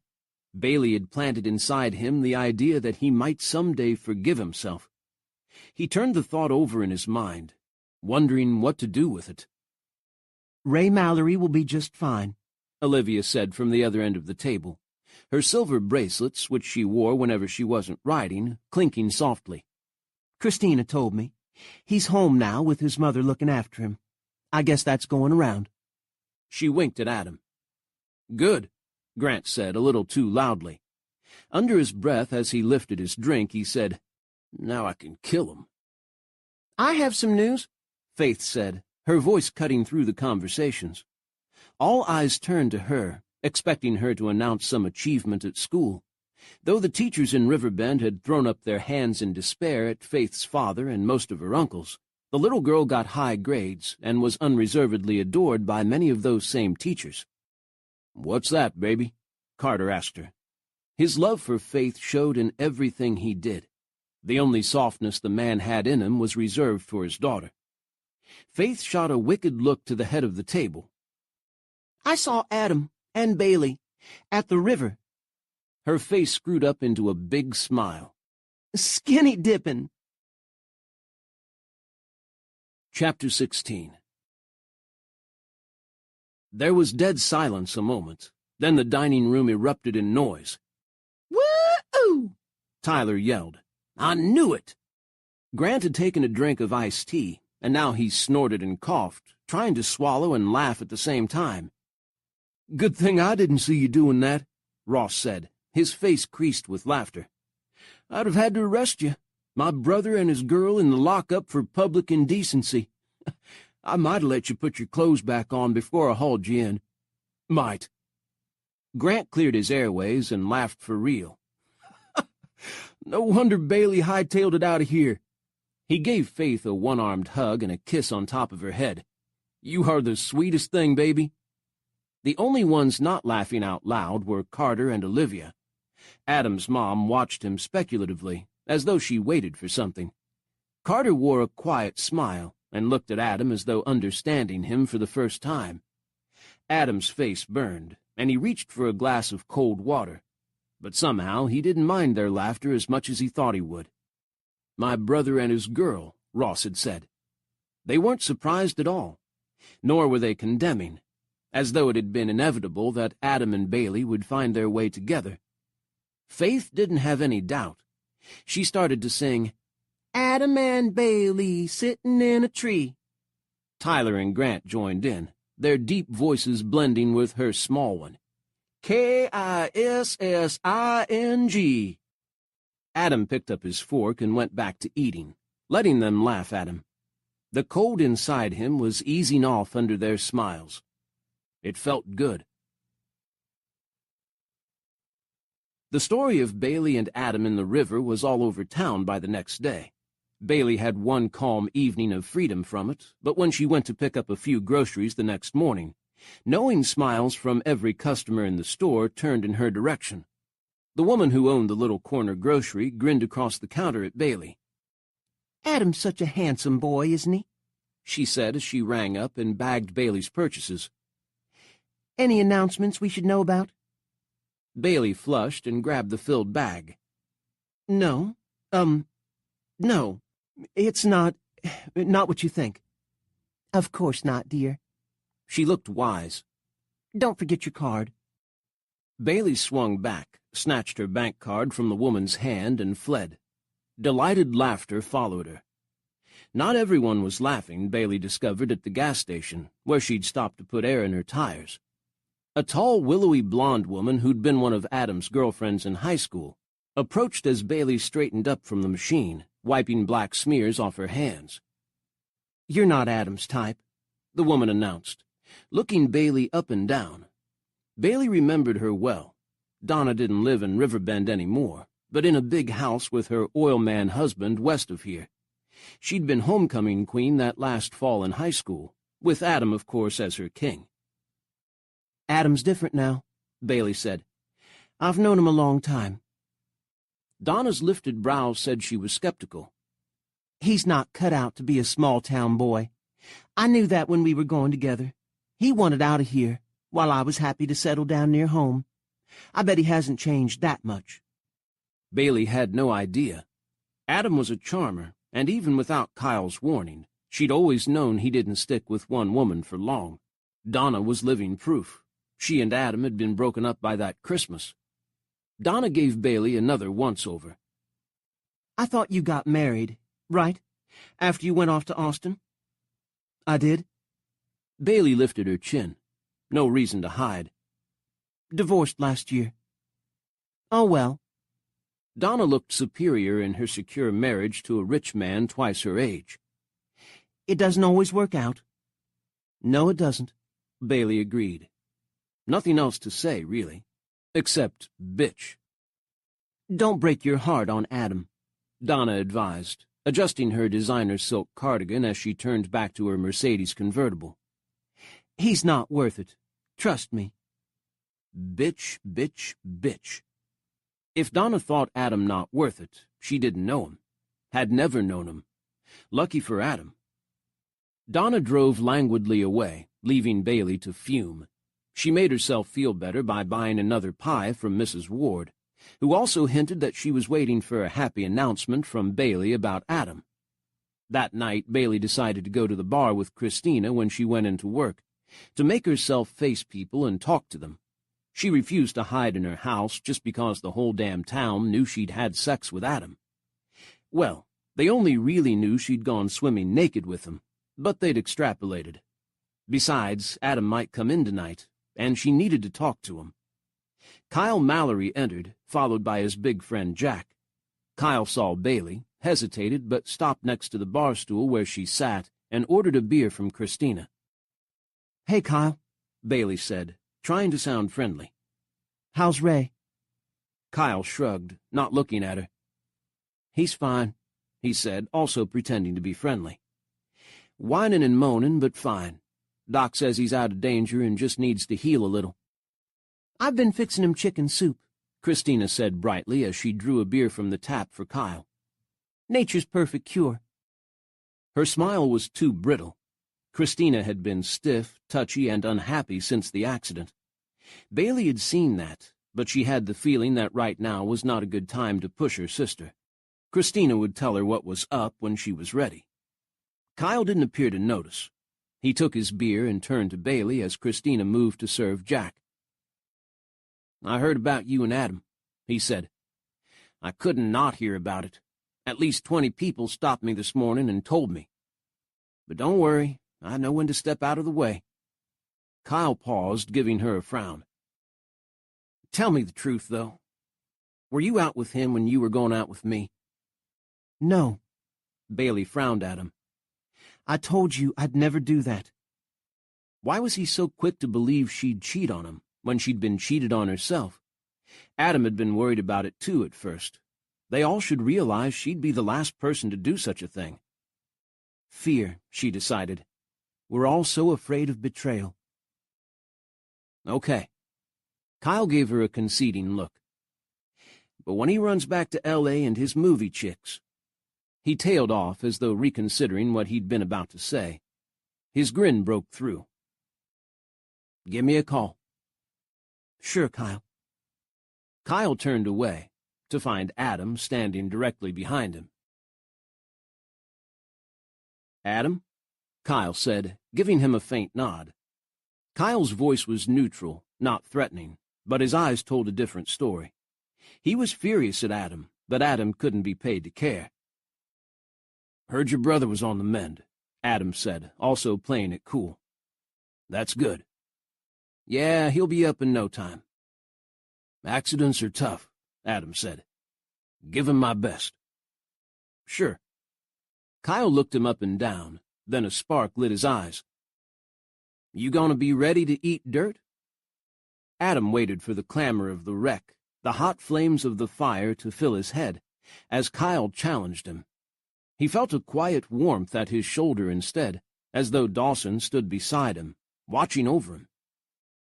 I'm ready to feed it to you, Adam said. What did you have in mind?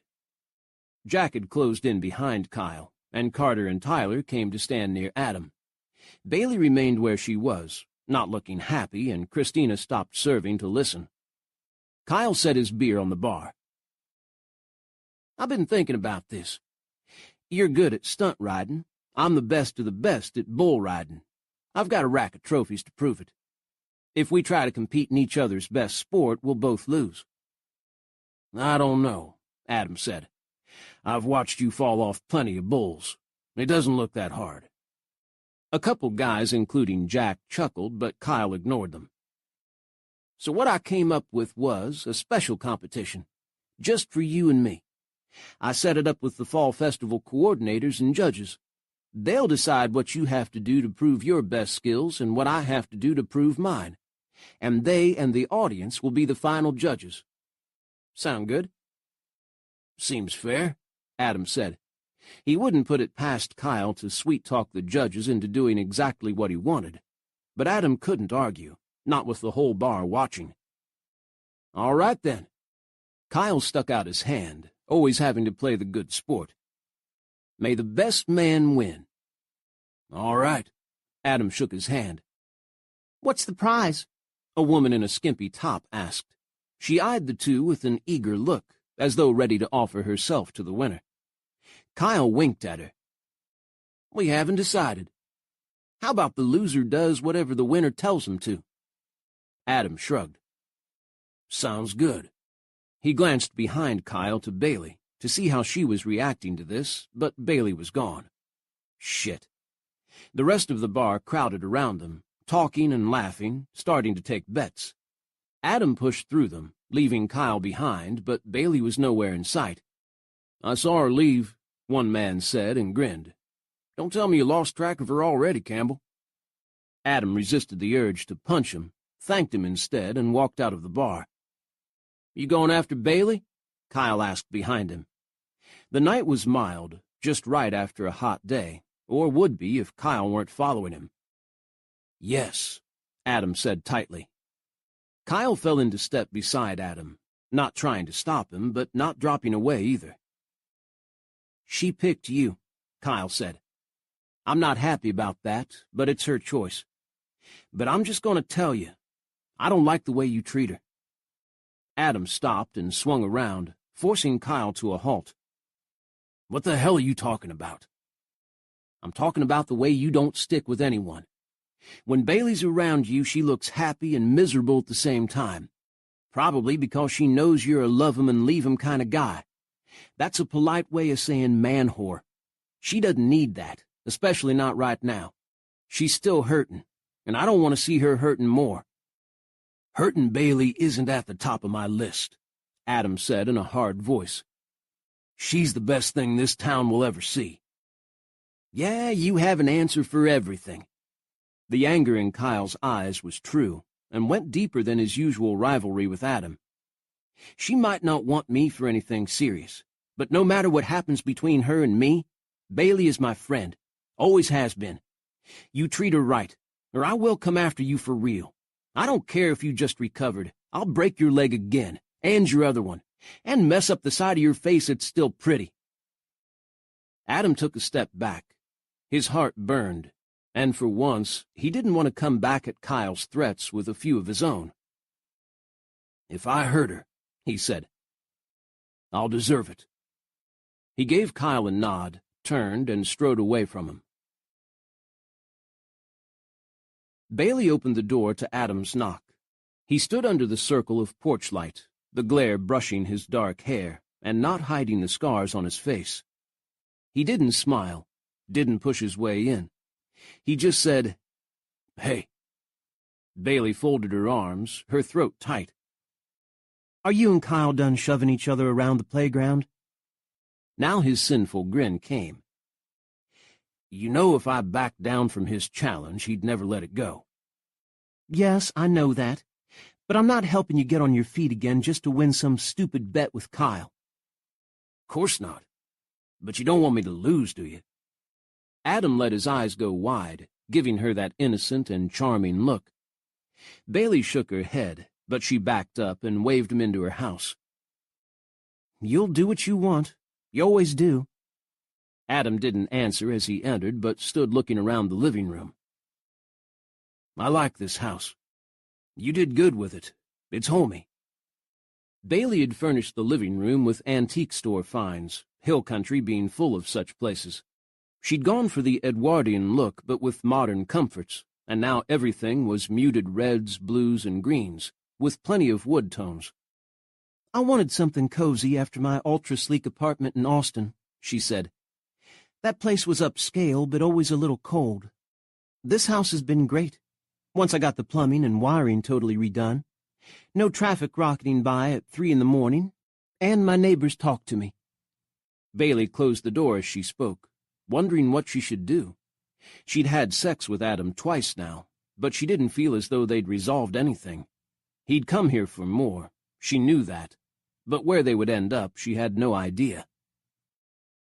"I don't have any beer, sorry," she said as Adam wandered around, looking at her few trinkets and books, the photos of family and horses on the wall, including a still from her recent shoot with Grant in New Mexico. "I'm not set up for a lot of company." "I didn't come here for drinks." Adam turned from the photo of Bailey in a plaid shirt, hair in a braid, riding hell for leather on Buster. "I'm sorry about in the bar just now. Kyle brings out the asshole in me." He smiled at her as she came to him, and he leaned to kiss her. Bailey hated that the touch of his lips made her doubts flee, as though he'd stay and make her happy the rest of her life. He licked across her lower lip, his eyes closing as he pulled her closer. Bailey was going to surrender, again, and it was going to be as good as before. Maybe better if they could snuggle down in bed and stay there all night. A buzzing and jangling made her start. She breathed out again when she realized it was Adam's phone. Adam kept his arms around her and made a face. "Why did anyone ever think cell phones were a good idea?" "You should get it," Bailey said, a bit breathless. "If it's your brothers, they'll be here knocking at the door if they need to find you. They'll have figured out where you've gone." "That's true." Adam heaved a sigh and plucked the phone out of his back pocket. His scowl turned to an expression of surprise. "It's Mark. I should take this." Mark, his mentor, the man Adam trusted in all things. "Want me to leave you alone?" Bailey asked. Adam shook his head as he clicked on the phone and answered. "Hey, Mark, what's up?" "You sound good." The man's voice came clearly, tinny but loud.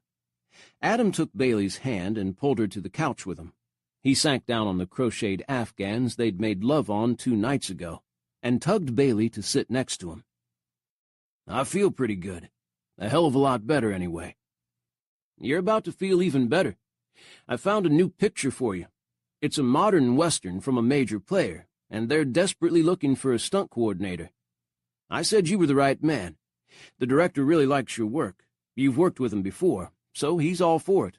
They want everyone together for the first meeting in late October. Can I tell him you'll be there?" Chapter 17. "Stunt coordinator?" Adam asked, a stunned look on his face. "Yep," Bailey heard Mark say. "Means you get to tell everyone else how to fall down, but you don't have to do it yourself if you don't want to. I figure this is the perfect way to ease you back into work. I know what happened hit you hard. Didn't want to push you before this, but it's a great opportunity." "Yeah, it is." Adam squeezed Bailey's hand. "It sure is." "Is that a yes?" Adam glanced at Bailey, his eyes unreadable. "Do they need to know tonight, or can I sleep on it and call you back?" "Yeah, call me back. Don't take too long, though. They're getting anxious to get the contracts out." A pause. "How are you doing, Adam? Really? You all right?" Adam squeezed Bailey's hand again. "I'm much better. Promise. I heard about the lawsuit. They sent me all the shit. Don't you worry about that, Adam. I'll take care of it." "I understand why Dawson's family is upset," Adam said. "I know you do, because you're an understanding guy. But we can't let them walk all over you. Dawson's brother and his wife made Dawson's life hell. They can take a little bit of hell back. Like I said, don't you worry about it. You concentrate on getting better and back out here to Los Angeles. I've got a service taking care of your apartment, so everything's right where you left it. Just cleaner." Adam gave a short laugh. "Thanks." "You take care now," Mark said. "Talk to you soon." "Thanks, Mark." They hung up. Adam was quiet as he laid the phone on Bailey's coffee table. He turned to her, his gaze pensive. "He offered me—" "I know." Bailey gave him a nod. "I heard. He was loud." "Yeah, Mark likes to make sure his voice carries. Stunt coordinator on a major picture. That means I work out every stunt. I'm in charge of the budget, hiring the stuntmen, everything." "That doesn't come along every day, does it?" Bailey asked. "No." Adam shook his head, an excited light in his eyes. "Not to me, anyway." "I think you should do it." Bailey said the words in a rush, afraid she'd keep silent otherwise. Adam studied her, quieting. "Do you?" "Yes. Like he said, it's a terrific opportunity. I imagine the money will be good." "Yeah, Mark is good at money. I'll probably be able to negotiate anything I want." Bailey rubbed Adam's hand, rough and sunburned from today's workout. "Then you should go." Again Adam said nothing while he looked at her. Bailey reached up and touched the ruined side of his face, brushing her thumb over his scars. She loved him so much, but his life and his heart was elsewhere, in his work. She wasn't going to be the one who stood in his way. If she begged him to stay with her, and he did it to please her, that short-term pleasure would turn into resentment on his part. You couldn't get between a person and his dream, or guilt him into not pursuing it. The dream would always win. You'd try to hold them back, then you'd turn around and they'd be gone. "Think on it, Adam," she said softly. "Think good and hard. It's your whole life you're talking about. If you decide to go, I'll drive you to the airport." Adam's blue eyes were steady, no flickering, no indecision. "You're an amazing woman, Bailey. But I always knew that." "Yeah, well—" Bailey ducked her head as though modest, and she forced a smile. "That's what they all say. Tell you what, though, if you're going to get back into stunts and show up Kyle at the Fall Festival, we've got a lot of work to do." "But not right now," Adam said, his voice going low. He smoothed her hair, turning her face up to his, and kissed her, his mouth warm, taking his time. Bailey didn't fight her surrender. What had she told him? We have to grab on to what we have, and love the people we love as hard as we can while we still have them. That's what she'd do with Adam. At least this time they made it to the bedroom. 3 weeks later. 3 weeks of Bailey working Adam's ass off every day, and then making fine hot love to him at night. Adam was surprised some mornings he could walk after their wild times. Bailey had amazing energy in the bedroom, but she still remained a sweetheart, kind to everyone she saw and well-liked in return, no matter that the entire town knew Adam spent every night at her house. Not that Bailey cut him any slack as far as writing was concerned. Adam had to admit that Bailey was turning out to be one of the best trainers he'd ever had. She knew when to push and when to let him ease into it, how to guide him into trickier and trickier stunts, until Adam was almost, but not quite, back to his old confidence. The not quite bugged him as the fall festival drew nearer. Adam was never certain when he'd have one of the panic attacks, though they'd backed off, and never happened when he was enjoying himself in Bailey's bed. The years fell away when he was with her, and they'd laugh, tease each other, and play Do You Remember, until Adam forgot his troubles. Things would be perfect, he thought, if he could only stay lazy with her and let the world go by. Bailey, of course, wouldn't let him. The end of the 3 weeks found Adam standing near the open arena at the county fairgrounds, wondering what in the hell Kyle was going to make him do to humiliate him in front of everyone they knew.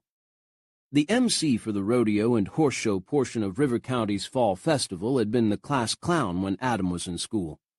Clint's father used to be MC. Clint had taken over when he'd retired. Clint was good at it, though the whole county now had to groan at his bad jokes. Show classes for the kids under 12 came early in the day. Adam hung out near the rail with Carter as Faith entered the ring on Doty to compete in a Western trail horse class.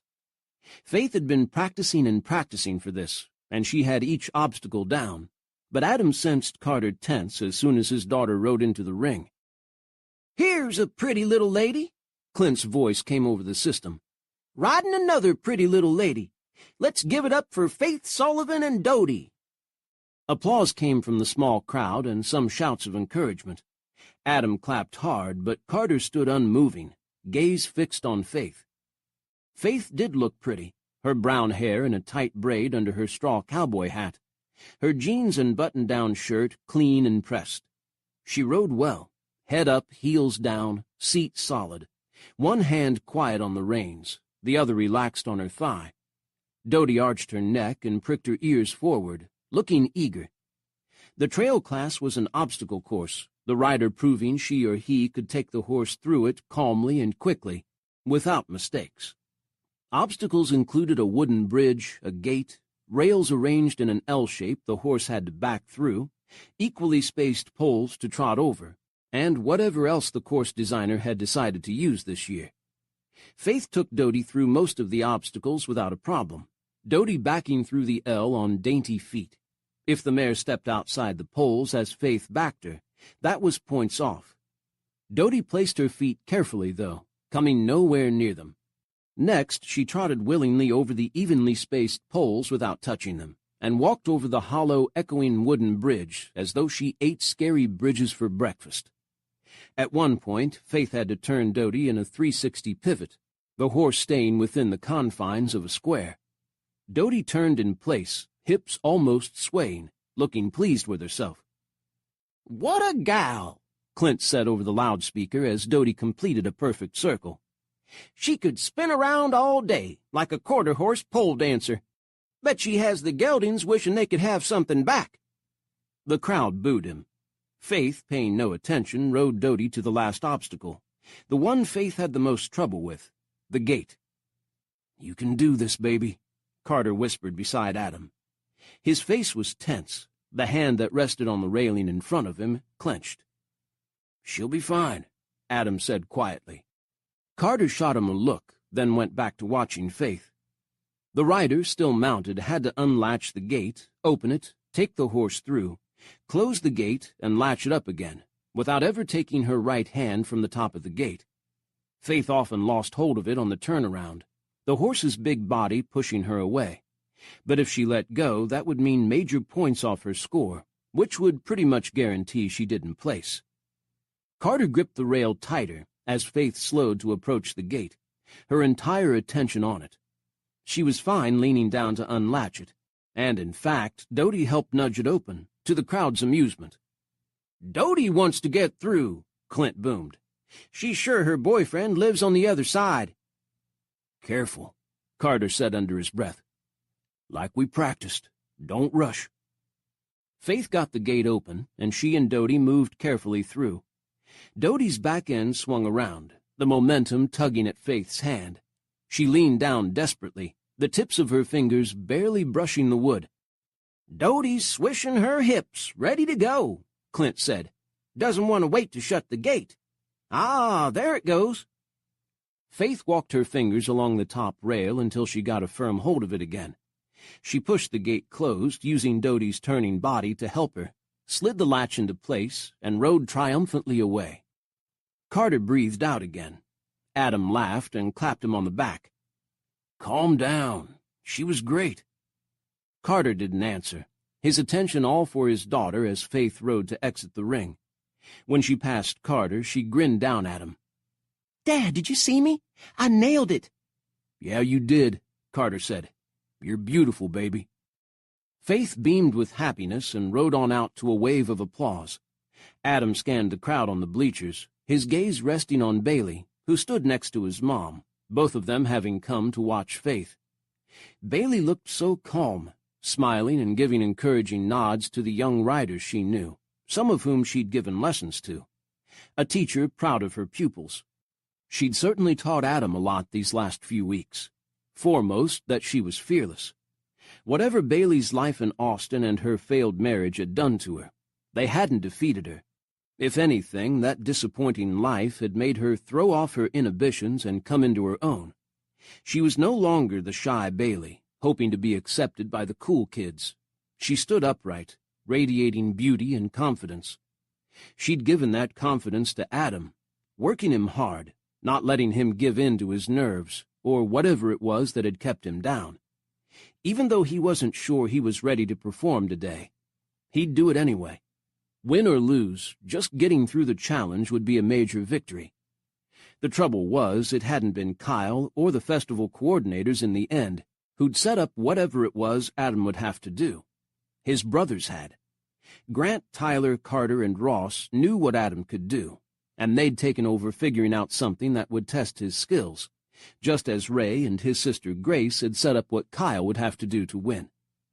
When Adam asked his brothers why they were taking sides with him against Kyle, Carter said bluntly that they were sick of the rivalry between the two, and that both of them needed their asses kicked. Did not make Adam more confident. He was also not confident about leaving after this weekend, win or lose, for Los Angeles. Mark and Adam had talked almost every day since the initial phone call, going over the details for the upcoming job. Adam felt a stir of both fear and excitement with every call, until he'd hang up the phone and look at Bailey. Taking the job meant leaving her behind. Not that Bailey was upset about it.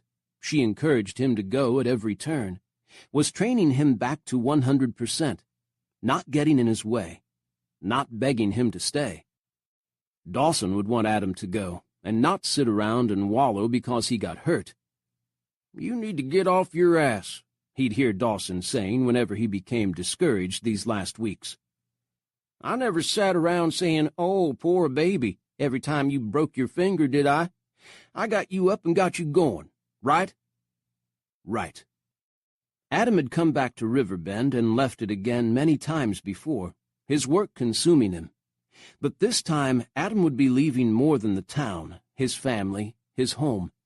Once before he'd walked away from what he'd started with Bailey, and he didn't want to walk away again. So here he was, ready to prove to the world that he wasn't down and out, ready to blow this town and get back to the gritty hard work and fast-paced life of the glittering city. Bailey caught his eye and smiled. He was going to miss that smile, and her eyes, and her body beneath his in the night. He'd almost asked her to come with him, except she'd told him as they'd worked that she loved it here and would never dream of leaving again. She'd found her home. Adam had to wonder whether she'd volunteered that information to tell him not to bother asking. The riders of the trail class were called back to the ring, and the winners were announced. Faith won the blue. She had tears in her eyes as she rode back out with the ribbon tucked into her belt, patting Doty and praising her. Carter met the pair when they emerged, helping Faith dismount and catching her in his arms for a proud dad hug. Bailey was on her feet, shouting for Faith. She was lovely in her jeans and bust-hugging white shirt, her smile flashing in the sunshine. As Bailey left the bleachers, Adam's attention was pulled to another woman sitting a few rows above Bailey. The woman was watching Faith, couldn't take her eyes from her. She looked vaguely familiar, and Adam narrowed his eyes. Couldn't be. Adam looked quickly at Carter, but Carter was walking away with Faith and Dodie, Bailey and Olivia coming to meet them. When Adam looked back at the bleachers, the woman had gone. Christina was working in a vendor's tent the bar had set up for the event. It was an easy gig. Take the coupons that had to be bought with ID at the gate, dispense beer or wine into plastic cups, smile at everyone, and stop anyone underage who tried to get the alcohol. Easy enough because Christina knew everyone, and the teenagers of River County weren't getting away with anything under her watch today. It was fine until 2 tickets hit the booth at a relatively quiet time, and a familiar voice said, "Can I get a couple beers from you?" Christina rose from the shadows where she'd been hooking up a new keg. Grant stilled, his gaze becoming fixed when he saw her. He must not have known it was her back here. Looking into the blue eyes she used to see above her in the night, as he'd made deep, sweet love to her, was a hell of a hard thing to do. The broad hand that rested on the table had stroked fire through her. The blunt fingertips had slid inside her to bring her pleasure. Wouldn't be so difficult if Grant didn't always look so good. Sunshine danced on his dark hair, bringing out the highlights, and his tanned face held the handsomeness of the Campbell brothers. He filled out his black button-down shirt, part of his costume for his upcoming performance, with solid muscle. He'd put on a string tie and a black hat later, but right now the top button of his shirt was undone, showing a sliver of chest and dark hair there. No one was behind him, and Christina was the only one in the stall. In the crowd that swarmed the fairgrounds, she and Grant were alone. She made herself turn away from him, take 2 plastic cups off the top of the stack, and start a stream of beer into one. "Should you be drinking before your ride?" she asked, her voice light. "They're not for me." He shut up, not telling her more. Probably they were for some of the groupies who followed him around, showing up at every performance. Grant was always gracious to them. Now that Grant and Christina weren't together anymore, he likely was more than gracious. The thought of him smiling at one of those young women, touching her like he'd touched Christina, pushed a big lump into her throat. She set down 1 full glass and started on the other. She wouldn't spit in them, she promised herself. She wasn't that petty. Nope, not her. "How's Ray doing?" Grant asked. Christina's hand shook on the spigot, but she made herself shrug. "He's fine. No permanent damage." She and Ray hadn't gone out much since the accident, but she wasn't going to tell Grant that she spent most nights home alone, missing him. "Good to hear," Grant said. They were so formal, like people who barely knew each other, as though Grant hadn't laughed at her in the darkness, saying, "I love you, Angel. You make everything bad go away." Christina put the second beer onto the counter. She slid the tickets off the table and dropped them into the bucket with the others. Grant reached into his pocket, pulled out a 5 between 2 fingers, and reached with it toward her tip jar. Christina slammed both hands to the counter. "No, don't you dare." Grant looked at her in surprise. "Why the hell not?" "You put that in there, Grant Campbell. I'll take it out and burn it." Grant's veil of politeness dropped. Shattered was a better word. "Doesn't look like you say that to everyone offering you a tip." He glanced at the jar swimming with 1s, 5s, and a few 20s. "What's wrong with my money?" "I don't want it. That's what's wrong with it." Grant looked Christina up and down, really looked at her, instead of holding himself remote, as he usually did these days. He let his gaze rest on her bosom, round and full under the black T-shirt with the bar's logo.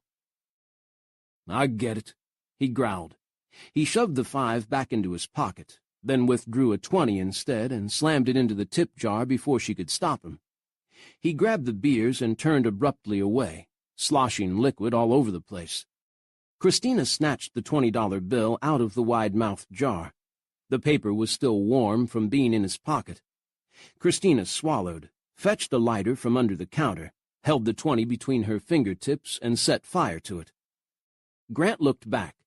He stopped and turned all the way around, a beer in each hand as he watched Christina burning the money. He stared at her, scowling. Then he shook his head and strode away. Christina's eyes stung from the smoke. She dropped the last bits of the bill to the dirt on the ground before the flame could reach her fingers. Her eyes were watering, and she angrily swiped at them. Her eyes stung even more when she saw Grant reach two women. Buckle Bunnies, half falling out of the tightest jeans and halter tops she'd ever seen, hand them the beers, then put one arm around each of them and walk away. Damn it! Christina turned her back, stalking out of the tent for another keg. It was a long time before her eyes cleared, and she could see straight again. Chapter 18. Bailey showed one of the Campbells' newer horses in a halter class, and the filly did well, winning second place. A filly from another ranch in the county, owned by a family who raised world-champion quarter horses, won first. Didn't matter. That horse would probably come to the Campbells to be trained eventually anyway. The Fall Festival was the biggest event of the year in River County, with plenty for everyone. The baking tents held delectable treats. Games for the kids kept them busy and happy, and there would be dancing later tonight. Bailey had missed this. When she'd lived in Austin, she'd been working too hard on new rollouts every October to leave even for the weekend. She'd made a lot of money as a programmer, but she'd worked her ass off for it almost 24/7. Life out here moved a little slower, which was what she needed. Even if Adam wouldn't be a part of it after this, she couldn't leave Riverbend, not now that she'd found a refuge. Tyler and Grant did some exhibition stunt riding to an appreciative crowd, Bailey helping out. They did a Wild West gunfight on horseback, Tyler playing the good guy, Grant with a black hat, black shirt, and black jeans playing the bad guy. They galloped around each other, Tyler on Bobby, Grant on Buster, nearly brushing as they passed. They did a lot of antics, like jumping to a stand on the saddles, pretending to shoot at each other's balls and leaping out of the way, legs spread just in time. The crowd loved it. For the finale, they each jumped from their horse to the others, trying to knock each other off, and missing completely to end up riding the other's horse. At last, Grant leapt at Tyler, ready to finish off the good guy, appeared to miscalculate, and ended up sitting backwards behind Tyler, looking astonished. Tyler rocketed out of the ring on Bobby, Grant hanging on for dear life to the cheers of the crowd. Buster, left alone, ran around the ring by himself, bucking and dancing. Bailey's job was to go in and bring him out. Buster capered around while the audience laughed. Everyone knew Buster. Bailey stopped in the middle of the ring and held out her hand, calling softly to him. Buster, who'd practiced this with her, swung around and trotted directly toward her, nuzzling her as she caught his reins to lead him out. "He knows whose company he prefers," Clint boomed above them. "Who can blame him? She's gorgeous." Bailey led Buster out, catching up with Tyler and Grant, who were dismounting Bobby. Grant bore a scowl that went well with his black hat and painted-on villain mustache. "That was great," Bailey said, then frowned when Grant only glared at her. "You all right?" "Fine," Grant snapped. Then he seemed to realize who he was talking to and took the edge from his voice. "Sorry, Bailey. I'm fine." He turned away, but Bailey saw his gaze go straight to the bar's tent outside the riding area. Christina, serving customers, was smiling and talking in her animated way. She didn't look over at Grant, which made his scowl deepen. Ah, Bailey thought. Those two being apart was so wrong. Once Bailey finished putting Adam back together, she'd have to start on her sister and Grant. As the sun went down at the end of the full day, Bailey joined the crowd at the rodeo arena for the last event, the challenge between Kyle and Adam. Lights came on, their white glare replacing the softer glow of sunshine. The face-off between two of the best riders in Riverbend was drawing business. Bailey knew that under-the-table betting had gone on all over town. No one knew exactly what the two would have to do to win, only that it would be a serious task for their abilities. Bailey knew some of what Adam would have to face, because the brothers had brought her into the circle last night. She'd mostly just given her opinion. and now she bit her lip, wondering if she'd done right. She could warn him, but that would undo any good she hoped the course would have for him. Kyle's challenge was first. He and Adam walked together into the ring, stood and faced the crowd, the noise of which rose to a fever pitch. Boots stomped on the metal bleachers, and screams and yelling built into a wall of noise. Kyle raised his arms, hamming it up. Adam simply stood and regarded them calmly. The two finally turned to each other and shook hands. The crowd loved that. They'd be good sports. But Bailey noted how firm the shake was, how hard they held it. They broke apart only when a rodeo clown dashed out and threatened to yank them apart. Kyle and Adam made their bows, each retreating from the arena. A bellow broke through even the noise of the audience. Bailey looked down at the bull chute, and her eyes widened. That couldn't be. A white bull was banging around in the chute, the handlers dodging his horns and hooves. The bull was known as the White Devil, one of the highest-scoring bulls on the circuit.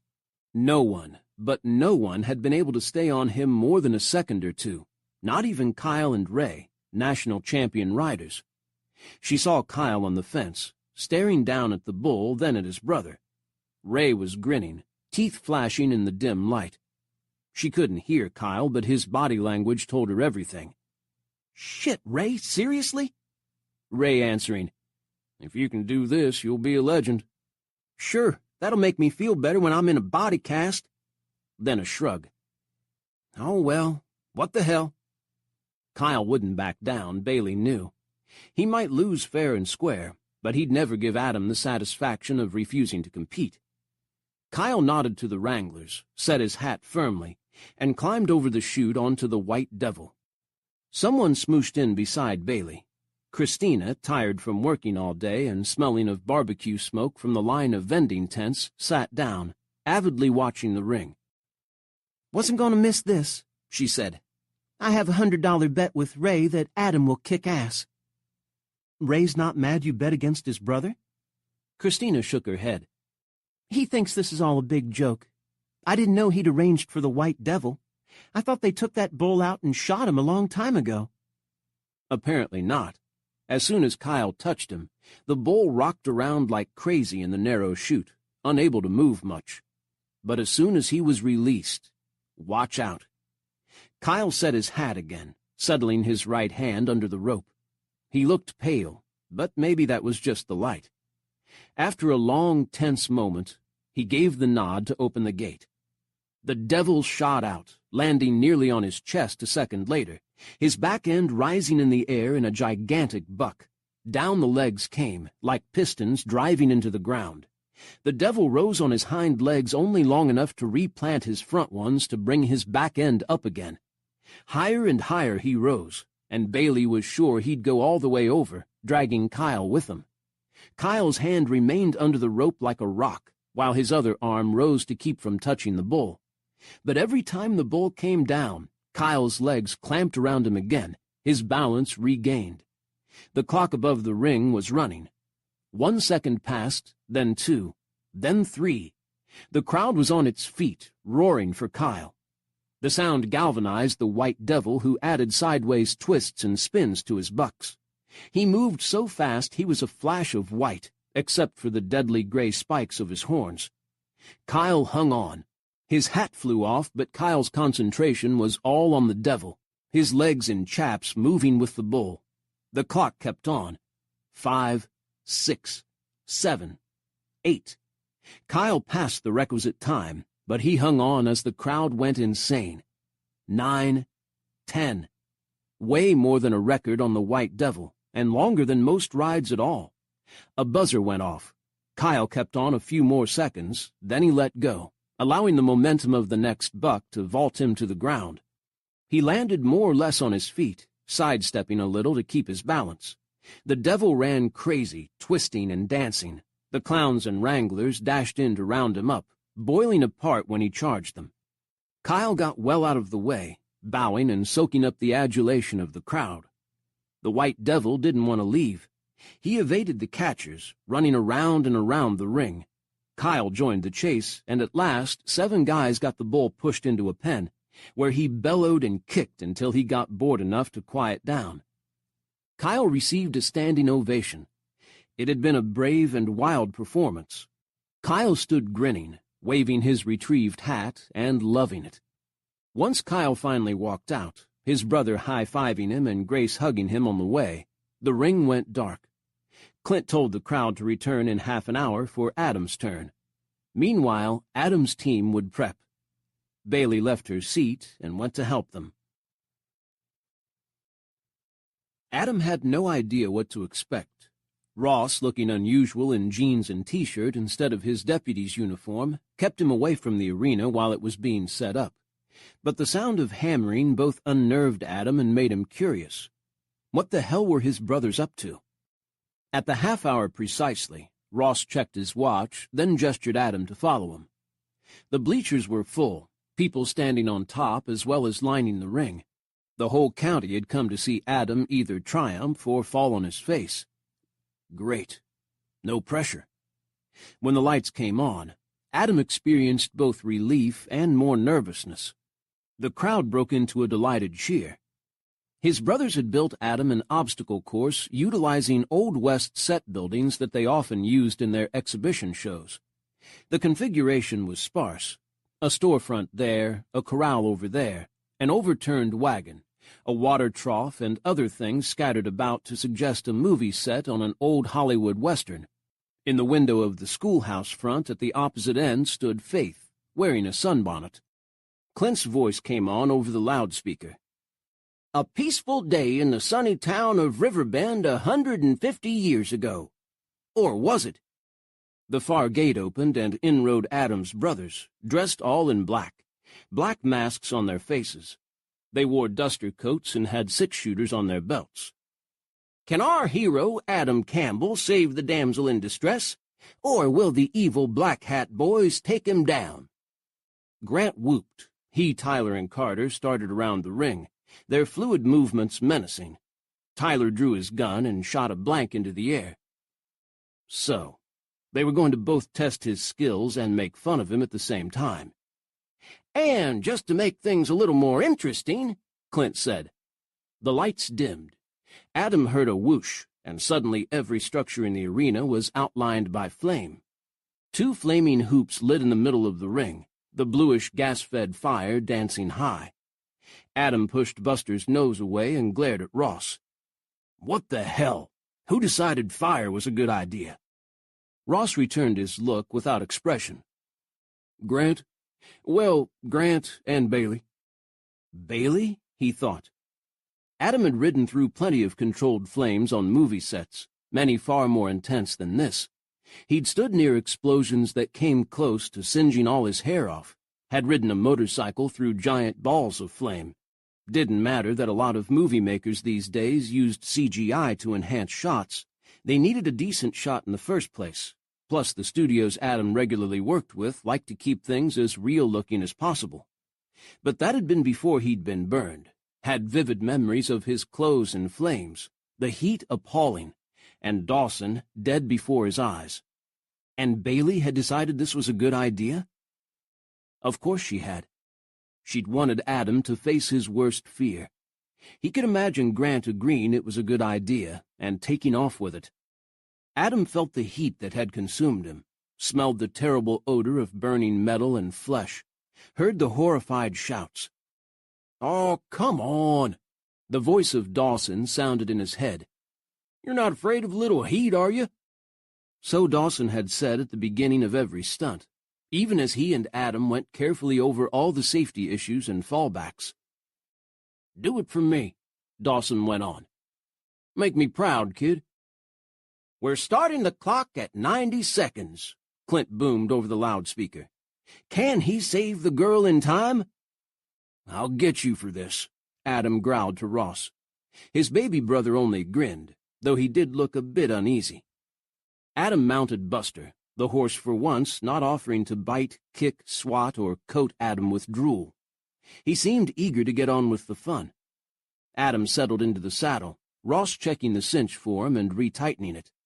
Finally, Ross patted Adam's leg and gave him a thumbs up. The gate swung open, and Adam rode in.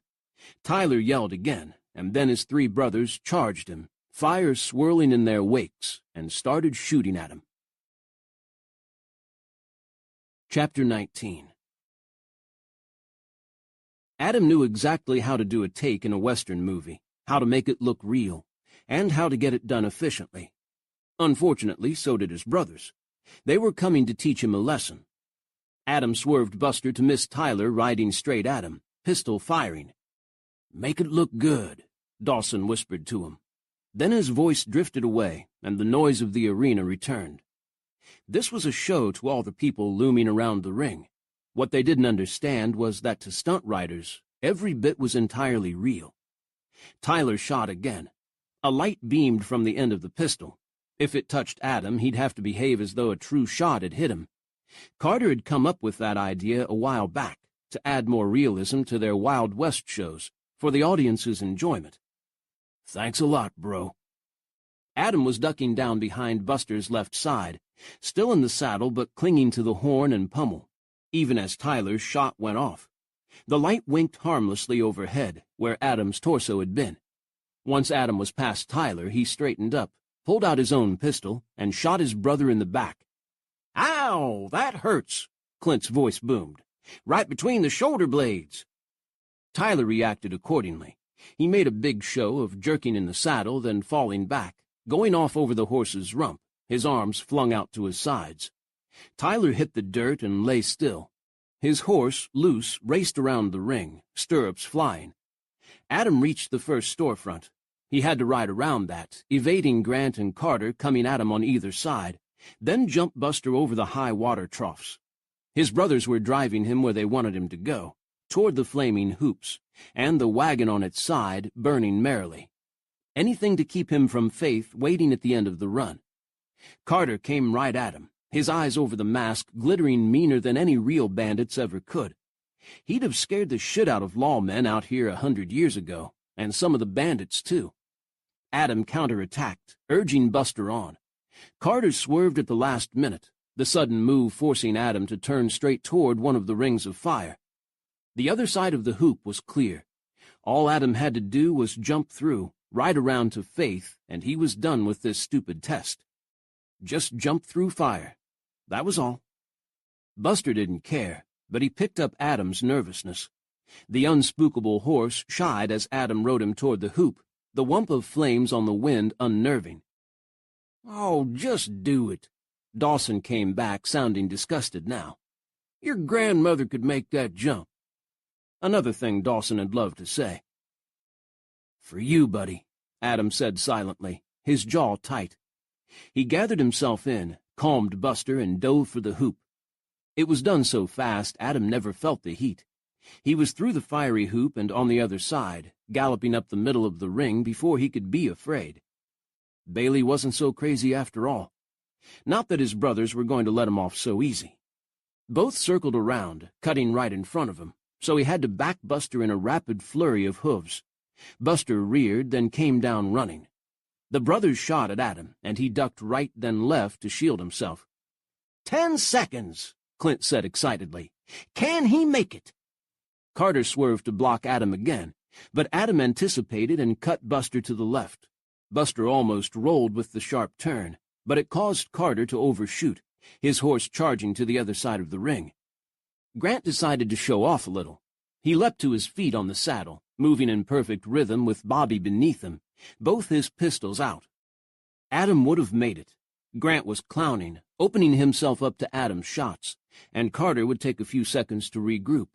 That was all he needed. The crowd was roaring, urging him on. Faith jumped up and down on her box behind the window. "Come on, Uncle Adam," she yelled. With a giant bang, one of the burning hoops exploded. The gas that fed it must have overheated, or fire had run back up the line, or something. All Adam knew was that the giant circle of flame expanded, a bright hot inferno, and Grant, still standing on Bobby, rode right into it. Bobby swerved in terror, dashing for the darkness of the edge of the ring, and Grant fell into the heart of the flames. Everything moved in slow motion. Adam saw Grant fall, tucking himself together for a roll to safety. Behind him, Carter turned, saw, and swung back on his reluctant horse. Tyler came alive, leaping to his feet, all three brothers making for Grant. Grant hit the ground hard, taking it on his shoulder, but Adam didn't see him come out of the flames. Carter's horse pivoted and tried to bolt, fear of the fireball driving him back. Tyler ran for Grant, but the fire wouldn't let him near. Outside the ring, firemen were coming, led by Ross, but too slow, too slow. Grant staggered up, his duster on fire. He struggled to throw it off, but flames still clung to him, and he fell to his knees.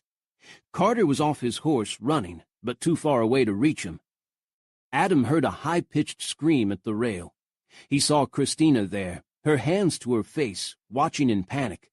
Beside her was Olivia, frozen in shock. Bailey was next to them both, her gaze fully on Adam. Bailey's and Adam's eyes met, locked. Bailey gave him the barest nod. Buster would run at anything, and run true. Adam pointed in the direction of the fire, dropped the reins, and rode him hard. When he came to where Grant had fallen, Adam slid his feet free of the stirrups, flung himself from the saddle, caught his brother, and propelled both of them through the fire and out into the dry dirt beyond. Grant was limp, half-conscious. Adam kept rolling with him, Adam on Grant, then Grant on Adam, then both of them landing side by side, Grant face down. The deadly flames were off Grant's clothes, but Adam got to his knees and beat the sparks on his brother's back and legs until they were out. Then he rolled Grant over, frantically checking his vitals. Grant coughed, his chest heaving from the oily smoke. Adam paused, his hand over his brother's heart. "You all right? Can you hear me?" Grant nodded, coughing again. "You try to give me mouth-to-mouth," he said, voice raw. "I'll shoot you for real." Adam collapsed. He put his hands to his face, and Adam, who never allowed himself to cry, let tears of relief leak from his eyes. Behind him, firefighters were putting out the blazes. The other hoops and the fire around the buildings were dark, someone obviously able to cut off the gas to them, but the first hoop still burned merrily, as did the bales of hay the explosion had reached. The clock had long since buzzed, signaling the end of Adam's challenge. The crowd was worried, watching, speaking in murmurs. "Help me up," Grant said. "We gotta show them I'm all right." "You're not all right," Adam said. "For one thing, half your hair is gone." "What?" Grant put a shaky hand to his head, but Adam pulled it down by his loose sleeve. "Don't touch. I'll get you up and then to an ambulance." "Fair enough." Adam climbed to his knees. He got his arms under his brother's and pulled them both to their feet. So he'd done for years and years, ever since the first day Adam had stood Grant upright on his baby feet and told him he could walk. The brothers faced the crowd side by side. Grant took one step away from Adam and waved. The cheering was thunderous. Faith had come off her platform and was racing toward them, the sunbonnet gone. Carter intercepted her and swept her into his arms. Tyler halted next to them, panting and panicked, propping up Grant's other side.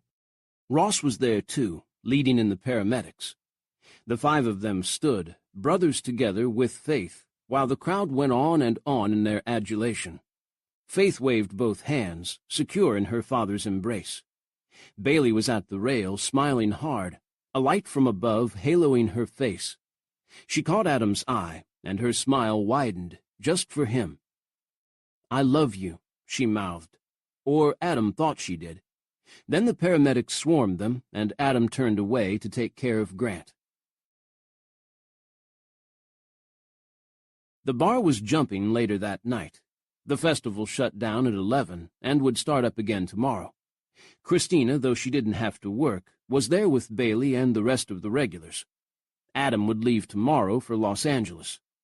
The thought had been swimming at the back of Bailey's mind all day. In spite of the distraction of the festival, the worry over Grant, and her guilt of her part in it, the one thought she was trying to avoid, and wouldn't leave her, was that tomorrow Adam would be gone. He came in around midnight with Grant. A shout went up when the pair entered. From what Bailey had gathered from texts from Adam, Grant had been treated for some second-degree burns and released. She supposed he'd go home and recover, But there he was, walking next to Adam and Tyler like nothing had happened. Grant had lost most of the hair on one side of his head, and he'd obviously shaved back the rest.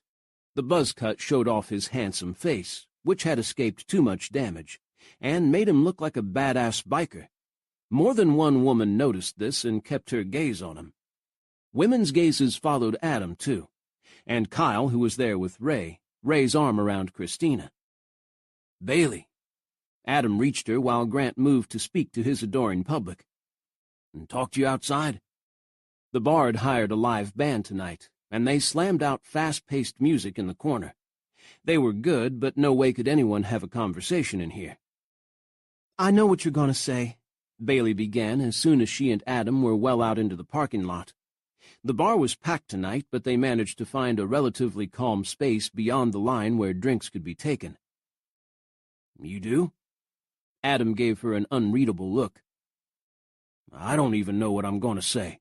I'm winging it." "I never meant for Grant to be hurt. It was stupid. I'm sorry." Adam's brows came together.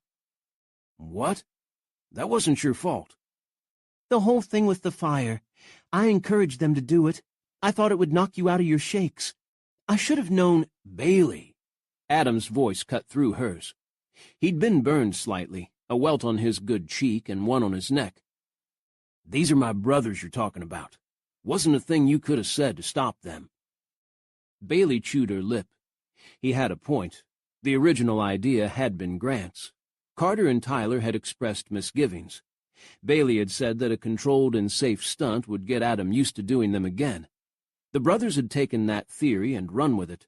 They'd done plenty of safety checks beforehand, but as Grant had explained to her when she'd first wanted to begin stunt riding, shit always happens. "I'm still sorry," Bailey said. "So am I. But it's done, and it could have been worse. Grant's in there soaking up the attention."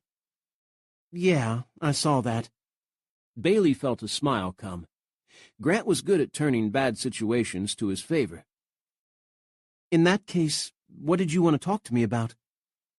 For answer, Adam stepped to her, pulled her into his arms, and kissed her. Heat spread from his hands, as though he'd absorbed the fire in the ring and was radiating it back to her. The kiss went on, Adam taking her strength, but lending her his. When he eased away, Bailey let out a breath. "I'm liking what you have to say." His answering smile undid her. Charming Adam, coming to her again. "What I wanted to tell you, straight out, is that I'm not taking the movie job. I'm calling Mark tomorrow and telling him I won't be doing it. I'm staying in Riverbend." Bailey blinked. She took a step back, breaking his hold, confusion washing through her. "No," she said. She didn't quite mean to say it. It slipped out, loudly. "No?" Adam stopped, amazement in his eyes. "What do you mean, no?" Yes, what did she mean? This was what Bailey wanted, right? For Adam to stay, to give them a chance to be together. Was that what she really wanted? For Adam to give up everything he'd won after years of work? Of putting up with shit and facing impossible situations to turn his talent into a career? Every hard thing he'd done, every injury he'd suffered, had been to earn money to send home to his brothers and mom, helping to make Circle C Ranch and the Campbell's training business the most prosperous in Hill Country. And Bailey wanted him to give it all up, so she'd feel better? Bailey drew a breath, forcing out her words. "Seriously, you're going to take all the time I put into you, getting you back on a horse, working you into fighting shape, and throw it all away? You were awesome tonight. Your reflexes better than ever. Your instincts amazing. If Grant had been in trouble 3 weeks ago, you'd have never gotten to him in time, never saved him. You dove at him like it was nothing. You were fearless. I was so proud." She trailed off under Adam's hard stare, her eyes moist. "Not fearless," he said, his voice still rough from the smoke. "I was scared shitless." Bailey shook her head. "No one knew. You didn't think about running to save your own skin. You went straight to Grant and pulled him out of the way. You can do anything, Adam. You just have to believe it. His brows drew together. If you mean I have my confidence back, I do. Mostly. Thanks to you. Adam in the dark was a heart-melting sight. Tall and straight-bodied, the light behind him outlining every tight inch of him. He was even better when he was naked in her bed, his long tanned body against her white sheets, his wicked smile lighting up his blue eyes. She could have him there for always, if she would just shut up. If you're still afraid, we can keep training, Bailey said. You go out to California tomorrow, sign the contracts, let them tell you what they need, then come back and we'll work on the stunts. Me, you, and your brothers. You can do this. Adam's frown deepened. Bailey, I keep trying to tell you. I don't want to work on the movie. I want to stay here, help my brothers train horses, maybe go with them on some of the smaller shoots, find my own place. I heard you. I just don't understand why. Bailey waved her hands to emphasize her points. It's a fabulous opportunity. A stunt coordinator. You could make your name. Maybe even move to overall director. Start making your own films. We'll all come to the Academy Awards when you win. She tried to smile, but it died under his flat gaze. Hold on. Hold on. Adam reached for her flailing hands, but Bailey backed a step. I don't even know if this movie is a sure thing, he said. They might talk to me and decide they don't want me after all. There's no guarantee in this business. He let out a brief sigh. That's another reason I don't want to go back.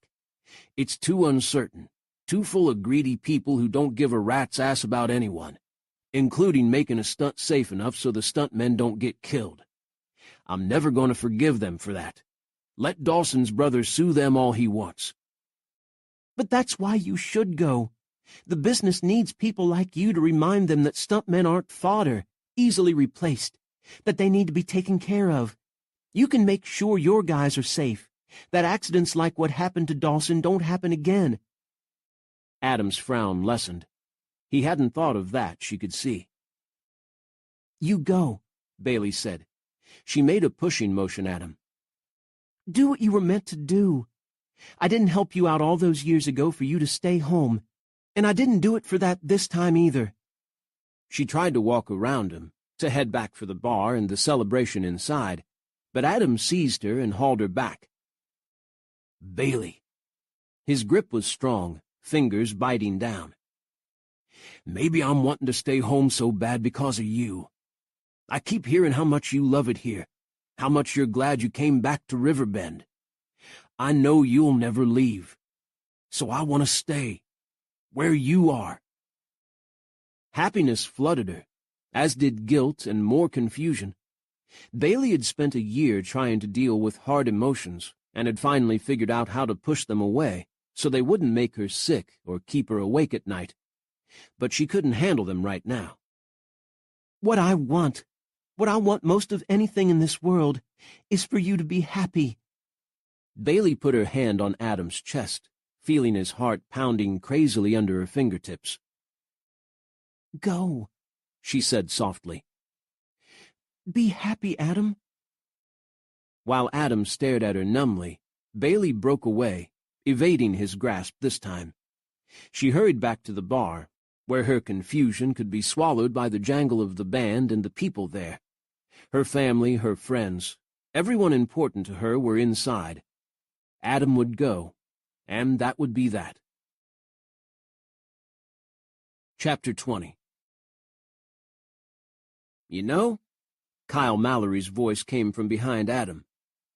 You two should get married. You already act married. Can't be together 5 minutes without having an argument. Adam swung around to see Kyle blocking his way to the bar, his hat shading his face from the parking lot's lights. Bailey had already disappeared into the bar. She hadn't understood what Adam was trying to tell her, probably because he hadn't told it right. He wasn't gifted with words. Bailey had this crazy idea that she was holding him back, when she was the one who got Adam going every morning. No way in hell was he going to throw that away. "I'd think you'd want us to fight," he said to Kyle. "Then you can step in and save her from me." Nope. Don't get me wrong. I like Bailey. I really like her. She's turned into one hot woman. But as much as I hate losing to you, I know that tricking her away from you wouldn't be a win for me. You two work. Believe it or not, I know when to bow out. "You won our challenge today," Adam said. "I didn't finish." Kyle shook his head. I didn't win. There was an accident. Didn't count. We can have a do-over any time you want. He paused. But I'm not getting up on that bull again any time soon. Ray's going to get my boot up his ass over that. Scared the living crap out of me. "Is that what was all over your pants?" Adam asked, his sense of humor returning. "You did good, though, much as I hate to admit it. Anyone else would have called off the bet and gone running for the hills." I almost did when I saw what was waiting in that chute for me. But hell, I did it. A grin lit Kyle's face. Set a record for riding the unrideable bull. I am pretty good, aren't I? "Don't push it, shithead."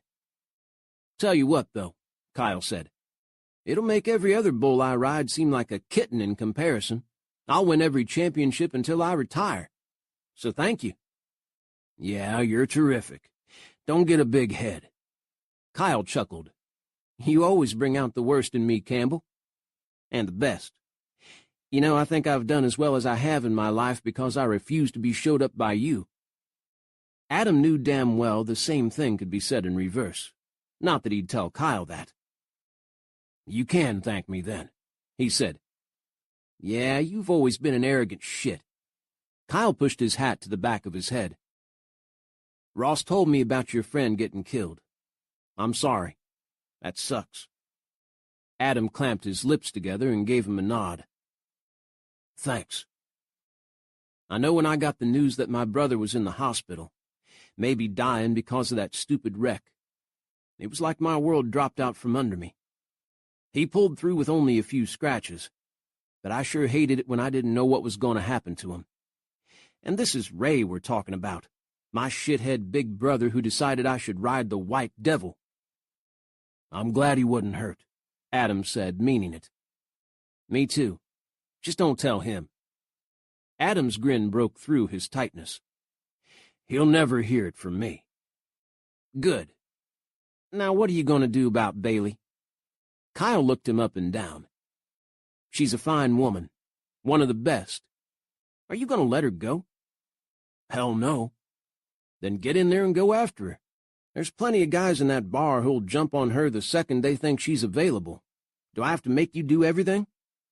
"Shut the hell up, Mallory," Adam said.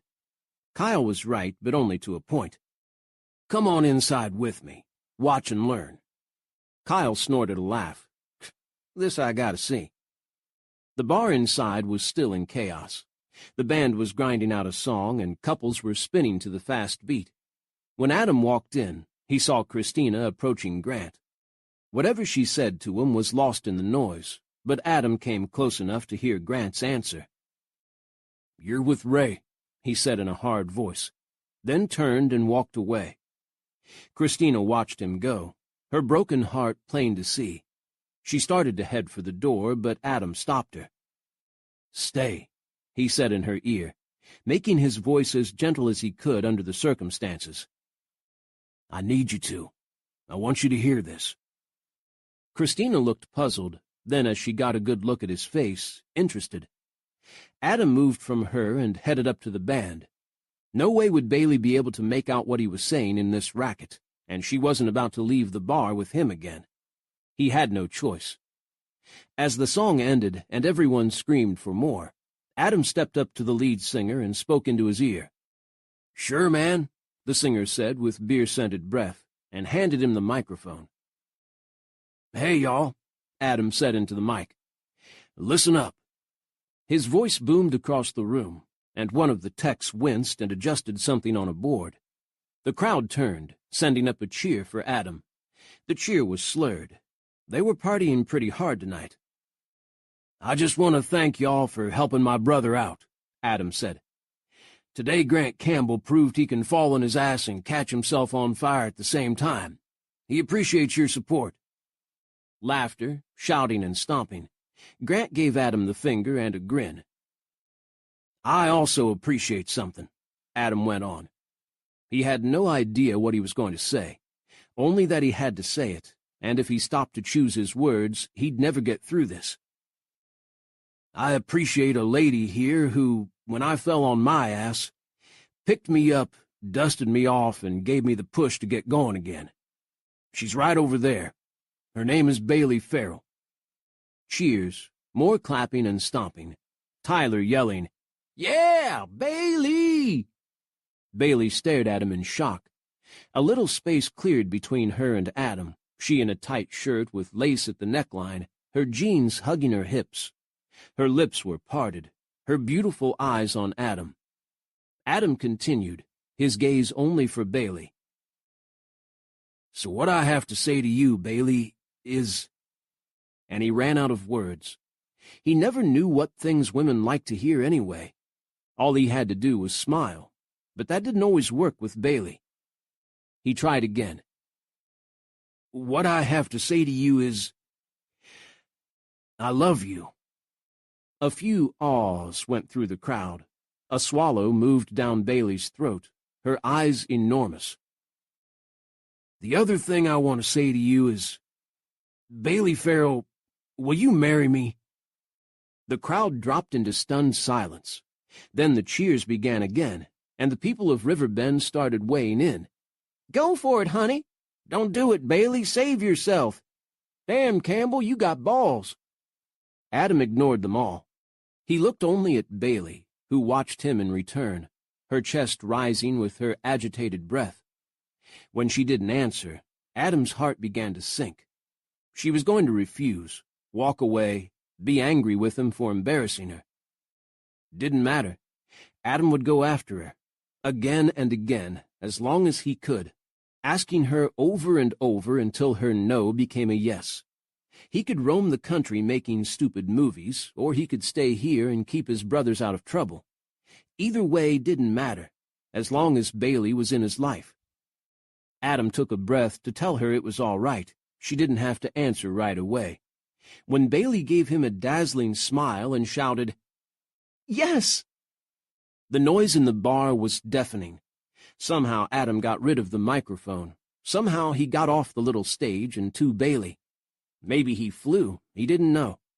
He grabbed Bailey in his arms and spun around with her, once, twice, 3 times, lifting her high before setting her down and sinking into the best kiss of his life. Around them his brothers and friends were laughing, shouting, going crazy with noise.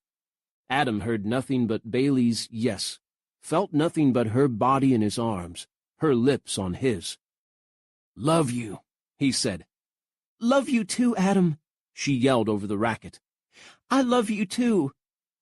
She pulled him down to her, crying, his sweet Bailey, his anchor in the world's storms. The band started playing again, the classic "I Can't Stop Loving You." Everyone around them found partners, pulling each other close, surrounding Adam and Bailey in the middle of the floor. "Wait," Bailey said to Adam. She reached up with her thumb to wipe tears from his eyes. "What about your movie? We haven't finished that fight." Adam leaned down to speak into her ear. "Nope, because you're coming with me." "What?" "I said you're—" "I heard what you said. I meant, what are you talking about?" "I'll need a wrangler for the horses. You've proved to be a terrific one. Look at what you can do with Buster. Since I get to hire my own crew, I pick you. We'll go together, make that movie, and come on home." Bailey stared at him, joy and astonishment in her eyes. "Seriously?" "Seriously." "You want me to work on a major movie with you?" "Yep." Adam pulled her close again. "I just said so." "You are awesome, Adam Campbell." Bailey burst out laughing. "How do you know what makes me happy?" He gave her a mock frown. "Wait, are you happier about the movie or marrying me?" Bailey slanted him a mischievous look, and he knew he was in for a lifetime of her teasing the hell out of him. He wouldn't have it any other way. "Which do you think?" she asked. "I don't care," Adam said, deciding. "As long as you're with me, I don't care." "I love you," Bailey said. She rose on tiptoes, gave his earlobe a bite, and said, "Now how about we ditch this place?" "Hell yeah." Adam let her out, or tried to. They were swamped by his brothers and Christina, all trying to crush Bailey into smothering hugs. It would always be like that, Adam knew. He'd want Bailey all to himself, but his mom and brothers would be there, and her sister, plus Adam's cute-as-a-button niece and all their friends, wanting Bailey's attention. The whole damn town, really, because no one in Riverbend could mind their own effing business. As he and Bailey walked out hand in hand, followed by yells of congratulations coupled with indecent suggestions, Adam knew that all that was fine with him. Bailey said it best when she opened the door to her house not far away and turned on the doorstep to kiss him. That kiss led to a deeper one, which led to Adam sliding his hands under her shirt to cup her soft, hot-as-summer skin. And that made Adam push her inside before he ended up undressing her on her tiny front porch. "Come on in," Bailey said, giving him a wink that made his blood sear. "You're home now." She took his hand and led him inside, shutting out the night, then to her bedroom, where they found each other once more, and didn't let each other go until morning. This has been Adam.